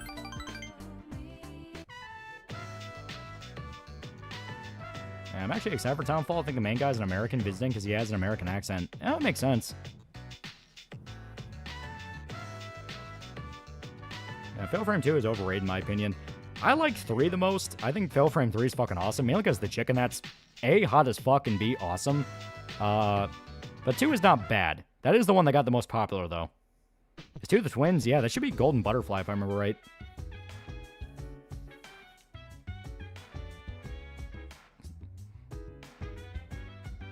This town's full of monsters, and you're just sitting there eating pizza. Didn't Jacob's Ladder inspire Silent Hill? Yeah. Why'd you you want to bet new Free Radical has none of the original guys in it? This happened with 3D Realms. All the people currently working there are former Ritual Entertainment. At Crimson Butterfly, yeah, that was it. So Silent Hill in the normal world is filled with drug addicts like Philadelphia?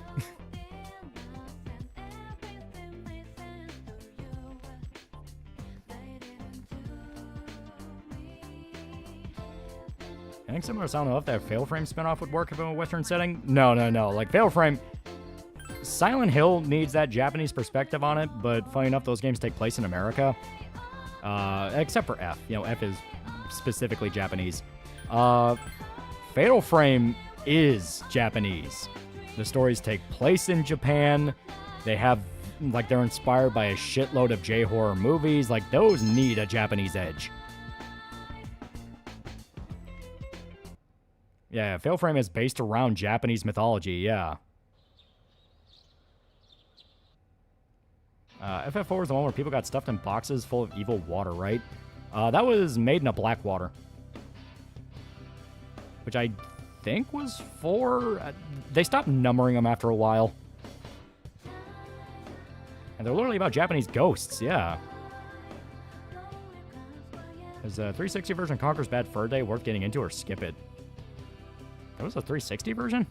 I mean, that's probably like Conker Reloaded, which, I mean, it's not bad.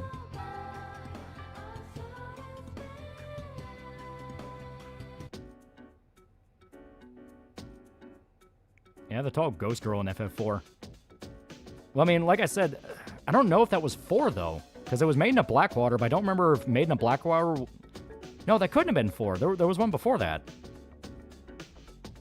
Like, Maiden of Blackwater is more like fucking Fatal Frame 5?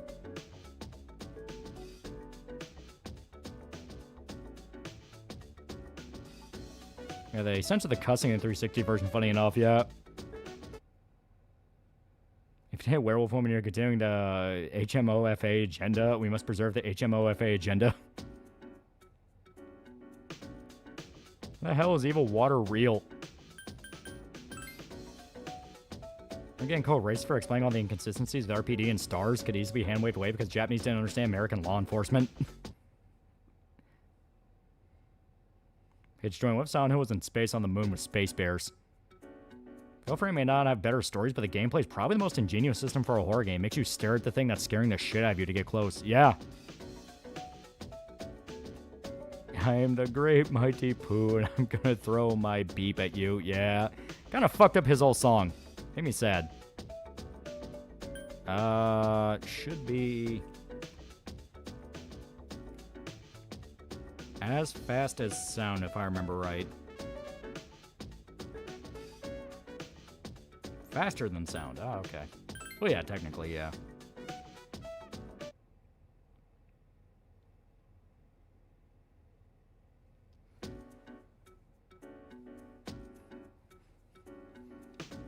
There's a story I wanted to make about a super soldier who became a guardian of an orphanage in the ruins of the U.S. after the world went to hell because 1984 came and never ended.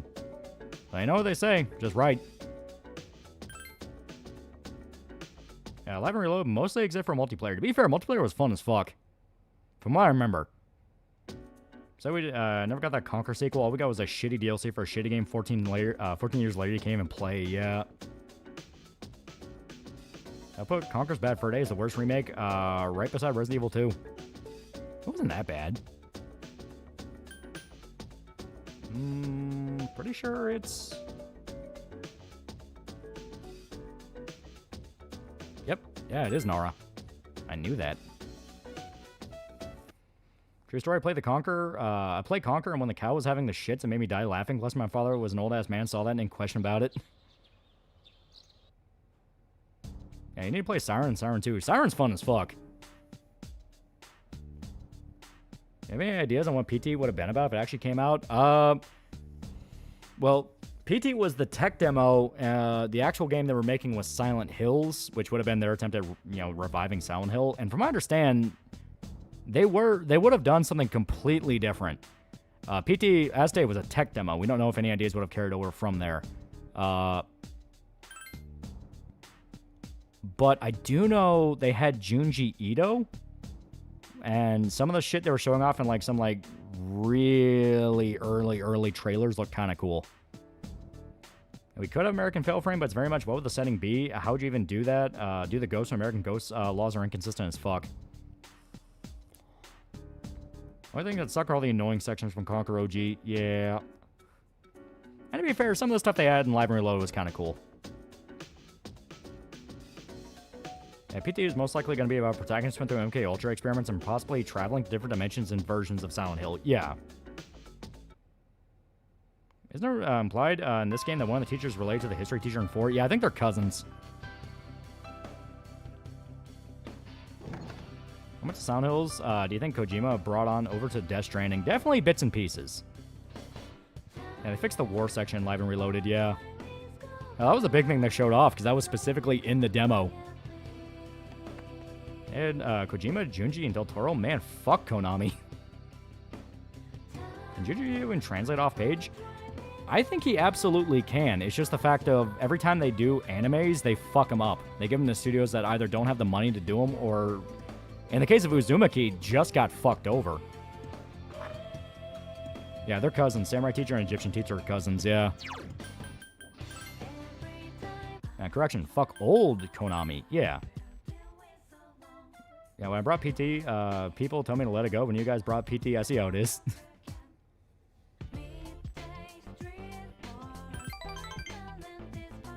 Yeah, Uzumaki fucking hurts, yeah. Like, the first episode was good, even if it had some pacing problems, but, like, I genuinely don't even understand what they thought would happen with the other episodes. You know, it's like, because I remember they got the first episode done, and then fucking they ripped the IP away from that studio and gave it to a different studio, because they're like, well, you're too much money. We need to cut the budget. And it's like, what? Why would you even... It's baffling. It's fucking baffling. Yeah, Uzumaki has such a good first episode, the new ending, with the town coming back with all the Genovan versions.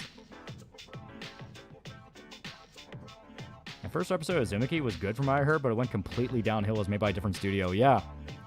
They literally ripped it away from production IG while they were making it and gave it to someone else.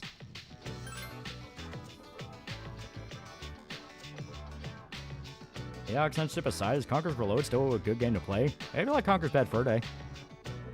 And Adult Swim got involved in mid-production, yeah. Conker Reload was built out of tech intended for an actual sequel. It sounded awesome. A Microcrank said no, because why the hell did they buy Rareware? I thought some people being skeptical about the Radical coming back, and some people think it might be a crypto scam. I mean, nothing wrong with being skeptical.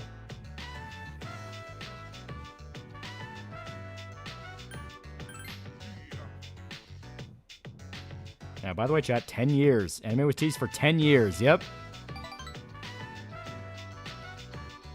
Don't swim. This is one of your comedies. Either pony up the cash or don't bother. Yeah, it's like, if it costs that much, why did you even get involved?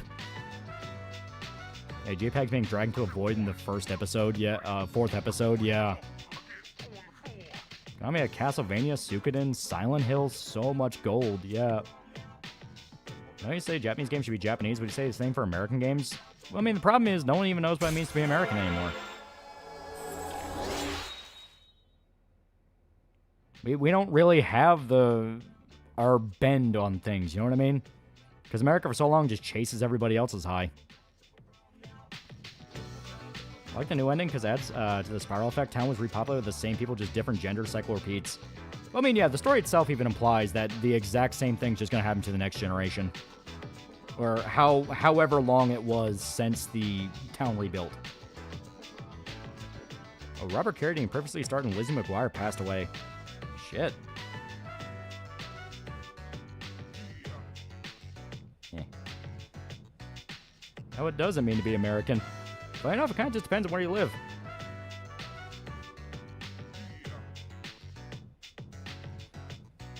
Yeah, Adult Swim funded the second season for Big O. It wasn't great, but it was at least animated. The fuck? And for whatever reason, a lot of production companies failed to understand manga was known for its artistic quality, needs expensive animation studios, and time to properly adapt. Look at One Punch Man. Yeah. I completed Witcher 2 and on to 3 for the first time. That's on the story. Witcher 2, it is a really good story. God, I can only pray for when a Remina adaptation happens. does it mean to be Kentuckian? It means get off my land. Get off my land. Yeah, we were gaslit to think we have no culture outside slavery, racism, and war, so we try to copycat how our allies and enemies portray themselves. Yeah, basically. Another 5 new revival seasons for Fooly Cooly. You're back. California, I know that other Californians don't consider themselves American, mostly because they have immigrant parents. Senpai, I hear you're fully healed. Congrats, man. This is my land. I need to catch up on my training. I ain't in your land. Look at the fence. That's my land. You're on my land. Shouldn't you Let's hear take Colin it easy, Stetson's take though? on Uzumaki's You don't sound. wanna It is a re-injure really your good arm. soundtrack. That's the sad part about it. It is a really good soundtrack. Besides, You know, Colin Stenson can only make the same 3 songs, but fuck are they good songs. We did? Yeah, America simultaneously has and doesn't have a monoculture in a way that only makes sense to Americans. Yeah, like, literally. Is it a girl?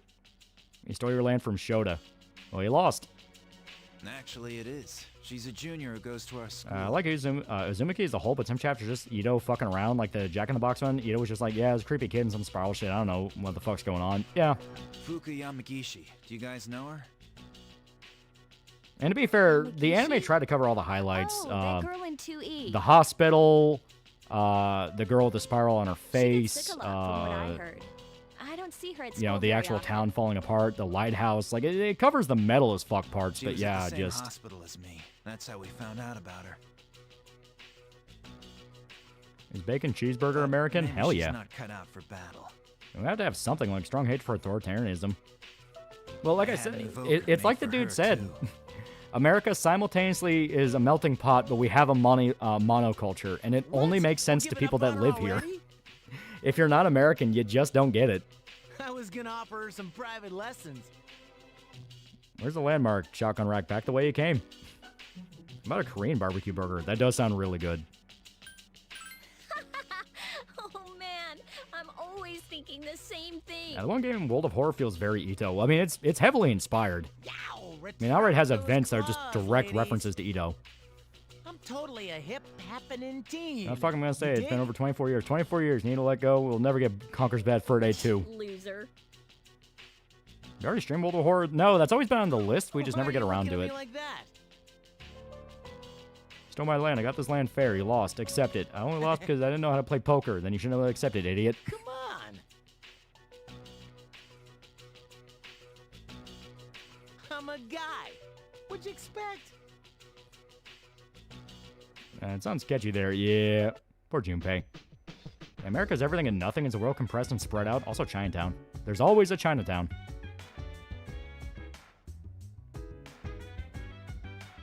Guy, you streamed FF6 8 times?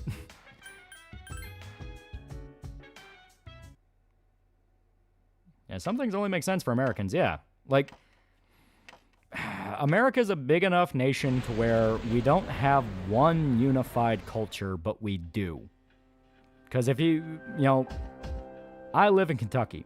My experience living here is completely different to people who live in California, to people who live in New York, to people who live in Georgia. Even people who live in Tennessee have a completely different life to what I'm doing. It's just the way we are.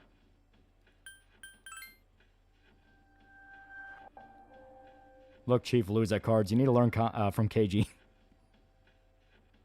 Like GTA, Chinatown Wars, I couldn't believe beat the iOS version of the game, especially on the last level. Yeah, then again, not every American gets along or likes each other. State rivalry are a thing, yeah. But Lolly, no one's illegal on stolen land. At what point, in your opinion, around what point does Komi can't communicate, overstay its welcome? When the Gyaru fully admits she lost. When she fully admits she lost and is like, all right, I can't be with the main guy. At that point, wrap it up, final arc. You've already burned the best girl. Just let her, you know, it's like, come on. Come on, we ain't got all day here. Yeah, US bunch of small countries under one banner. That's basically the best way to explain it. Yeah. Yeah, mono unified culture, love and freedom, hating the old world and doing our own thing despite the world crying about it. Yeah. Well, I been to Kentucky twice, and both times I was scared. I tracked lantern bugs back. Texas, Tennessee, Bear in Kentucky. Main character sucks and Komi can't communicate. Her mother's fine. Visiting Feral Historian post another video. American Gods and Egregors a bit is memorable. Every culture and god that goes to America, they get irrevocably changed. It's weird.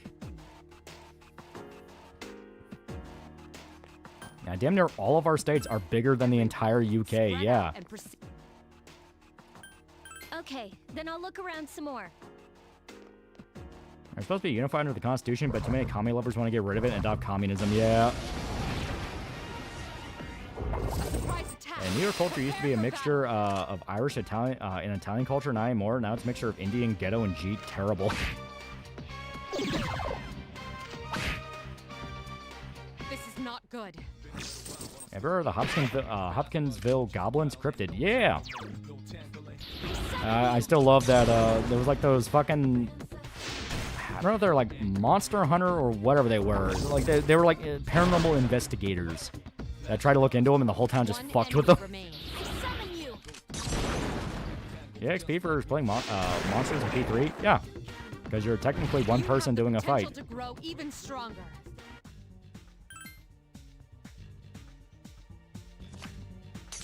Eh.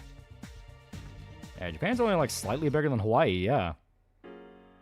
A monoculture of hating Europeans and authoritarians, at the same time each state has their own cultures, custom, and laws. Yeah.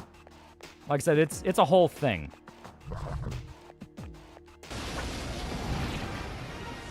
Ever the Chobgoblin of Akron, Ohio? He was a mix of cultures that adhere to the Founding Fathers' ideals, though it's pick and choose. The only really problem people already hate those ideas. Yeah. Yeah, 50 states have various cultures and religions that fall under one government. Also some territories, but they don't matter. The enemy down.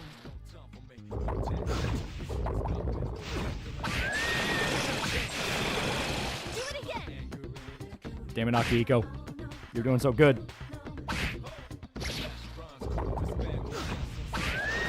There we go. Here's a fact, Kentucky's inferior copy of Tennessee. What's Canada's identity? Exactly.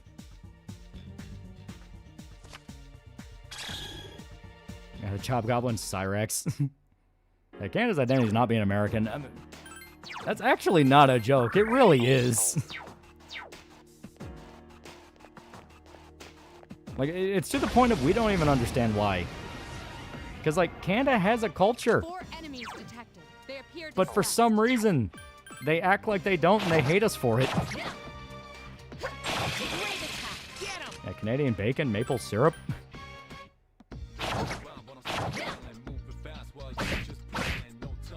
Oh shit, right, I gotta set Akihiko's tactics. has defeated an enemy. Couldn't finish it off. Let's see. I'll say Danny's being British Texas, yeah. I mean, Bret Hart. He took our phone company and upset us. Can teachers be given compensation during retirement? Probably not because of how limited the economy is their budget. I think teachers deserve way, way, way less. Like, not to be, you know, drunk uncle at Thanksgiving, but if I explained my opinions on what exactly teachers deserve, you would think I was a madman.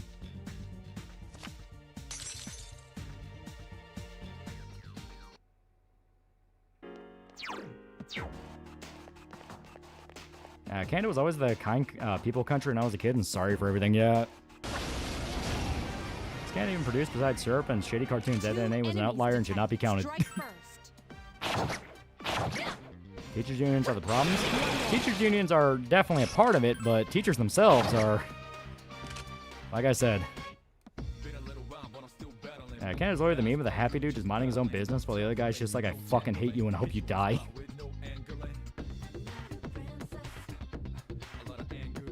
Chuck another beer, Uncle. Tell me what you think teachers deserve. Burger. Got Babao's Mint, Crony, Ina, Oyori, and Tenma. To be fair, yeah, you have some good ones. Speaking from experience, the LA public education system is a fucking joke. We didn't learn a damn thing, yeah.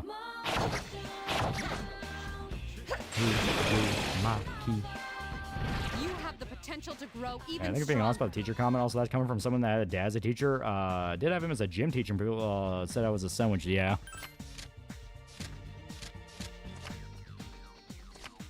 LA teachers got the rope right here. Yeah, it's like there is nothing that will piss you off more than looking into the state of American education and realizing people genuinely fucking believe teachers deserve money.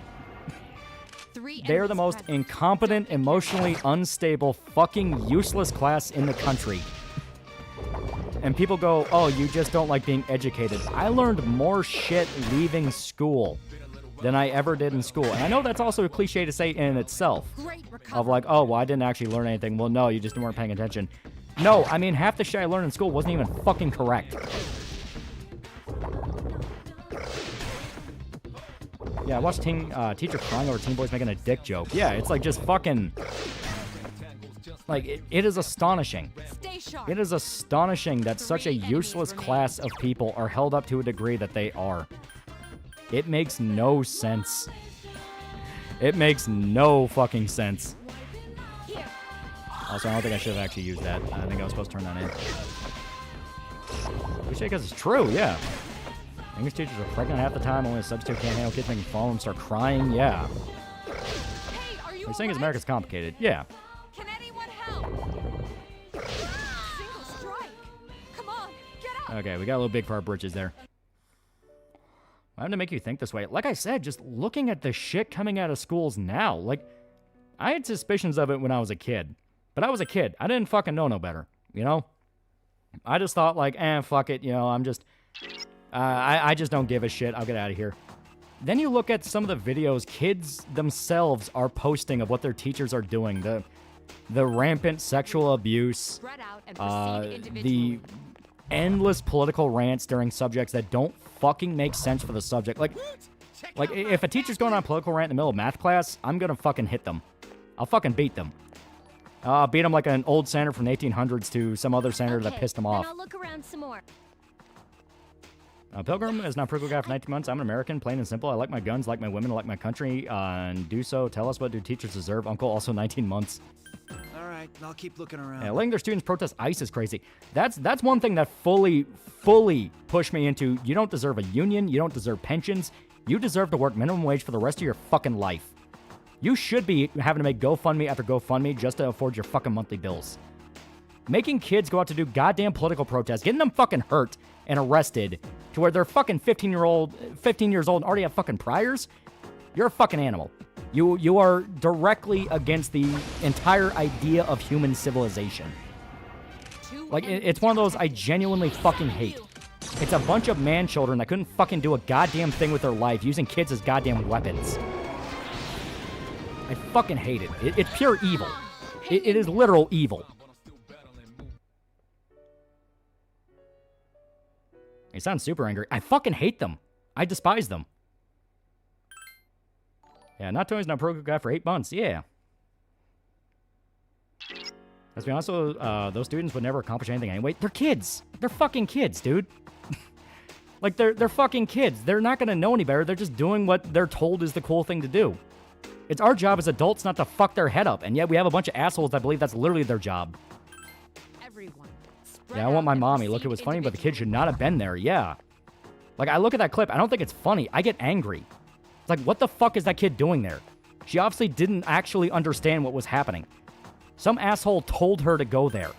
And now her life is fucked up because some douchebag named fucking Twitter likes. He need to puff himself up in his goddamn Instagram followers. Then I'll look around some more. Dude, I had to sit through a creative writing class. My teacher went off about social issues and his trans son and wasted an elective. Yeah, it's like that bullshit. Yeah, getting hurt and arrested is correct, especially with the children and the nude rallies of children being around gay pride. Yeah, it's fucked up. Yeah, what the hell happened? You didn't see that? To be fair, I think they already backpedaled off it specifically because of that clip. No, it might actually still be going. Schools around the country were letting kids leave school with no punishment, no issue whatsoever, even earning extra credit in some places if they attended anti-ICE rallies. They were literally rewarding children for skipping school to become political activists because the teachers liked the political activism. Well, one 15-year-old girl was trying to fight the cops, trying to fight ICE. They arrested her when she realized she was being arrested and going to go to jail for fighting law enforcement, which is a fucking felony. She started crying and going like, well, I want my mom. Can I see my mom? It's like, because she's a fucking kid. She's a fucking kid.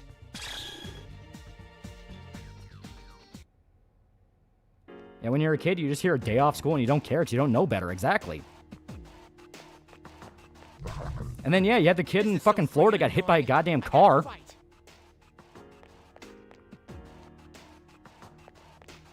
Yeah, you had a police sergeant put a kid in a chokehold for them attacking him. Yeah, it's like, what the fuck are we letting kids do? There was a protest at one guy that wanted to go to the girls' bathroom. No, girls did not want him to go to the bathroom with him. Go to the boy curb, bitch. Yeah. Those teachers should be charged. I fucking hate teachers. Anyone that tells me that that's okay and it's like, well, you're just anti-education. I say, like, what is your definition of education? How does this fucking help children? Oh, they care about issues in the world? Well, can they do anything to fix them? Like, is this a way, in any way, shape, or form that they're actually able to address anything like a mature fucking adult? Which you fucking need to for complicated global problems? And it's like, no, it's just so you can jerk off. These fucking man-children that encourage them to do this shit, it's also so they can jerk off. They're just like the fucking Bible cultists that were using kids as weapons. It's just evil. Yeah, how does this help kids? Kids? Yeah. I mean, like I said, I hate it. I hate it. I despise it to a degree you don't understand. Using children for political views is disgusting. Yeah. Yeah, kids came and vote. We're going to use them as shields. The worst part about it is you know exactly why they want it. They want a kid to get shot. Because all this started happening after Renee Good and the fucking Alex Pretty shooting. They want kids to get shot. They want kids to get shot. They want kids to get killed by the cops. They want that to happen. Because then they can use that kid as a fucking weapon.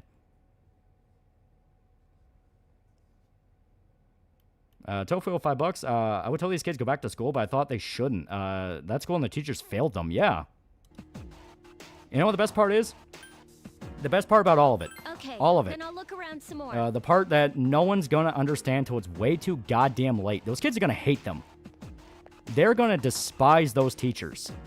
Because some of them will be able to rise the ranks and become a political activist.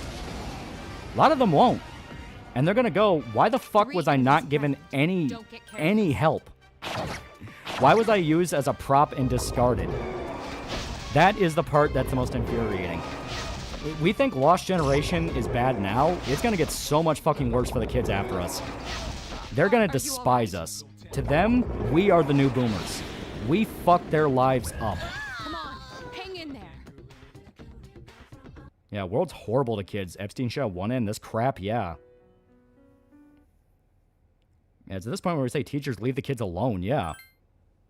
So I mentioned that she went ahead in her Charlie Kirk video. She mentioned an incident where a teacher was showing students the video of Charlie dying and bragging about it. Yeah, that's that kind of thing where it's like, you're an animal.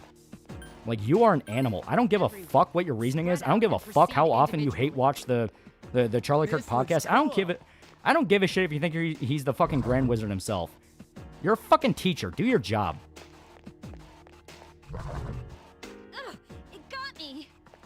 Whoa, they caught That's what's scary about the whole thing. People being used as tools and then going to another poor soul. Yeah.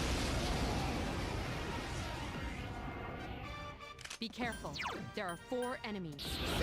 You already see with millennials and to a lesser extent Gen X. Yeah. That one just won't die. Yeah, we're all meat for someone's grinder. Yeah. Yes. You evaded Like the enemy. I hate it. I despise it. It's part of that, you know, hypocrisy.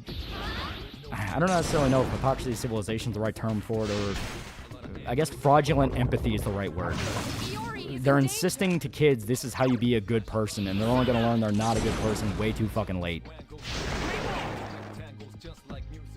Being an after-school teacher, I thank God every day my job made it clear no politics in at school. As for the school I work under, being political, I don't know.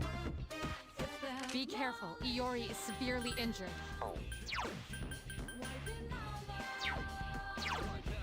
Roger. I'll attempt to analyze the enemy.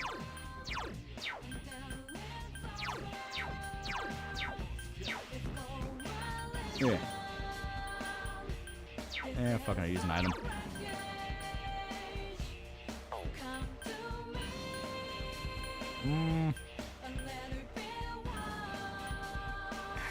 I don't want to waste the condensers. Now, you know what? I think he has a heal spell. I'm pretty sure he does. So, I'll just go for...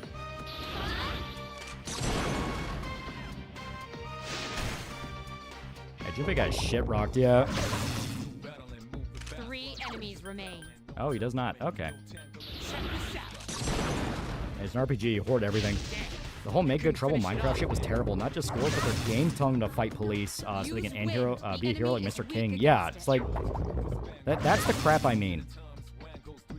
I think kids will grow up like how kids in the 60s did and hate their parents. I don't know. Like, I don't know how much of what I think is going to happen is really going to happen. All I do know is the next generation will despise us. They will despise the very ground we walk on. The context around why remains to be seen. That's just all I know. All I know is the next generation is going to look at us and think we're fucking evil. Let's look at inner-city schools. Teachers that go there are either shit teachers that didn't get hired by other schools or activists who just want to groom the next generation. Yeah.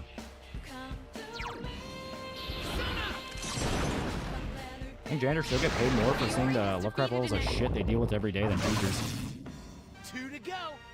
Speed 3P and FPS allows you to control your party, yeah. I want you to die so I can brag to my petty friends I was the teacher of X who was killed by ice. Yeah, that's what it is. That's all it fucking is. Enemies remain.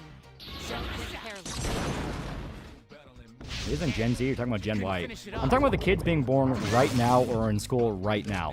Those kids.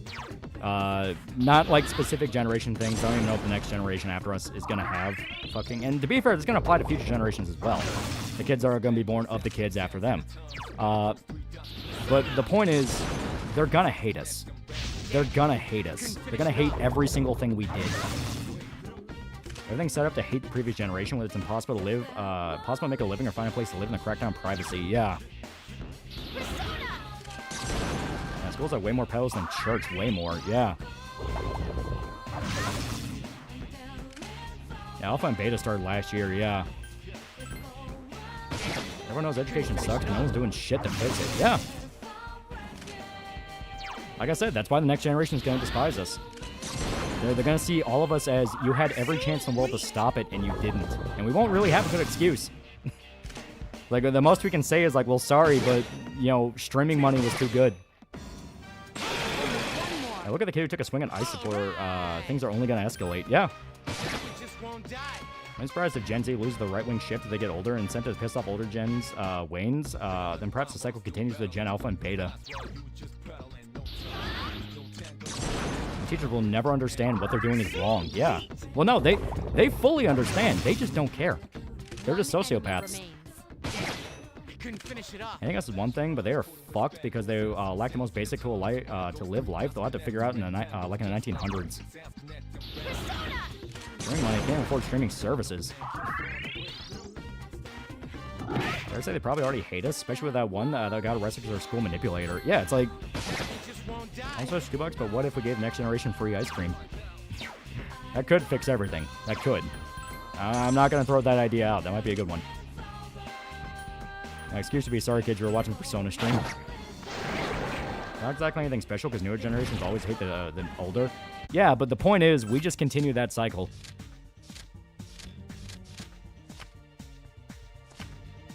I believe there are teachers who want to help but get drowned by the bad ones. Yeah, that's how it always is.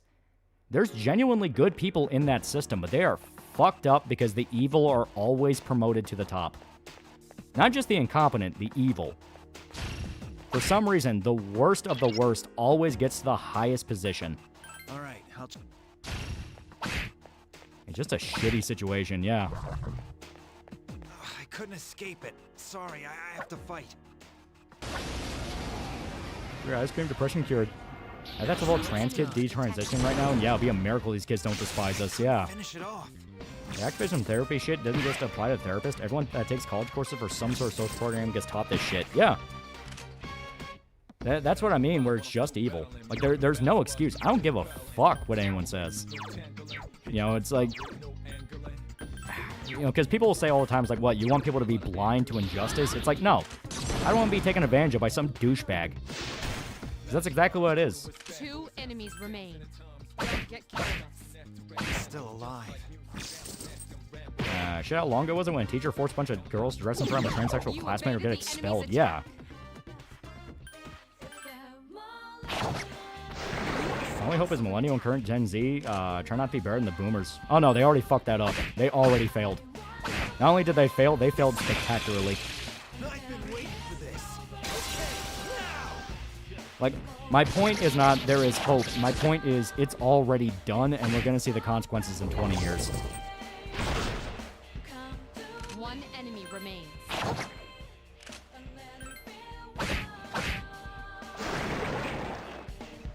And I'm glad I grew up with the good teachers that actually took their job seriously rather than an activist teacher. Yeah. Like, I'm legitimately terrified for any kid that's in the public education system right now. Back in my old state, the youth wing of a mental hospital required to have emotionally vulnerable, anxious, and abused teenagers watch politically slanted news and push it as therapy. Yeah, that to me is evil. That's explicitly weaponizing the mentally ill. 3 enemies. Not the end of the world, but it's gonna suck before it gets fixed. Well, that to me is the part that should fill you with dread. It's not even the end of the world. They just don't like you. And millennials and Gen Z already fucked up. Millennials are the ones that made all this far-left crap mainstream and normalized, and Gen Z either did fuck all or made matters worse. Yeah. Be careful. Takiba is badly injured. Iori has defeated an enemy. I felt like politics started getting involved when I got to high school, and then went downhill when I went to college. Yeah. Hey, Blade Palace and Nero, let's go. Here's our chance for an all-out attack. Yeah, I did fuck all. I see if I can so much state propaganda. Look at China and the Soviet Union, almost impossible. This isn't even a matter of state propaganda. Like, whenever these issues pop up, people always want to blame it on the abstract. They want to blame it on foreign interference or state propaganda or some nebulous concept. When my entire point is, we did this to ourselves. You know? People had every chance in the world to not do it or take a stand or try to change things, and they just didn't. The enemy caught up with me. 2 enemies detected.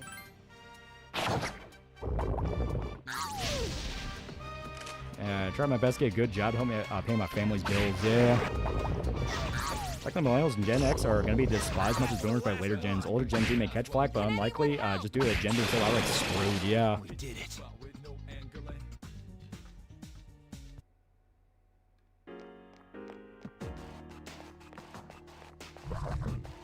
I have a pretty decent understanding of English and history, and you find a woman who knows math and homeschooling is what I'm doing. Kids need social time, libraries, clubs, and events. And Gen Z did fuck all. Blame personal hardship all I want, but in reality did nothing to stop it. No better than the boomers or millennials. Yeah, how many people chose to bitch about shit instead of actually doing anything? Yeah. And obviously I'm not saying, like, well, the Walmart employee should have done something. He's a fucking Walmart employee. I'm saying people that were in the exact fucking position to change shit. You had superintendents. You had fucking principals. You had actual fucking teachers in schools that knew they had the teachers union. They all chose to go along with it. It's a thing where everyone who was in a position to change shit liked what was happening, and only now are they realizing, oh god.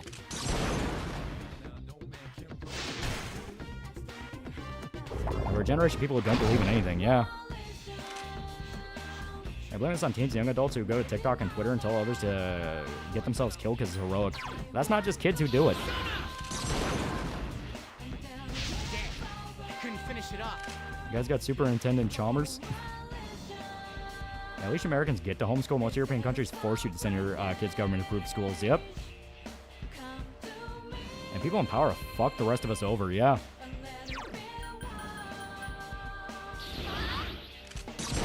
My principal from my high school was hated and was apparently known as a slut back in the day. I was born in 97. Am I Gen Z? Then they have no fucking excuse. I got a decent job. Yeah, money ain't always flowing, but I ain't risking homelessness. They have no excuse. My parents should have also been involved or at least be aware of what the fuck's going on in schools. And when they were made aware, actually pull your kid out. Don't just say you're gonna do it. That has been the defining phrase of the entire issue, which is, will you just shit or get off the pot already?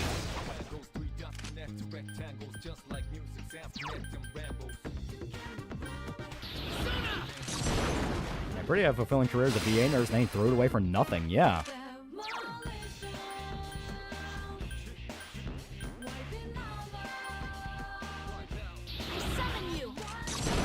Only man we're educators, we didn't have this problem. When you acted up, they beat you. Yeah, best teacher is the one that hates teaching you the bullshit. Yeah. And it's sad that that's such a rare thing.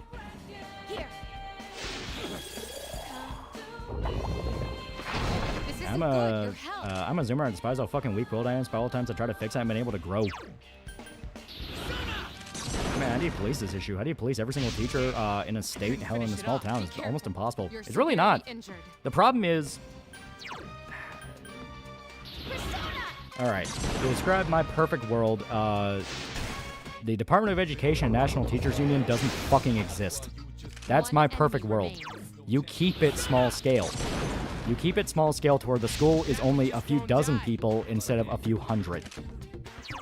That's how shit's supposed to work. Look at public schools now. Black kids go into class without the ability to read. They purposely make it hard to learn and act out and disturb the learning experience. Yeah. Yeah, parents also just don't parent. Yeah.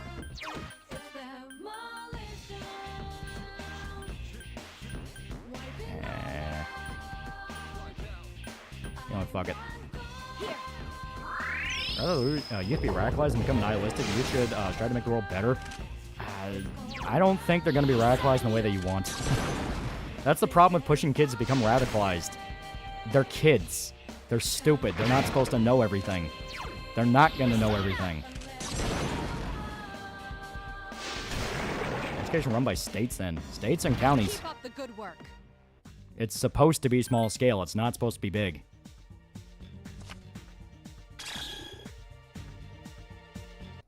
Now stop radicalizing kids, yeah. And people who are radicalized make shit worse, yeah.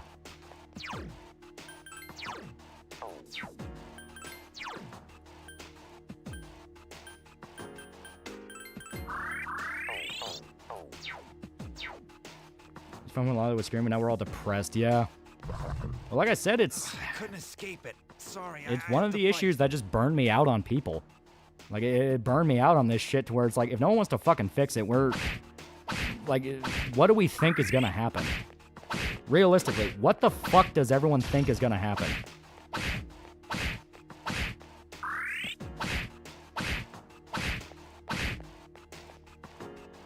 Yeah, radicalizing and acceleration is a stupid idea that makes things worse. People have been pushing the idea of being radicalized and be radicalized over and over again. What the fuck has changed? Like, every guy who claimed to be radicalized was... Basically, I was a fucking grifter that's just out for your goddamn money. Like, at what fucking point? And private schools exist, but also not everyone can afford them. My sister goes to Catholic school for a reason, yeah.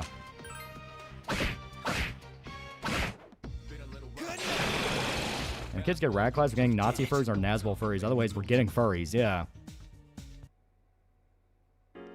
Radicalization always just been an excuse for anger and violence. Yeah, it's like, it doesn't help. None of this shit helps. You know, like I said, if we're getting to the point where we're using our kids as goddamn political items, it's like...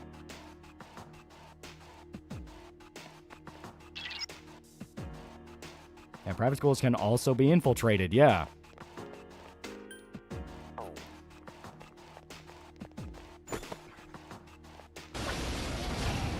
So a Kentucky mom that took her family to the Netherlands because of her TDS, she regretted her decisions, her kids hate her. Yeah, it's like, it's that kind of bullshit. Everyone thinks they're the main character of fucking social media. That's been impacting so much of how we view reality.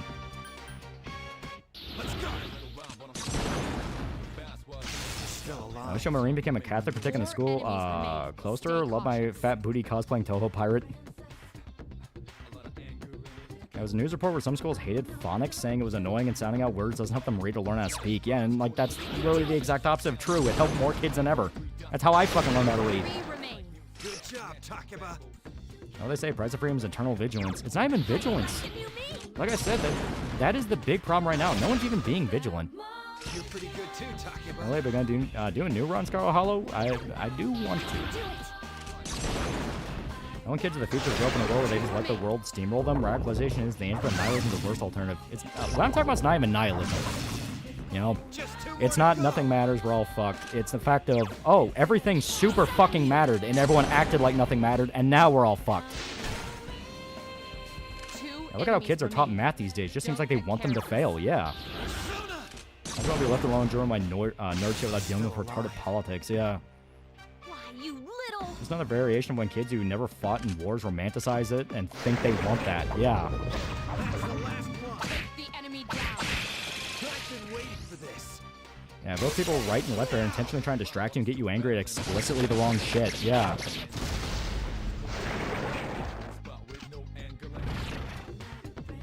And so they went there without knowing Dutch. Parents make vlog videos 24/7 when their kids don't want to be on camera is frightening. And trying to film yourself, helping a homeless guy, give him $20 for view money. And people want the Irish troubles till it's on their street. Yeah, that's where I'm at the point now. I think people just want it. They just want to kill each other. It's like we're doing every single thing possible to just not act like fucking adults. Like, everything has to be fucking... Ah, God, I don't even know how to describe it. It's just retarded. It's just stupid. I mean, to be fair, when it comes to warfare, hoplite warfare is probably the best warfare to be involved with. Usually just 5% casualties and running down a route was frowned upon or uncommon.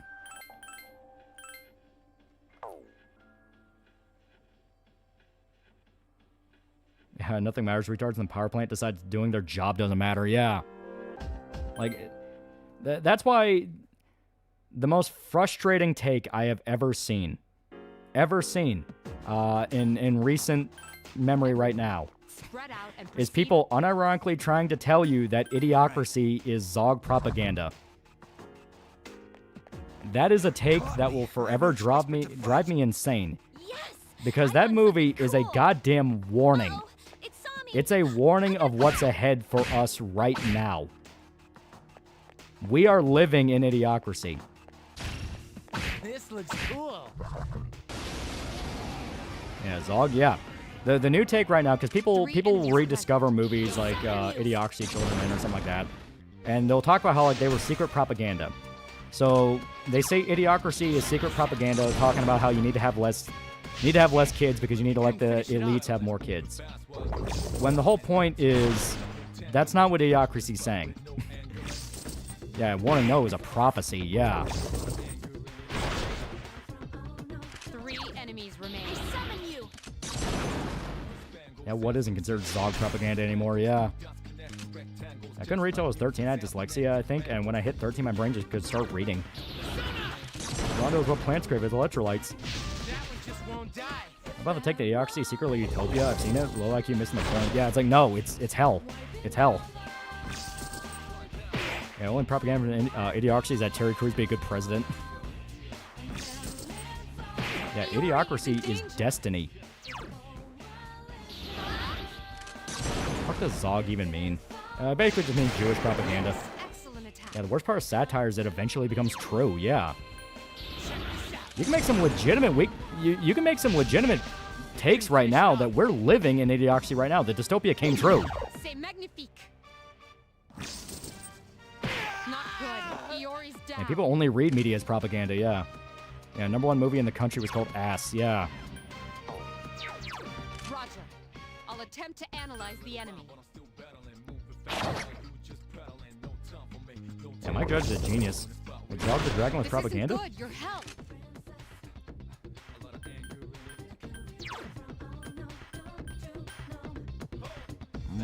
There we go. Here. Yeah, I wouldn't really be surprised if Ass was a movie IRL, yeah.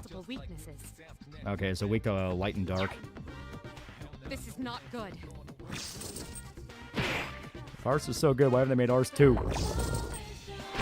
Iori is in danger. Ain't that a bitch? Idiocracy's the future, yeah. Because Idiocracy, in truth of what it is basically just a funny retelling of Isaac Asimov's Foundation, which is that society will reach a point where we cannot actually maintain all the things that we view as necessary for society. You know what I mean? Come on, hang in there. Zog, oh look who can't say Jew. Zog means Jew. Like, that's what it means. It doesn't stop at Idiocracy. A bunch of comedic skit show like kids in the hall and living color are also right. Yeah.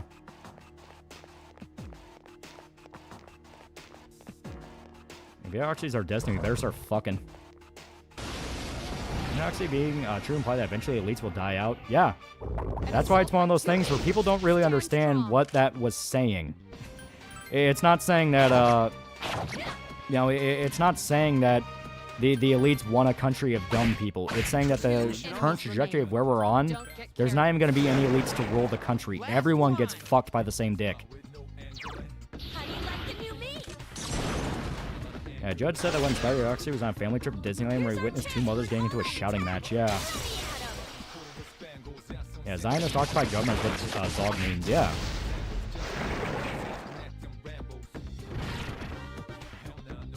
Yeah, it means the government's full of people whose sole purpose is to serve Israel at the expense of the host nation. Yeah.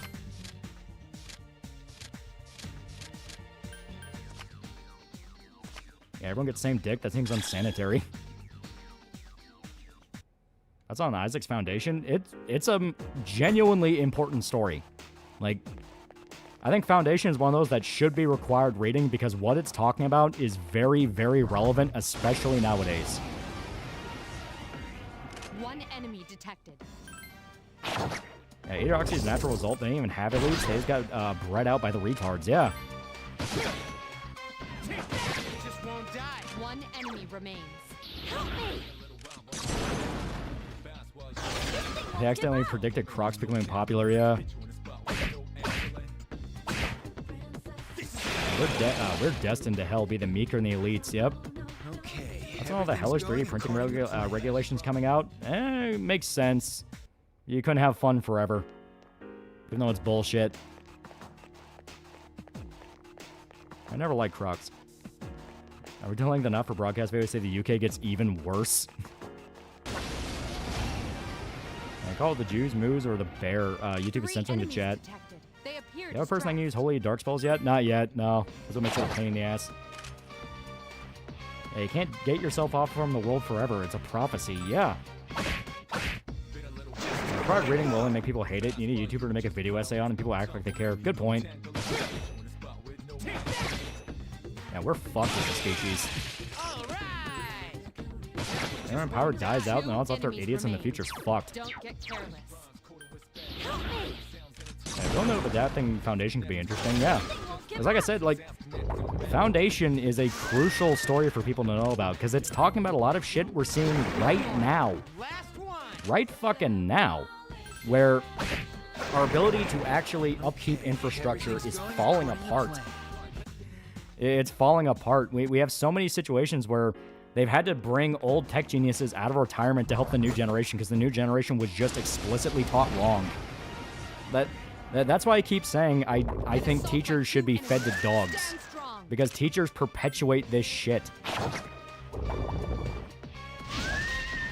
Because when you really think about the importance of a teacher, it is a very important job.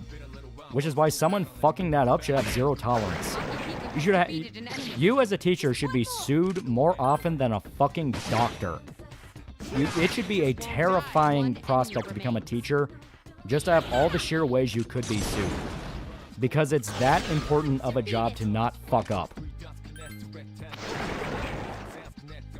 Yeah, teaching is too important of a job to leave to teachers, yes.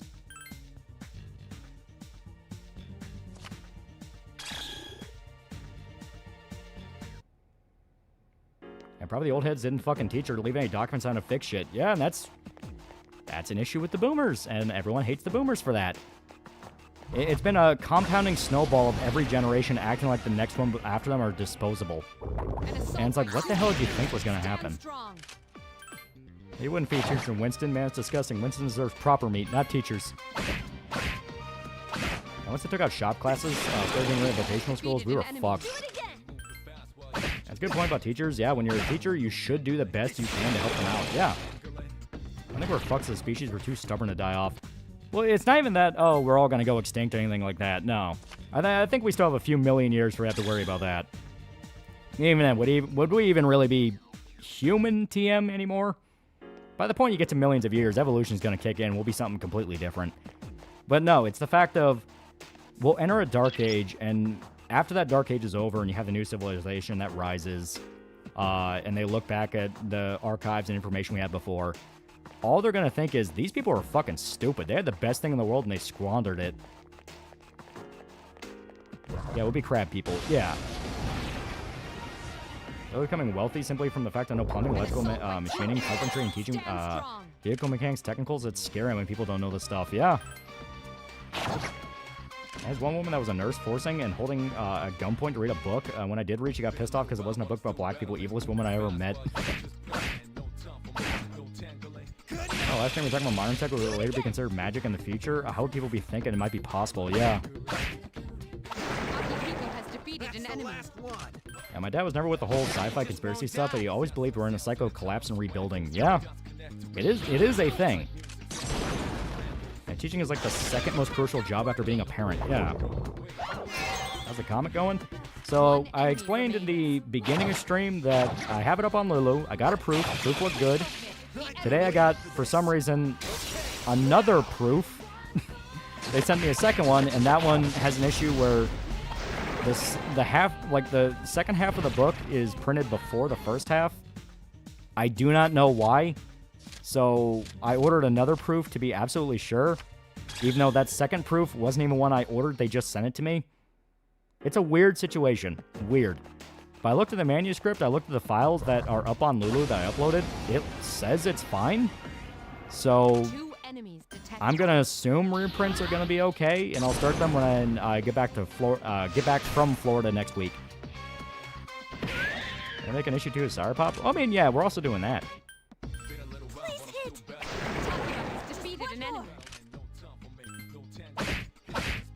I guess we have a repeat of the collapse of Rome, so upside of Renaissance come about 1,000 years afterwards. Hopefully it'll be a space Renaissance.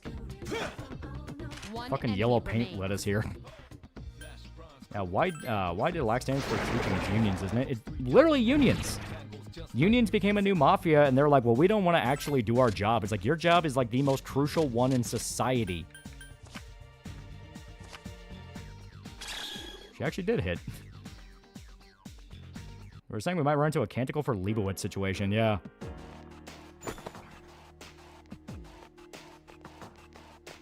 Like how China squandered the printing press firearms, yeah. One enemy detected. So we're not getting issue Sour Pop issue 2 till the next Berserk chapter. One enemy remains. Now going back to vinyl because YouTube started putting ads mid-song, yeah. I want the Union Mafia is getting back to Sopranos. You'll never guess what the Mafia was in the Sopranos. Can I do a Flora Saga video? I'd watch it. No, I'm just going down with my dad. He wants to go visit, he wants to go visit the Naval Air Station that's down there, the one that the Blue Angels use for training. Because there's supposed to be there's like a bar on that base. I think it's called the Copy Bar. 3 enemies. Something. I don't remember the name of it. And it has a plaque for, like, every single, basically, Air Force unit that was stationed in a specific island in the Philippines.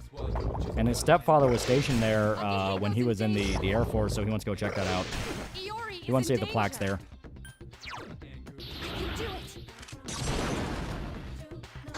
Capybara. No, it's something called, like, the Cappy Bar. Like, it's a literal bar.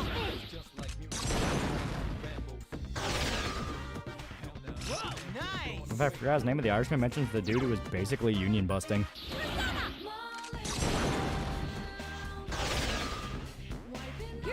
Watching the Olympics, cute old Asian girl skaters breaking the internet in the worst way possible. Also, America won hockey.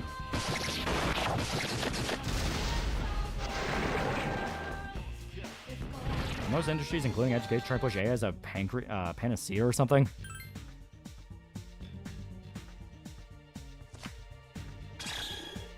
How's your dad's book coming along? That question encapsulates the exact problem. I think there's light at the end of the tunnel. There always is. The whole point is the troubles we're going to see could have been avoided so many different ways. That's the part that makes it painful. You know? It's not the fact of, oh, we're all fucked forever. It's the fact of we're going to enter a period of time we never needed to enter. For no reason. Just because we thought it was funny.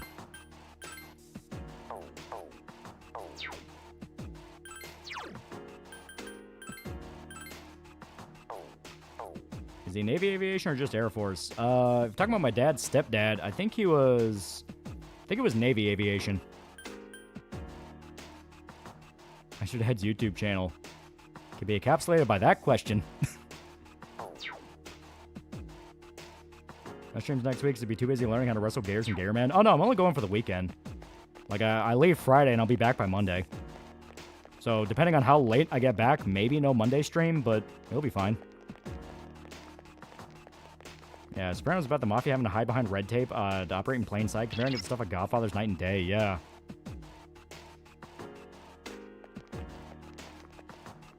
Makes sense. Blue Angels Navy, yeah.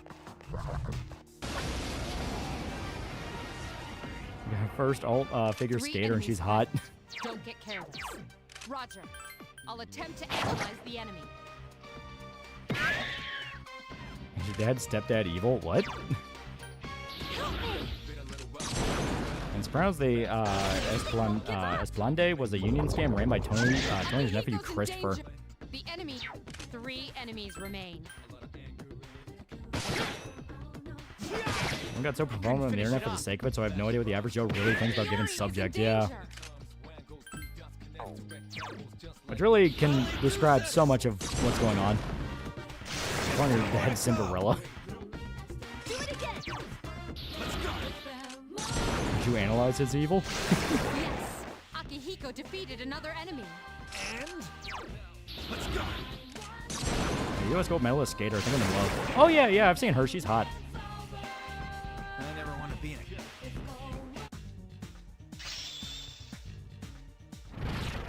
What am I supposed to do if you don't get back? I don't know. What do you do? What do you usually do when I don't stream? Wait for you to get back.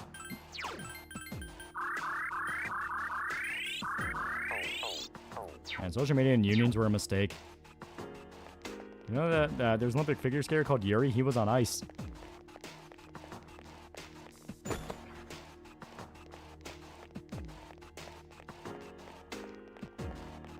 Does he enjoy torturing fish for no reason? First alt hot cute skater whose father is Chinese anti-commie guy. Internet keeps calling her woke, which is wild. 3 enemies detect. Roger. I'll Yeah, just for the sake of having it.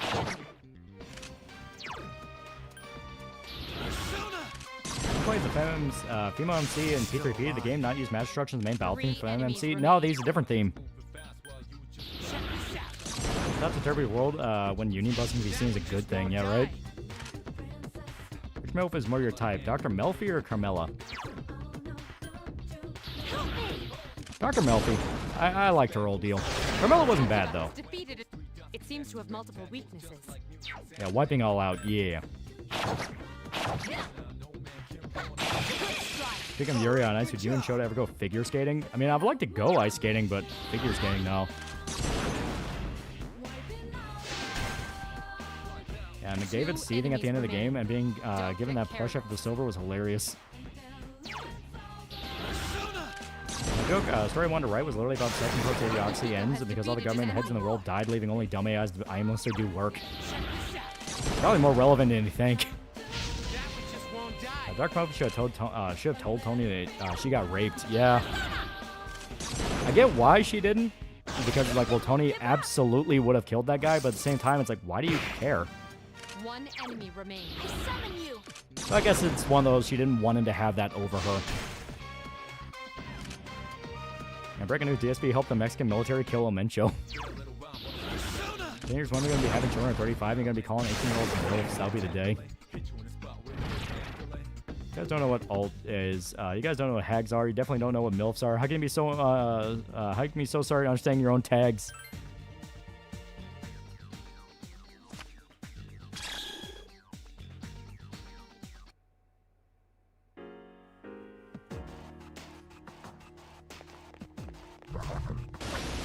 There we go. 3 Can I say enemies present. she's thinking Tony did her a favor, meaning that he would held it over her, eventually meaning they could have banged. Yeah. And I don't think you're wrong. I think that's why she didn't. Because it is a thing of, like, she was very, very, very stringent on keeping it as patient and doctor relationship. She did not like whenever he tried to dip into her life. That one just won't die. Have you heard of a VTuber named Lukagen? I have not.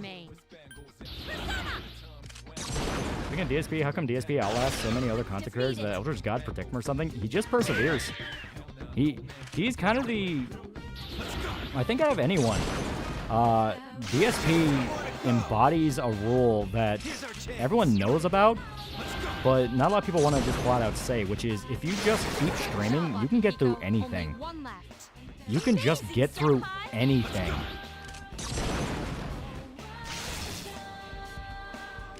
Looked up Elementary on YouTube, and first image I saw was a bus that's on fire. I don't know if he wanted that cannoli, straight up. Did Mofi not consider that he would go out and do the same to other women after getting away with it once?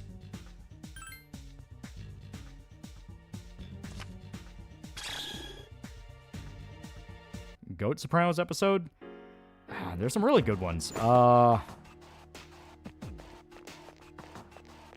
When Big Pussy dies.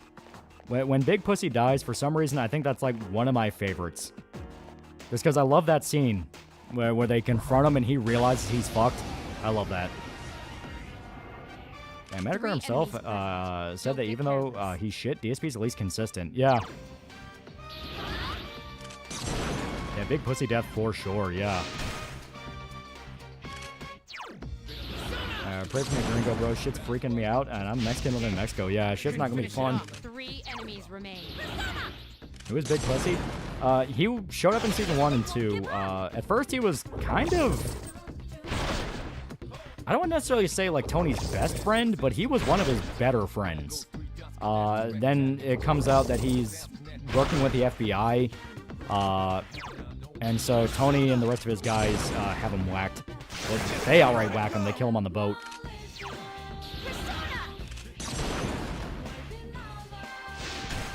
Yeah, DSP's too stubborn, too lacking self-awareness. No one's time to call it quits. He's not even good at what he does, yeah. So many VTubers are playing DMC 3 now. They're getting it. They're getting the hype.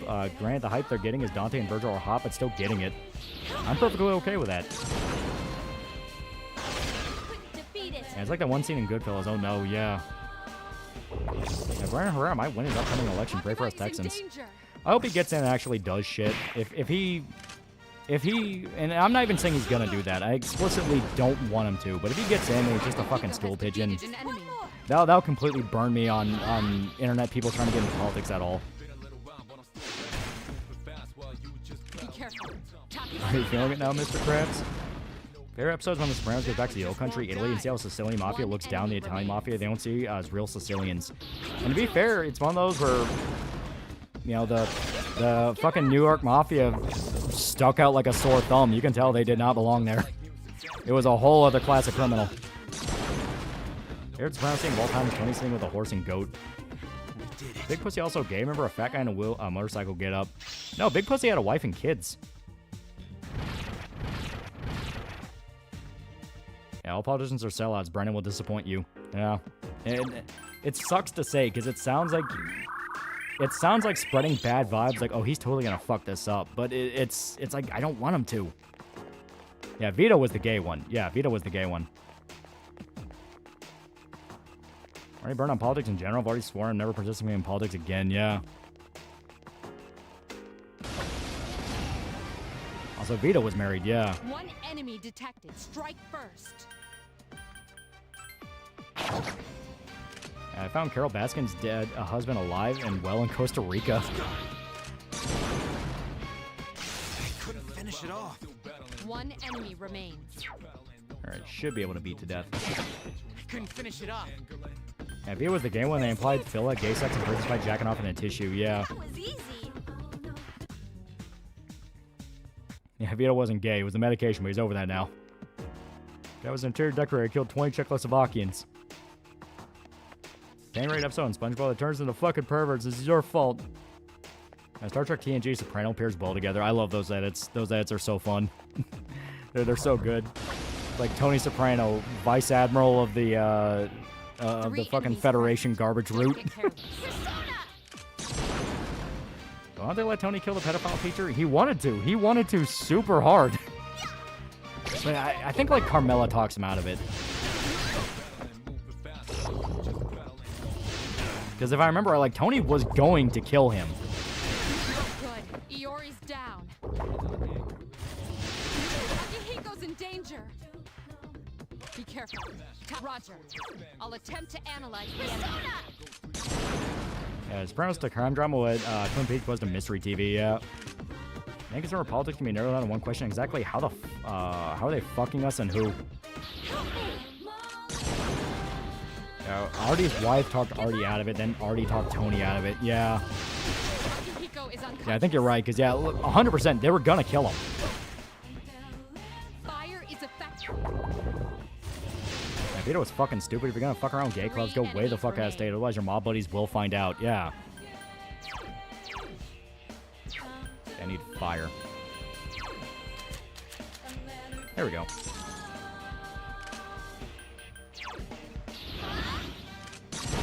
Brown Star Trek ads are great. You kill 1,000 Cardassians. Guy was a goddamn interior decorator. I'm writing about the sermon post viral issues. What holds me up is that the world can become better and separating politics and problems I want to talk about. Like I said, just write. Write, nigger, write. Until it's on paper, just an idea in your head. Hey, DSP fapping on stream should have ended it all, but lo and behold, there's worse shit. Yeah. One more. The enemy has recovered.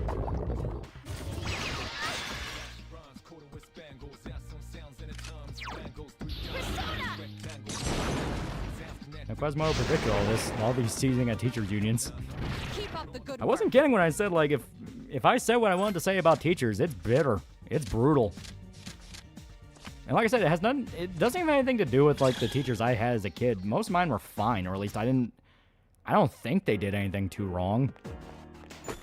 The problem is the fact that, like, them as a minority of people, you know, the teacher American, you know, that kind of group. I fucking hate them.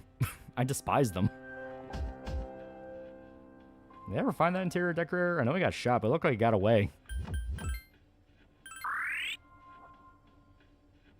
I got 2 tickets for the A's getting their butts kicked this week. Now, he won't say anything while he suck you off.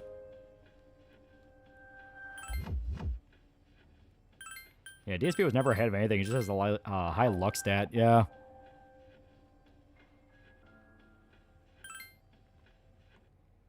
Yeah, why were his mob buddies at the gay club? Yeah, Sid was pissed off when Tony called off the hit. I'm right in front of the sick bastard's house. Yeah. Like, I still 100% believe that they should have killed him. Like, he was actively preying on kids. But if I remember, I think they scared the shit out of him. Roger. I'll attempt to analyze the enemy. Yeah, DSP falling asleep to Yakuza 0, yeah. It was like our generation had the last normal teachers, yeah. Or at least we couldn't see anything off about them. Three enemies remain. Yeah, what was DSP even looking at for his pre-stream fap? Because it looked like he wasn't enjoying himself. Maybe he was doing it wrong. I think he did get arrested. Maybe. Still alive. I think the interior decorator was hiding in a tree, but blood out as he made his way back to Jersey. Hey, bro, it's not playing on an emulator. No, it's the official version. Hama skills would be. Yeah, DSP is up there in terms of locale persistence. Christian's the only one who can compete, but he has demonic blessings protecting him.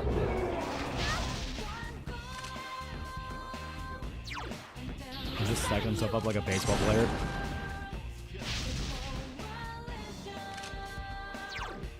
Okay, weak against fire, so no fire. Play his pussy's secret intelligence, illegitimate son in the game. A masterpiece, PS2 truly have its time with a press X get made moment. Yeah, they got the teacher arrested. Yeah, that was it. I couldn't finish it off. Remember hearing this news story where a teacher was arrested for misconduct and released and was sentenced 27 years? I laughed thinking the judge was too harsh. Then I heard it was a child. Smile turned sad. I mean, if it's misconduct, no, it should be that high. It should be higher. Like I said, all the important to society jobs should have the strictest standards possible. As in, dude, society could literally fall apart if you don't take this seriously.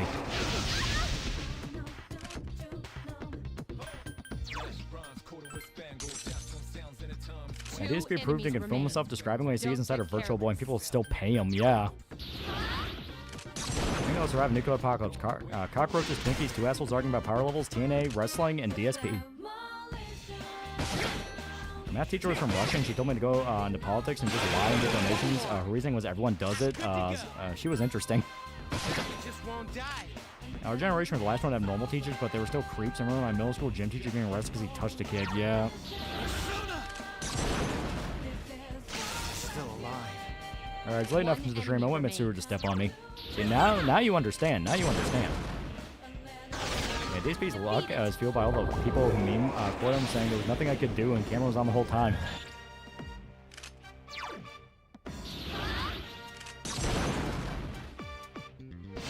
Two predators in my school. One was a history teacher. His girlfriend was 17 and got arrested after he told us in class. The other in high school, but he got away with it because she was 18.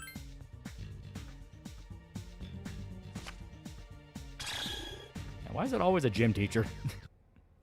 Fan off the high stress of being scrutinized as a teacher will filter out the activists, and only the passion would choose. Yeah, that's why it needs to be high stress. We have insects who inherit the earth if the humans have their run. No, like I said, I think we'll evolve into something else.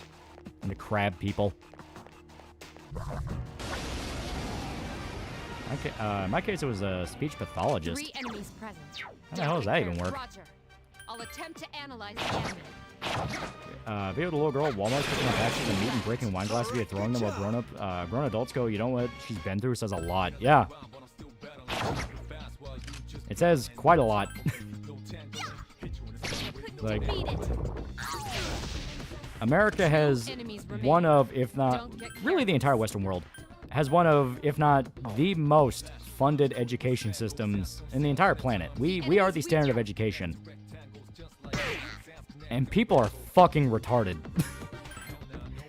That's why I say idiocracy is not propaganda. That shit is a warning.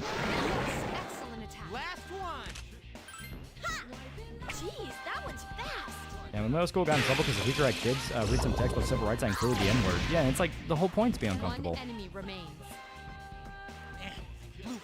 Future crab humanity discovering ancient archives of South Park and get to the crab people joke. They then see South Park as prophetic. Like speculative evolution? It is interesting. You spend more per kid and they're dumb, yeah. And that's why I say it's not a matter of... It's not just a matter of people fucking with the stew. It's a matter of people are forgetting how to make the goddamn stew in the first place.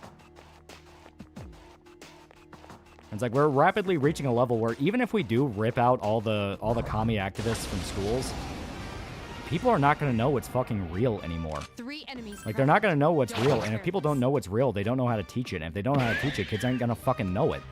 You know? Like, that's the biggest problem at the end of the day, that I think... I think it's the part that everyone's too scared to understand. Which is, if this gets bad enough, there is no going back. Yeah, a lot of our country's students can barely read at a 3rd grade level, yeah.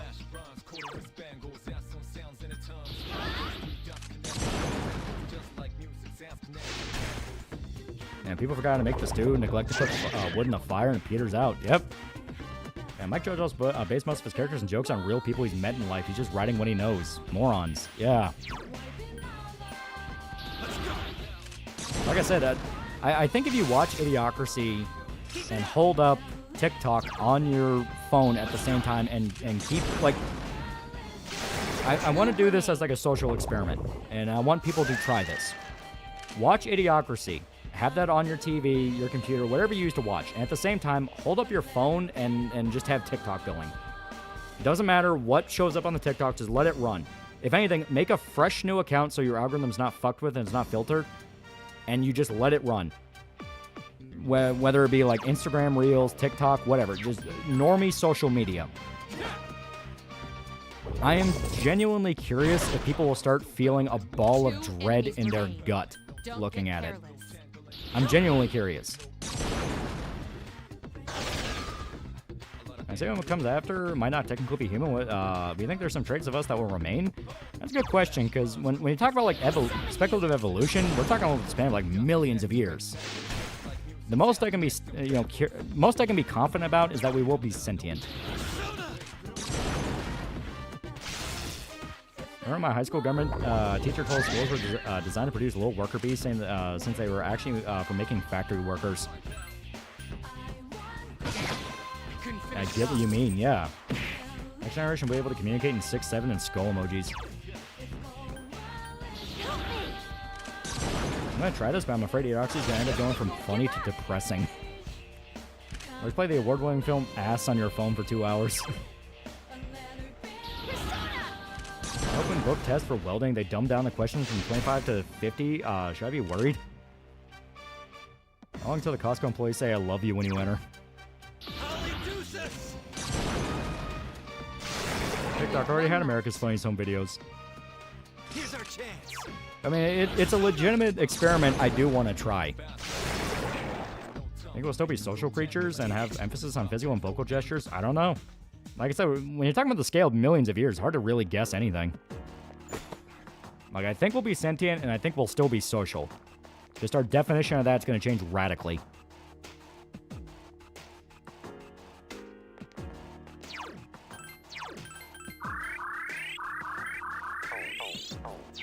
Like the idea humanity might evolve, like in Babylon 5, we reach a point where we're energy beings that use suits to interact with other species. Not likely, but cool. It won't be Huey Freeman made himself watch BET.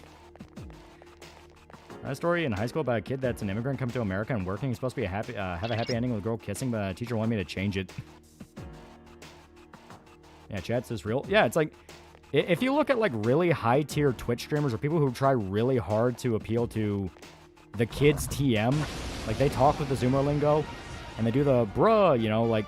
3 enemies. God, what was that channel? It was like a. I talked about it before, where it's like it was like a channel that talked about lolcow shit, and you would do the bruh and yo and shit like that. And I think I literally described it when I was talking to chat about it. I was like, I asked myself, why was he talking like a nigger? Because that's pretty much exactly the wording I used for it, because it was literally trying as hard as possible to just talk like the kids. Yeah, watch an iShowSpeed clip, yeah. I don't necessarily think iShowSpeed's a bad person, but he plays into this thing I'm talking about, where just we can physically see on paper. I know why the idea of evolving into beings of pure energy is genuinely terrifying, because I feel like that just erases a personal identity. Yeah, motherfucker, you're 35, not 15. Talk like a person. Still alive. Okay, we have known billions of dollars in fraud in Minnesota, but no one's been arrested yet. As Diddy Blood got heckin' on the live, bro. Yeah, shit like that. And that's the thing where I just go full on like fucking, you know, backwoods, like you can tell where I was born and raised, you know, country shit. And just go, why are you talking like a nigger?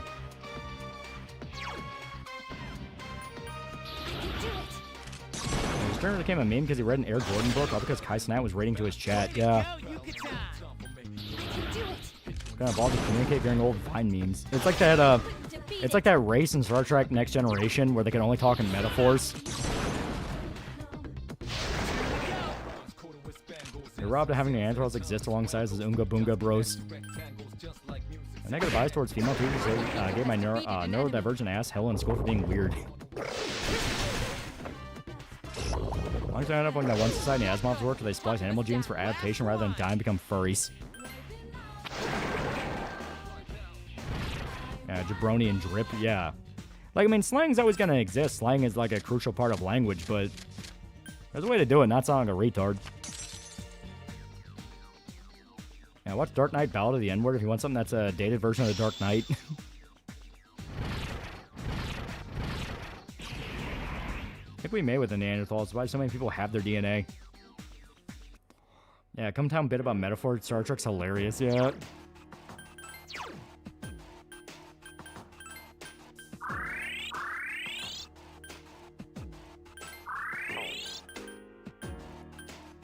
I don't want to use that because it's really good, but... To be fair, jabroni was a thing since the 90s, yeah. Yeah, chat, we're so cooked, bro. They're so skibbity, no cap. Yeah, shit like that just makes me immediately, you know, I go from like, oh, you know, I'll use some slang, you know, fucking why not? It's casual speak, whatever. I'm like the sheriff from from fucking Smokey and the Bandit, where it's like, why are you talking like that, boy? Some TikTokers talk so gay. Actual gay people call them faggots. Yeah. I think prospering in the Neanderthal has actually gained humanity a leg up in evolution. Fuck said jabroni. Remember it was the thing The Rock said. Here's our chance. Alright, Aki, go fuck it up. That's one of a third-rate author trying to make fictional slang which be less obnoxious. Yeah. I'm okay with the cyberpunk slang. I like choom. Choom is fun. I like corpo. I unironically use corpo. It is now just actually slipped in my fucking vocabulary.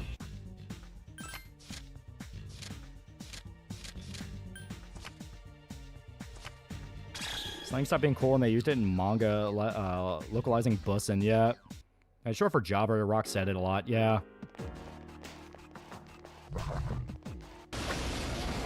I'd say it's a sign of evolution for modern humans. I don't really know. 3 enemies present. Don't get carried. Chooming. YouTubers use corpo, yeah. I use Prem unironically, yeah. Yeah, don't act like a gonk, Choom. Couldn't finish it off. Explain what Choom meant or stood for. It basically stands for buddy. So it's like the cyberpunk equivalent of saying nigga. It's because Pondsmith is actually smart and his slang's thought out, yeah. Still alive. Remember when Kuma was a buzzword, people beat off too much, now it's being replaced by Gooner for some reason? Yeah.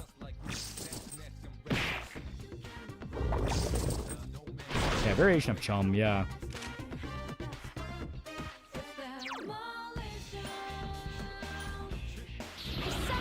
GG. Go is your choom. You can't use choom, but that's our word. You have to use choom. Yeah, mermaids and selkies could be results of convergent evolution where distantly unrelated species share the same adaptations. Couldn't finish it off. It's possible we might not have a major change in physiology and have already reached a point that works well enough like alligators. Makes sense. 2 enemies remain. It's kept us alive this long. Couldn't finish it off. The enemy has recovered. Yeah, Gooner sucks. Why is it staying around for so long? Yeah, Choomba. Choom is just chum. Pokebot is in danger. Despite the rough beginning, I really like cyberpunk. Yeah, I like cyberpunk a lot.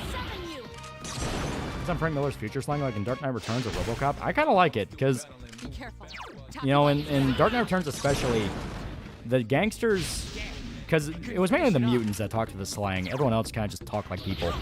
But the mutants, their slang kind of made sense. Slice and dice is like very obvious. Shiv makes sense, you know. It's like nasty makes sense. Like you can understand what they were saying. You evaded the enemy's attack. You know, it's like Batman knows Shiv. You know immediately what they're talking about. Yeah, slice and dice. Yeah.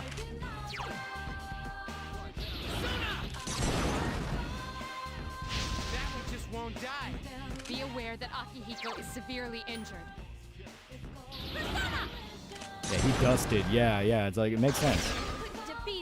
Zoomers run the idea of being a goon. Man can't work for a villain anymore with like kids snickering at you. Yeah, they talk like dumb teenagers, yeah. Yeah, he ain't no bitch, essentially, yeah. Well, I guess that's one way to go. Oh shit, I actually meant to do that. Like the wrong button. Oh, it's fine. Yeah, leader's Billy Berserk. Yeah, you understand. Like, oh, leader's a badass. Yeah, we all want mob slang for our goons. Hey, boss, got it. Wonder how it could in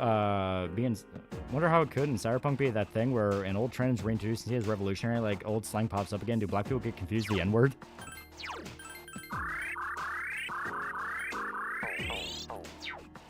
By the way, fuck the asshole who suggested they change Columbus, Ohio to Flavortown and never went through, but the Italian Americans lost the Columbus statue. Well, even the vampires in World of Darkness have their own slang and terminology, yeah. The enemy's weak. Isn't slang by learning that lowering your pants below your underwear was a prison section meaning I'm available? Yeah, it was for prison bitches. Which is why it became ironic when it left prison and started being a sign of the gang culture where it's like, you know that means you want to get fucked up the ass, right? Imagine much as I love Cyberpunk, I don't think that kind of technology ever really exists by 2077. We're probably a couple centuries away. Oh yeah, 100%. Let's start making some like radical advancements very soon. We're not getting it by 2077. When it become a thing for every YouTube video to call the situation is insane. Clickbait. It gets people clicking. God damn it, Yukari. I also need to fix the battery problem to power cyberware, yeah.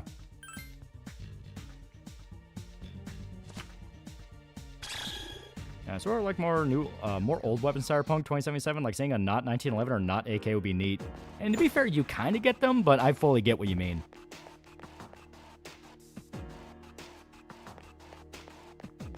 I saw the Booty Warriors interview about sagging pants. Yeah, he outright explains it, where it's like, yeah, dude, like it means you're available and I'm gonna fuck you up the ass. So the pants thing I saw during high school was gay. It was extremely gay. Keanu's style of acting only works 2077 because of Silverhand being dead inside. I don't think he'd work otherwise.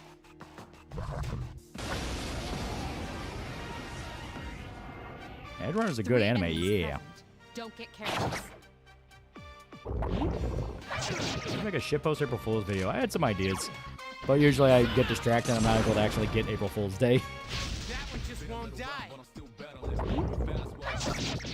I can't really use AK because they won't have the rights to use the likeness or the name. Yeah, they can just make lookalikes because there's some guns in 2077 that look inspired by AKs. Still alive.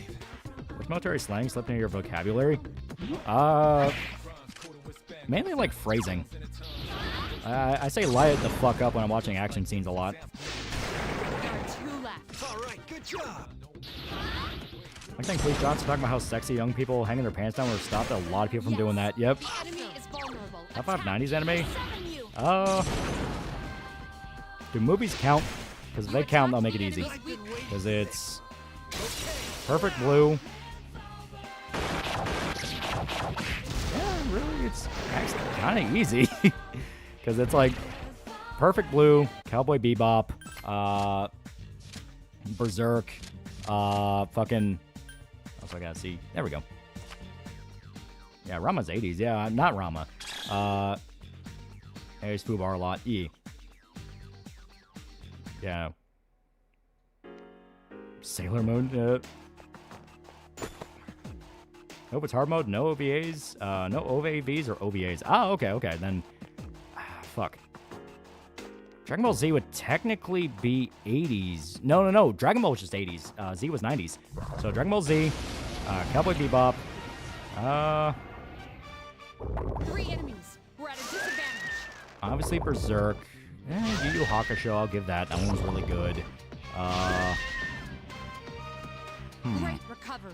This one's really the only really hard one. Yeah, DBZ aired in 89. Close enough. I'll count it. Yeah, Ghost in the Shell. Fuck it. Why not? Why not Ghost in the Shell? This movie's amazing.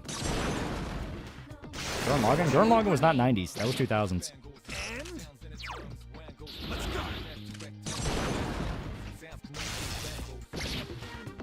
Ninja Scroll, Blue Gender, Cowboy Bebop, Evangelion, Yu Yu Hakusho. Not a bad list.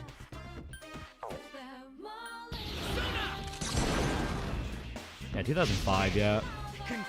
Neon Genesis, Evangelion, Cowboy Bebop, Legend of Galactic Heroes, Ghost in the Shell, and Perfect Blue, yeah. Escaflowne was good. Yeah, Escaflowne was pretty good.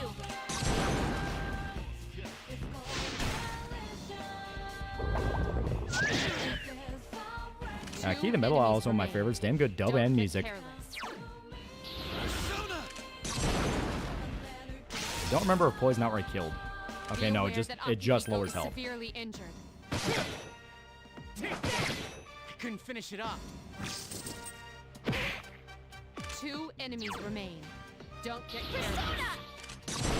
As I failed to mention Netflix removing the nipples from Rama for kids, imagine being me and seeing Queen's Blade on center Netflix as a kid. I mean, Queen's Blade's kind of a whole different fucking story. Like, Rama was sold as like, oh, it's like a goofy comedy thing. Queen's Blade's just straight up ecchi. Not even tame ecchi. That's like borderline hentai more than once. Yeah, Golden Boy from the 90s is great. That one is pretty good. 1 enemy remains.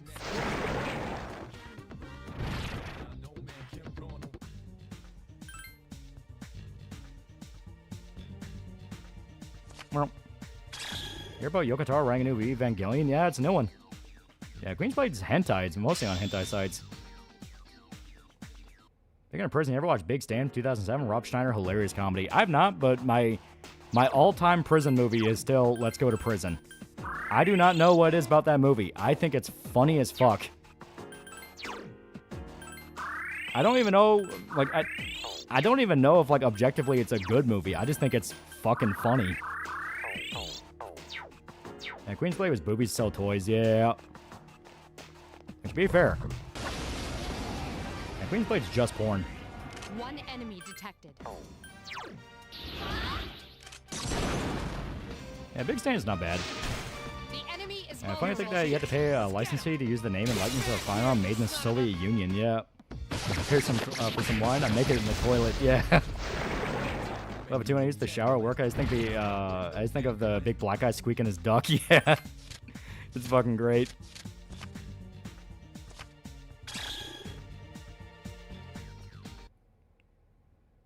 You would love Big Stand comedy. Most revolves around prison rape, but not in a cringy, edgy teen way. It's genuinely funny.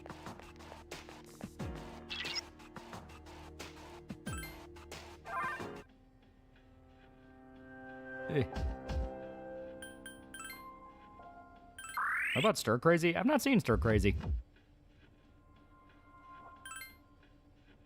Desert Punk 90s or 2000s? I've only seen the 2000s one. There are comedies. I love the Jackass movies. Jackass is really good. I love Hot Shots. Hot Shots Part 2 is amazing. Everyone needs to watch that. I love Kung Pao. In terms of, like, not spoof comedy, I mean, you have some really damn good ones.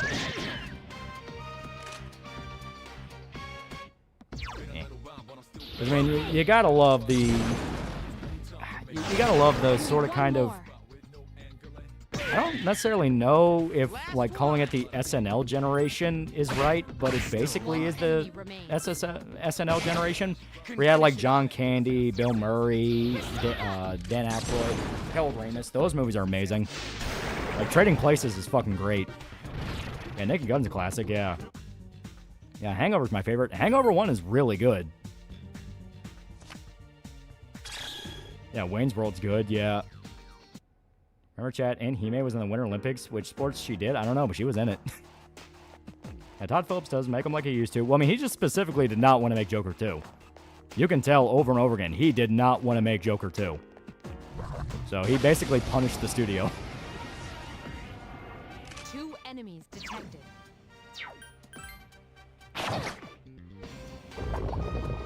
Yeah, okay, Creator was alive till recently. A Big Stand dominates prison and says all rape stops and they start negotiating. What if we want to be raped? Okay, there's a difference between rape and wanting to be gay. Actually, it's pretty funny. Oh no, Jack and Jill by Amsterdam is the greatest comedy ever. Hear no evil, see no evil. I'm black. Does Dad know? Yeah, he didn't want to make Joker 2, but he already wrote the script for Joker 3. I like the animated Drumming Gun. That's the one about the arms dealers, right? That one was pretty good. Coco was fun. You want Joker 2? I'll give you Joker 2, yeah. Yeah, rip Norm, Bob, and Chris all gone. Yep.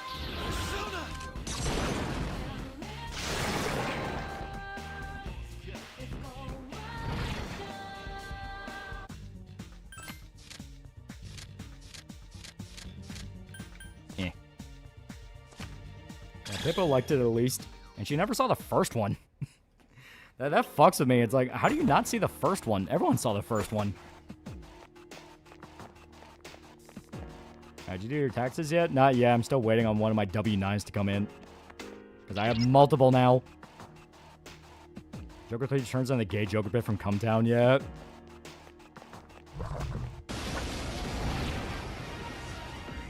Yeah, people like being a hipster. A surprise attack. Prepare for battle.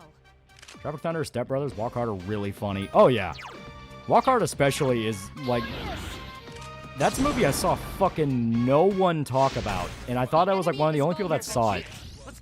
Then I saw a YouTube video that talked about Walk Hard and is like, this movie killed biopics. It literally killed biopics for a little bit because it was so good at making fun of music biopics that people were like, okay, we're going to try something else now. And when I watched the video, I was like, yeah, it like actually did though. So I can't believe AVGN predicted Joker 2, yeah. Yeah, Walkard legit has some bangers. Yeah, well, I mean, John C. Reilly's an actual singer. And not a bad one. Did YouTube give you a 10.99? It does. That's because you guys started watching Pippa. However, I need to know, why is Pippa loud? Because she's Rabbit and she's energetic.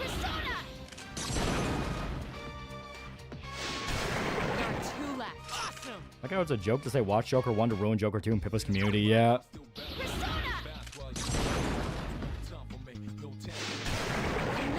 Yeah, I love Walkard. Dude, Walkard's fucking funny. Like, there's so many jokes in that movie that are just great. Like, I love when he cuts his dad in half and his dad's giving the whole monologue as he's supposed to be dead. And it's like, man, boy, I'm real sorry that I've trained my entire body and mind for all these years to kill you. I now realize we probably should have just played catch. It was an accident. He cut his arms off with a machete. Yeah, the wrong kid died, yeah. Before AVGN didn't provide a good compromise between killing and not killing the Joker.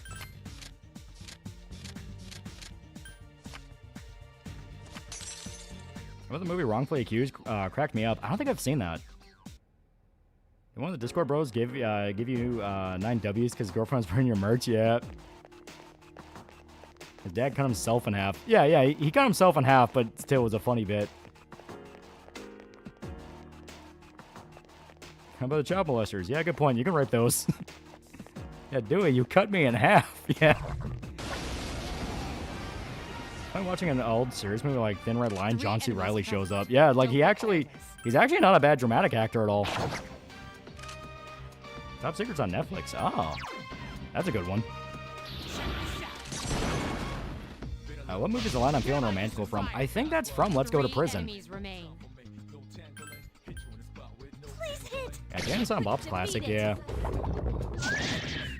And on that note, Clerks 2. Clerks 2 is really good. Like, Clerks 1 is one of those where, like, if you're into movies, you have to watch it.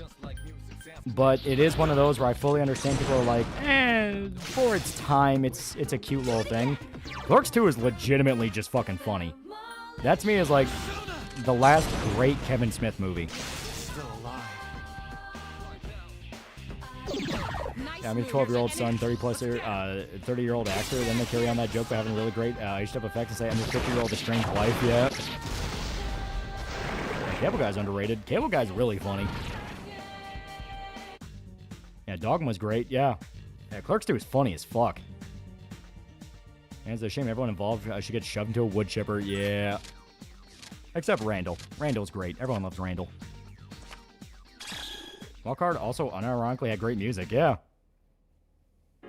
I turned someone into a taxidermy victim. Funniest shit I've ever seen. So fucks me. Kevin Smith at one point was actually good. Yeah. It's okay. I'm taking it back. It's probably my favorite joke. Yeah, it's great.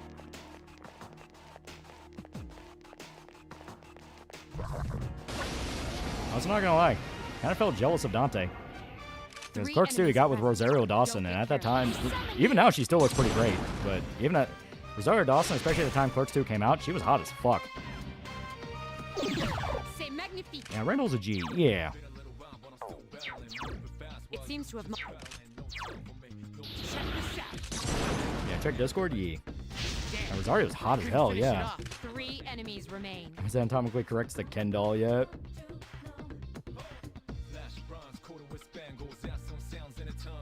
John C. Reilly started in serious movies. He started doing comedy films after Talladega Nights. Yeah, because he became really good friends with Will Ferrell. Yeah, Canadian children may be euthanized without parental consent. Yeah. You gotta love Canada. Did Randall call Mr. Dante a nigger? Yeah, I fucking love it.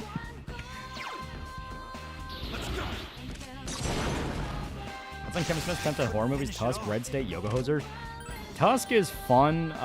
Red State, when you actually figure out what he was doing, is actually kind of disgusting, and Yoga Hoser just sucks. What the fuck, Canada?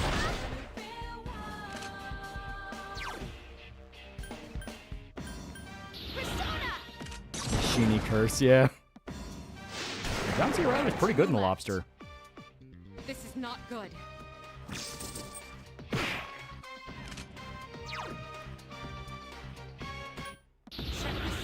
I can't eat my children on parental consent. Jesus, can't. It was a hockey game.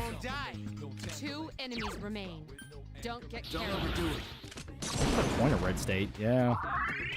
Well, if you're like legitimately asking, it was his sort of kind of way of talking about the Westboro Baptist Church and Waco in the same story, which, considering what people know Waco for, is actually hilariously in bad taste. Like, not even to a degree of, oh, well, you know, he's just taking inspiration for this story. It's like, no, dude, this is fucked up. Couldn't finish it off.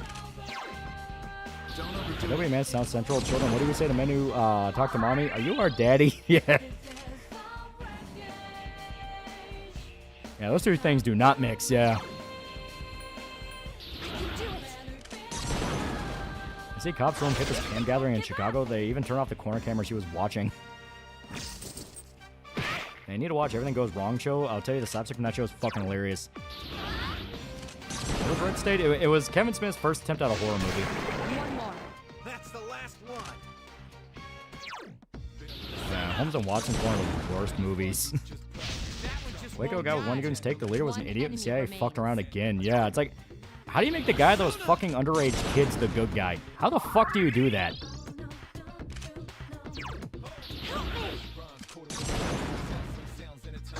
Adobe MS South Central is insanely funny. I love the scene where he's punching the air, getting emotional, and knocks out all the children. Yeah.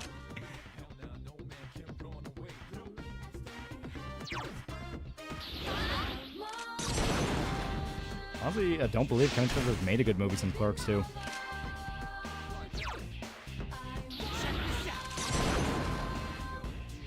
And making a pedophile good guys like impossible in media.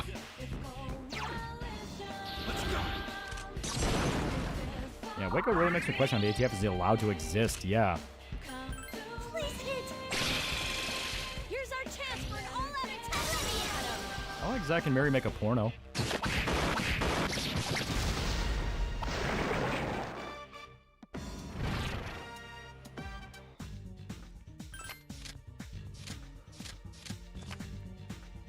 As time goes on, spooks seem less sinister and more just genuinely retarded.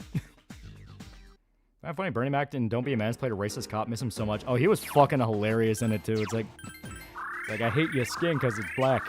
I hate my gun because it's black. I hate my flashlight because it's black. And really, could a pedo be made into a good person in a movie or story? Not certain that would fly. Well, I'm not talking about like in Red State. The old man in Red State's not a pedophile. He's just a crazy cult leader. I'm saying in real life. Because the guy, if you remember the story of Waco, the guy who led the compound, the Branch Davidians, he was a pedophile. He raped kids. And somehow, because the ATF was so fucking over-the-top evil, he was somehow the better person. Okay, everything's going. You ever watch Disaster Artist? Yeah. It was okay. Yeah, Bernie Mac was also a preacher on Friday, yeah.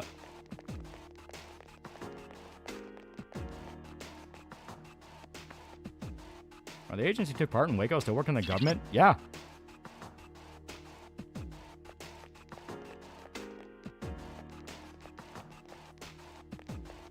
And the cult leader lived and he was convicted and thrown in prison? No, he died. That was the whole point in Waco. Like, almost all of them died.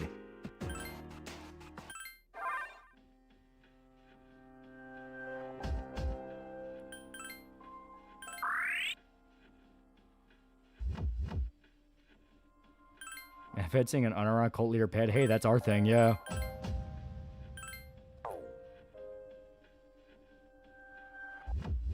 In fact, people still defend the ATF at Waco is fucked, yeah. And didn't the same feds from Waco also take part in Ruby Ridge? Yeah, it was 2 colossal fuck-ups in a row. The guy who shot the mom at Ruby Ridge later went on to participate in Waco, yep. Watch the old Razorfist video about the Viper Militia? I do not know what that is.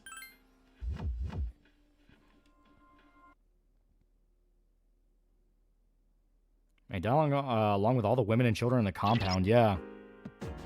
Like, the ones that survived Waco were like a fraction of what the whole compound was. Everyone that was ever involved with Waco should be socially ostracized from society forever, yeah. The Guardian. I'm afraid you'll have to defeat it to proceed. Didn't Bernie Mac also play Bosley in the second Charlie's Angels movie after the original passed away? I think you're right, yeah.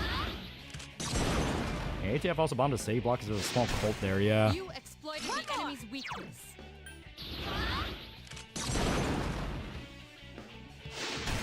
You struck the air. It's my turn. Yeah, Alex Jones at Waco interviewing people, yeah. Here's our chance. Let's get him. Get back here. Yeah, last day the ATF was at Waco. There's even pictures of him standing on top of the front corpses posing to the flag, yeah. Just over the top, man. Charge Part 2 was great. This is Knuckles and caramel and gummy bears, and then these opponent so hard he spits blood inside his mouth and squeaks, you win, yeah. It was the other way around. Bernie Mac was replaced with another guy after he died. I think you're right. Strikes are useless. Man, I miss Bernie Mac. It was a less funny place without him, yeah. Roger. I'll attempt to analyze. Yeah, Bernie Mac replaced Bill Murray because Bill Murray didn't want to come back. Obviously, they're going to be immune to fire because they're fire. Couldn't finish it up. Remember the South Park episode where Stan and Melvin kids that stopped the ATF from killing their parents yet? Hiko is unconscious. Okay, yeah, so we're supposed to have mid-tier spells at this point. You know, for being such facts about gun control, they really go out on raids, yeah. We're going to speak Garfield again. You exploited the enemy's weakness. I summon you. Attack again. One more. Well, yes. The Here's enemy our chance for an all-out attack. you watched one movie, War Machine with Brad Pitt. I think it's loosely based off a true story. Doesn't sound familiar. Okay, so lowest health, roll the dice. You couldn't defeat it. Okay, so they're like heavily immune. Takuba's down. This isn't good. Oh Your shit, help. that's very not good. Single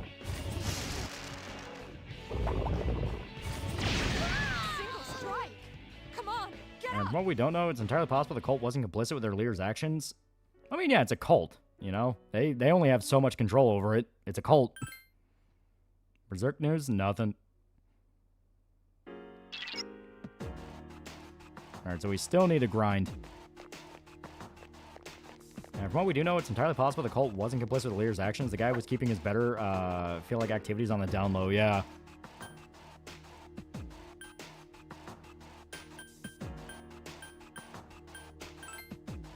Okay, guess we're running it again. Yeah, Bill Murray was in the original Bosley in the 2000 movie, then Bernie was brought in to replace him, yeah. And what was the, have you seen the Mark Wahlberg film, The Lone Survivor? Yeah, it's one where it's complete bullshit.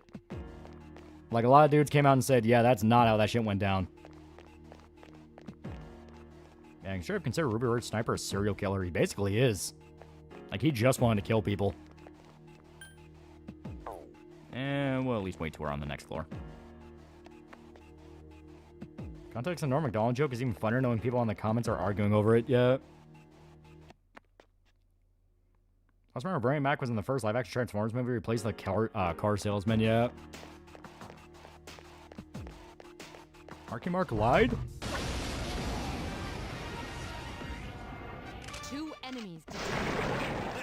That keeps getting sniped. ATF doesn't want to lose their offices to fast food chains yet.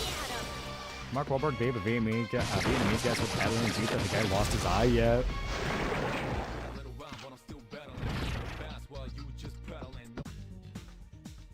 I was about General Afghanistan, all the roadblocks that were put in front of him, try and help, and then he gets canned for talking suit in Obama.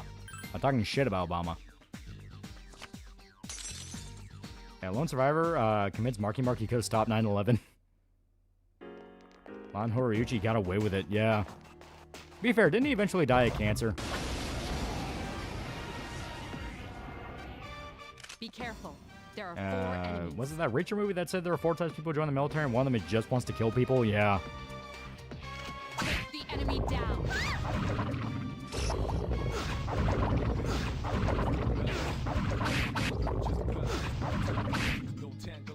What's your favorite movie? The Mark Wahlberg biopic trilogy. What was the one about the Boston Marathon bombings? I kind of like that one.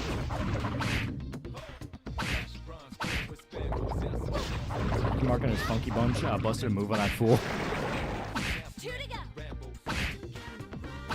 Yeah, Mark lies all the time, especially when you bring up Vietnamese people. Believe in the concept of karma? I mean, not like the specifics, like, because I don't know the specifics of it. I mean, I don't fucking study Buddhist shit, but I definitely believe, yeah, what you do comes back to you. The enemy down. Yeah, he's pretty racist towards us. That was Patriot. There was Patriots Day, Lone Survivor, and Deepwater Horizon. I think it was Patriots Day. That's the one I actually kind of liked. Deepwater Horizon was pretty good too.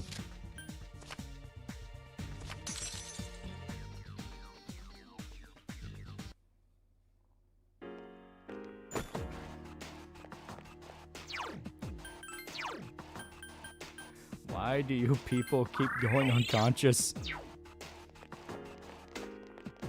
I need you for XP. Norms Gray's joke was turning Patrick Tomlinson into a lolcow for having shit taste, no common sense. Yeah, you reap what you sow. Yeah, every culture kind of has their equivalent to it.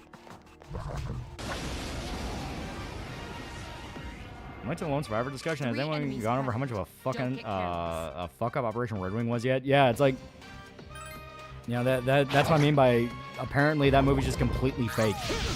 Like, that is not what happened. Not even to a degree if some details were shifted. I mean, that's literally not what happened. Akihiko's in danger. Akihiko is unconscious. Can anyone help? All right. Stay sharp.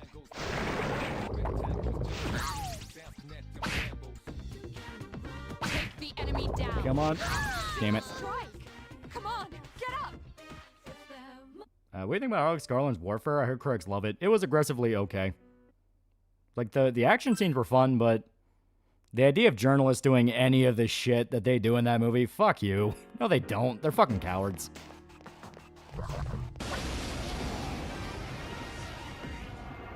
Two enemies did Hama skill.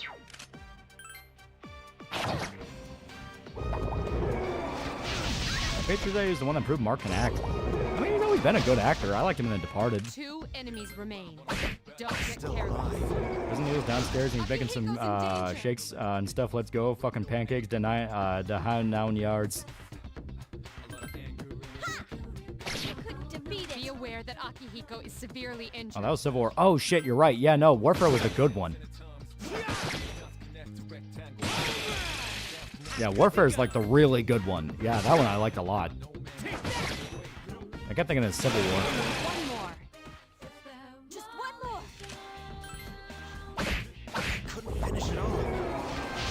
This isn't good. Akihiko's unconscious.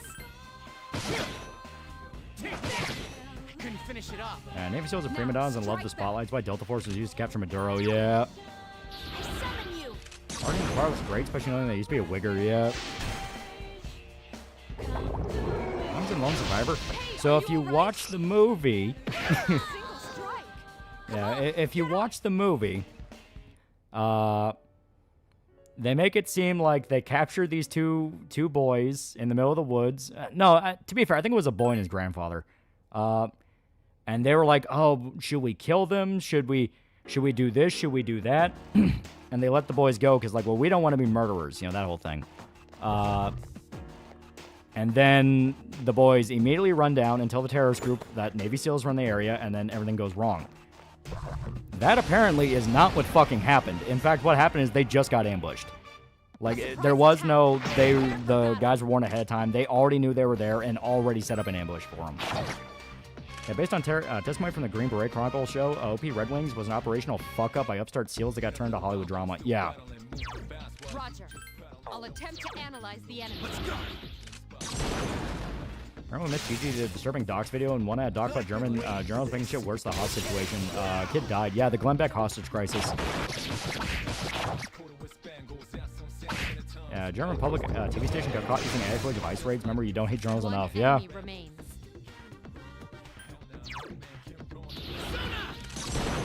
remember hearing about that story on the news. Yeah. Couldn't finish it off. Roger. I'll attempt to analyze the enemy. Let's go. What Marky Mark doing Persona 3?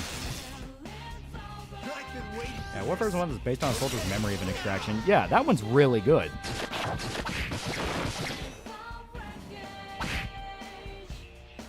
I do like that one-line Civil War with the two snipers, and he looks at the journalist and goes, "Oh, I get you're retarded. You can't understand a thing I'm saying." Yeah. Couldn't finish it off. Okay, we have Pixie. Lone Survivor guy left his dudes instead of holding his position. Yeah, he ran. Like, he flat out ran. That's basically Akihiko. Yes. Here's a chance. Let's get him. Get back here, you Most accurate part of Lone Survivor is the Chinook full of seals. He got hit by an RPG on the side of the cliff. Yeah. That, and apparently the way the one dude died, where...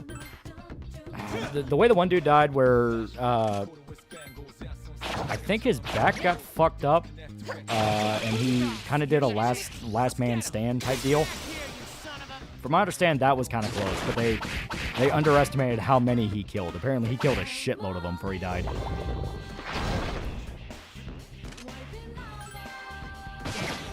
couldn't finish it off.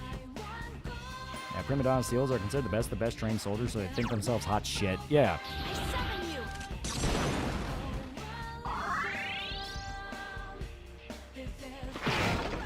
And of course, love talking, yep. Couldn't finish it off. And making money.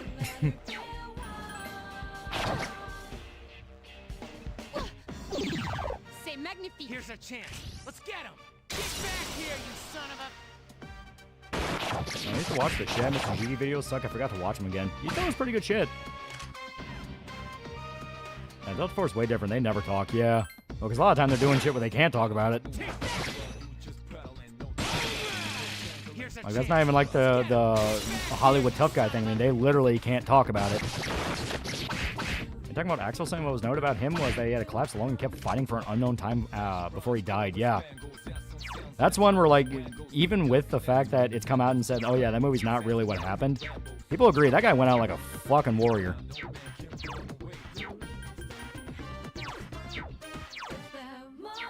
Yeah, fuck it. Funny, the Delta guys in Black Hawk Down were the coolest, and it's only now do we hear how crazy they were in the vent. Yeah.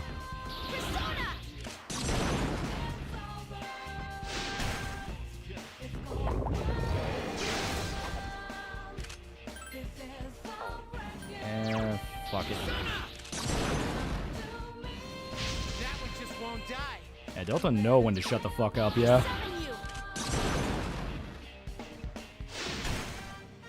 Come on, almost there. It's okay, it's okay. You died for a good cause. You died so I could get XP. Keep up the good work. Apparently, team leader used the phone to call for backup, kept begging Marcus for help, and he wouldn't. Yeah.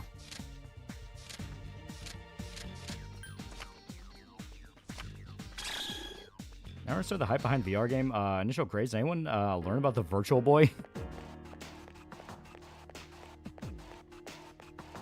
Well, the sad part is, like, VR tech is legitimately cool, but it's just too early. It's just too early.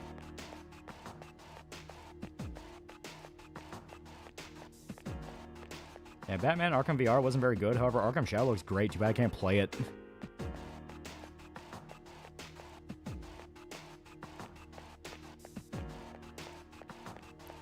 Takeba is unconscious. Go and help her. Shut up. Akihiko's unconscious. Damn it. An assault by two enemies. Stand strong. What's your list of favorite war movies? All Quiet on the Western Front, the 70s one I really like. You're being targeted. Black Hawk Down, really like that one. I'll keep it to like strict war movie, not like something out there like Apocalypse Now. You're being So, targeted. yeah, All Quiet on the Western Front, Black Hawk Down. I really like Hamburger Hill. We Were Soldiers is really good. Full Metal Jacket's great. Trying to think of what else. There's a lot of really good ones. Hacksaw Ridge is really good. Yeah,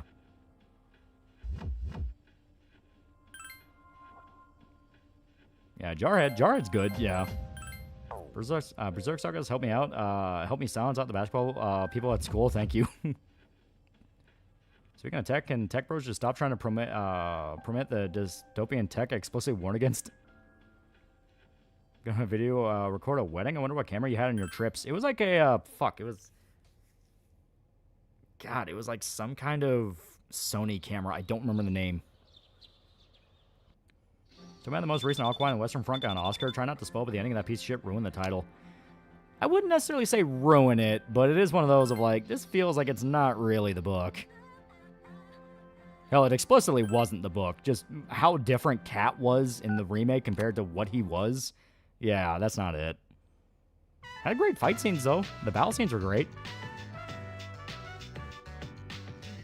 A real military, what about that movie Spectre? Thought it was alright. That was the one where they fight ghosts, right? That was okay. I'm not saying a list be easier than just saying one movie, yeah. I like Jarhead and Generation Kill. Shows how boring military jobs can be, yep. And Full Metal Jacket has to be up there, yeah. One I really liked was, it's kind of a more, like, quiet one I don't see people talk about. A Midnight Clear. That one is really good, and it is so fucked up. It is so fucked up. Well, I don't doubt Delta's abilities. The stories I heard about them was that they can move like pilots in Titanfall, minus the parkour and jump packs.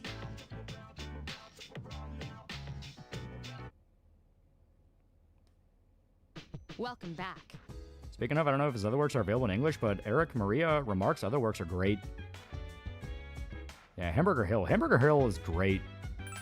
That's on Hurt Locker. Not a fan. Like Zero Dark 30. I remember liking it well enough when I watched it. I think that's another case of Lone Survivor in that I don't think any of this shit is what they said happened.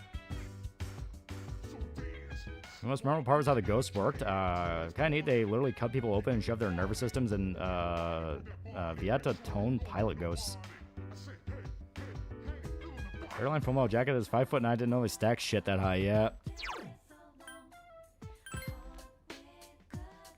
Now that's saying, yeah, you said that. Yeah, the list.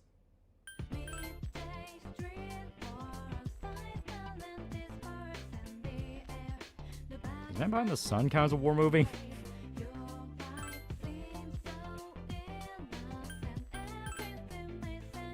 Yeah, why they call it Hamburger Hill? Would Kel survive working at Hamburger Hill? The Hurt Locker is a good movie, but it's not accurate. Yeah. Where is it here? Delta are just cop pro tags. They can pop motherfuckers with headshots at full sprint. Yeah, Zero Dark 30 is a really good movie adaptation of COD Modern Warfare.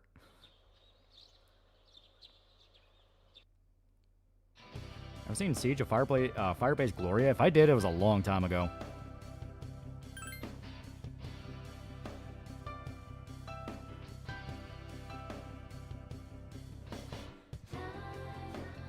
13 Hours Secret Soldiers Benghazi. That one was good. I remember liking that one.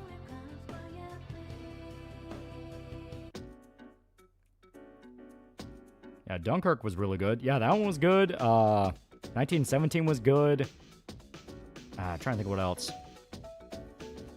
Fuck. There are some really great ones. The Outpost is really good. Dunkirk sucked. I liked it. I thought it was good. Delta Train includes tailing and losing tails, hot wiring and hacking and such straight spy shit. Yeah, come and see. Yeah. Why's it called Hamburger Hill? It's stereotypically American because they named it Hamburger Hill. Last few scenes help the Hurt Locker because even from vets who didn't like the movie say the last few scenes are very accurate to those returning home. Layers to Iwo Jima is an amazing movie. Yeah, Layers to Iwo Jima and by extension Flags of Our Fathers both really good. Though Flags of Our Fathers is messier. I will say that. The pacing in Flags of Our Fathers is not as good as Letters.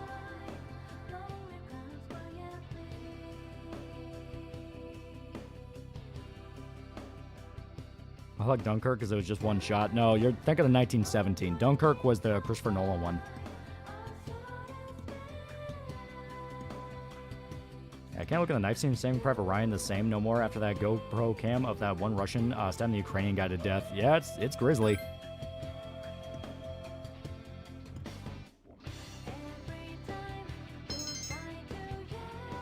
Yeah, They Shall Not Grow Old. Well, that's more of a documentary, but yeah, fuck it. You can count it. That's a good one. There we go. And we'll swap us on over.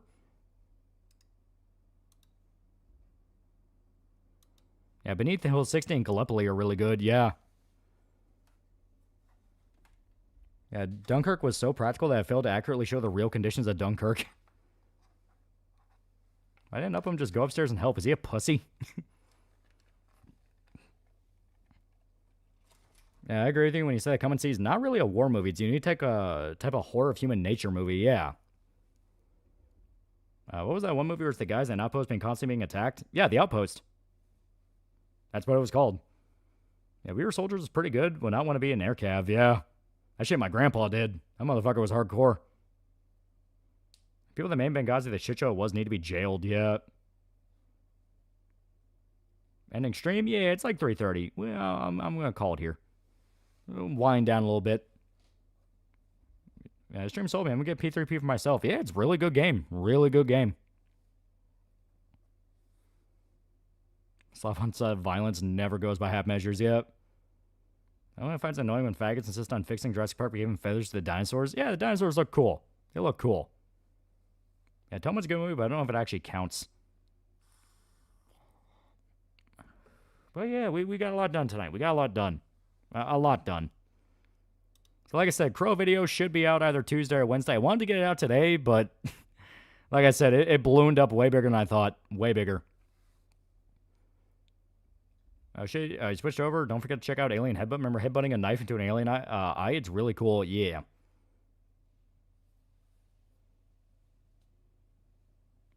I want Jurassic Park to answer the old question. The T-Rex tastes like chicken.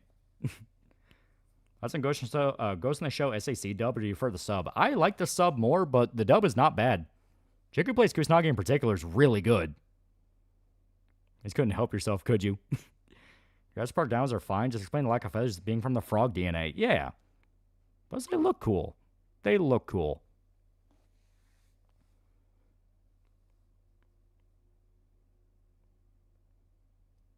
Any thoughts on 13 Hours? Like I said, it's really fun. It's actually pretty damn good. 5-minute shot in Atonement was better than the whole of Dunkirk. Yeah, Mary Elizabeth McGlynn's awesome as Motoko, yeah. T-34 was fun. The scene where the opposing tanks end up side by side and they race to get their cannons pointed at each other is great. Close Getting Started Part 2, Persona 4 Golden video. Yeah, because the idea is I do The Crow, I do Dead Man's Shoes, He Never Died, and one more after that. I don't remember what the one more after that is. I know for a fact I'll remember as soon as I go to sleep. But so it'll be The Crow, Dead Man's Shoes, He Never Died, then Dead Rising 4, and then Persona Part 2.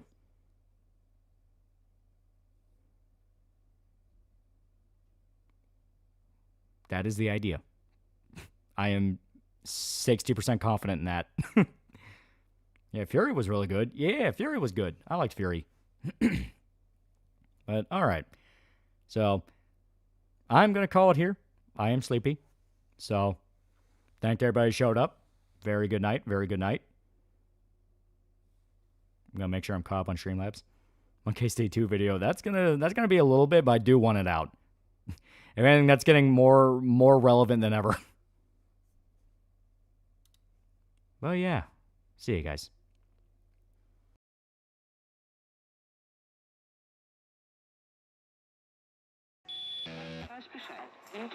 Radio has changed our lives and possibly saved our lives.